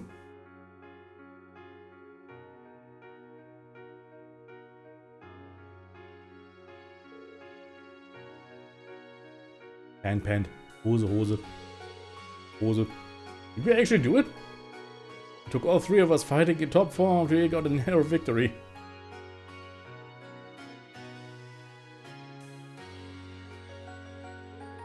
Nicely done. I can't believe how far you've all come in just 6 months. I know you've been honing your team tactics, but I wasn't expecting such a top-rate performance from you so soon. But you know what? As your instructor, that's the best feeling in the world. Und auf einmal steht sie auf. Ja, nix war. Okay, that's 1 group down. 3 more to go. I'll call you in groups of 3, so be ready to jump in when I call your name. Ich kann einfach weitermachen. Nächste Runde. Nutzt nix. Aber dann am Ende... Gut, ja.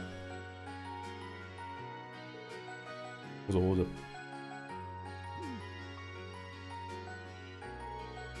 Is she even human? Multiple groups with multiple opponents in every group, and she was still able to put up a fight against all of us. She's on a completely different level. We need to redouble our efforts in training if we hope to match her. Say that again. I'm spent. Maybe if I use you as a pillow, Emma?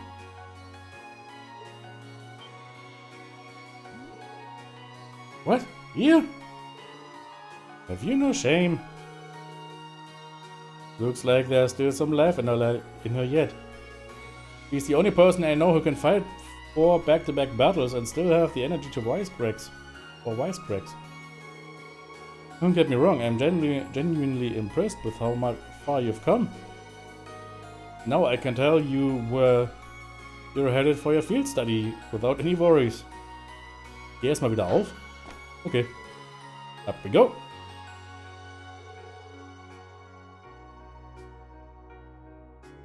Wo kam denn der Sarah-Emma-Comment her? Aus dem Nichts. Alright. Get them while they're hot.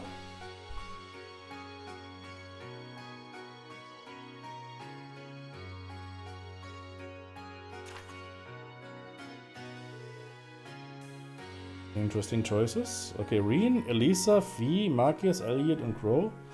In Roar, the Industrial Metropolis. Und der Rest geht nach Ordis in die Port City. Okay. Roar and Ordis. Those are 2 of the Empire's largest cities, right? Well, technically they are. Roar is far from small, but Ordis is kind of another level. It's the 2nd largest city in the Empire with over 400,000 people. It also happens to be the stronghold of Duke Cayenne, the noble faction's de facto leader. Der Typ.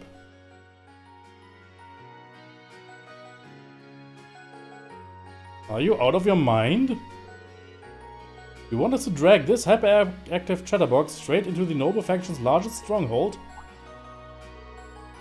Does make a good point. All this is hostile territory for her. No 2 ways about it. If they want you poking around, they'll burn you at the stake. I'm not that worried. I've snuck into Ordis plenty of times before, and this time I've got you guys with me. It'll be fine. This is no laughing matter. I'm a bit concerned too. As am I. Ordis is quite far from here. If something were to happen... Not to worry. We're thinking about what to do about that. Still, you're not in for a laid-back vacation, that much I can say for certain. That goes for the group headed to Roar too. Ja, das ist Elisas Zuhause. The Reinford group is based out of Roar, isn't it? So Roar is also part of Marquis Rogner's domain. And he's the head of one of the 4 great houses. Really stubborn old man, eh? He's supposed to be a real hardliner, even among the big shots in the aristocracy. That's true, but the Imperial Army also runs a military factory in the vicinity. The Reinford group isn't aligned with either faction, but I can imagine there are more than a few ongoing complications. Really? Sounds like trouble if you ask me. Why would my father and the other members of the board choose destinations like these in dangerous times like these? Ich denke mal gerade deswegen. Well, like I said, We're thinking those, like I said, we're thinking those issues over. With the Academy's annual festival coming up next month, there's no field study being planned. So this is your chance to show off all the know-how you've gained from your previous field studies. Unsere letzte Field Study. Make whatever preparations you need to. And when Saturday rolls around, travel with your heads held high. Class 7 has done a damn good job so far. The only reputation you guys have to live up to is your own.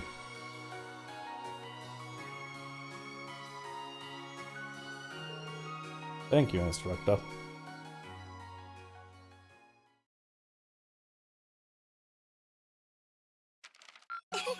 Your rank's gone up. Here's a little something from the academy. Aura jacket, huh? Well done.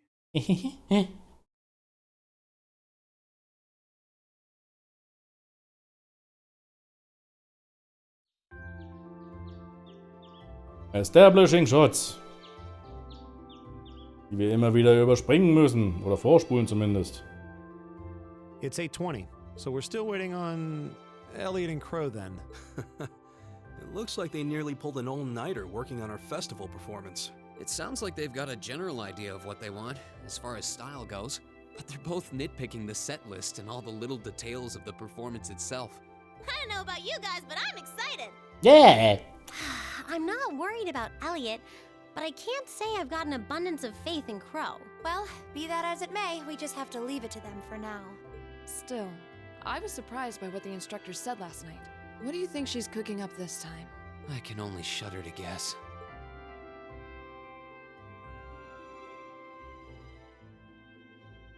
Oh, before I forget, I want you all to stop by the academy tomorrow morning before you head out. Both groups, meet me out on the field by 9 a.m. and don't be late. Okay. Well, Sarah randomly springing things on us is nothing new. Ja, na, sie war bei der letzten Field Study ja mit dabei. Diesmal ist es Crow an der Reihe. Kurzum. But why delay our departure? It takes 8 hours by train to reach Ordis as it is. You're right. If we're still in Trista at 9 a.m., it would be past sundown before we got there. The train ride to Ruhr is over 5 hours, too. Ideally, we'd all be on the first train out of Trista. How about it, Sharon? With the way you're just standing back there smiling, I'm guessing you know something. I hope you're looking forward to my unsurprise when we step off the train in Ruhr to see you already there. I wouldn't dream of it. I assure you, I'll only be seeing you off this time. She's totally going to be there ahead of us. That's about as sure a bet as you can make. Pretty certain she knows what's going on, too. She's one amazing maid. I feel like I have my own professional chef, too. Oh, sorry guys, I overslept. Yo, morning everyone.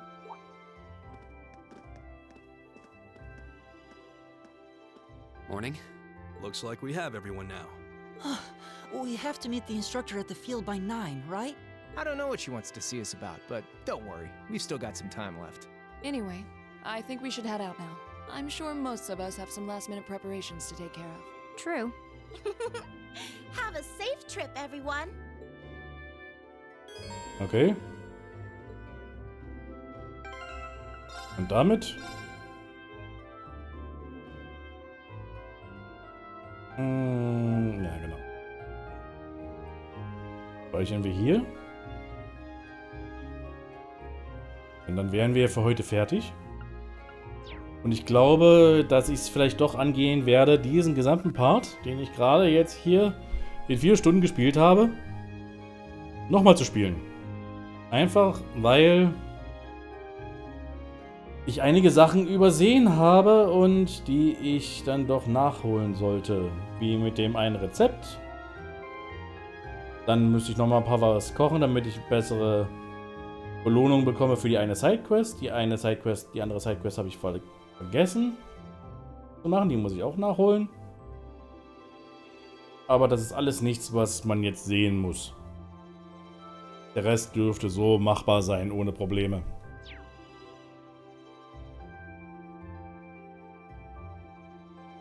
Bis Donnerstag ist nicht lang, ja. Ich werde wahrscheinlich morgen mich darum kümmern müssen. Aber so lange ist es eigentlich gar nicht. Wenn man nämlich die gesamten Cutscenes überspringt und vorspult, hat man das alles in kürzester Zeit erledigt. Weil die Cutscenes muss ich mir nicht nochmal angucken. Die kann ich einfach vorspulen. Und da fällt schon mal so, keine Ahnung, von den 4 Stunden Stream jetzt vielleicht mindestens 1 Stunde, 1,5 Stunden vielleicht sogar weg. Also, das ist eigentlich schnell gemacht. Gut. Dann dürfte das jetzt erstmal für heute gewesen sein und wir sehen uns am Donnerstag wieder mit unserer nächsten und letzten, das kann ich schon mal so spoilern, letzten Field Study in diesem Spiel. Jo. Also dann, wir sehen uns beim nächsten Mal. Ciao.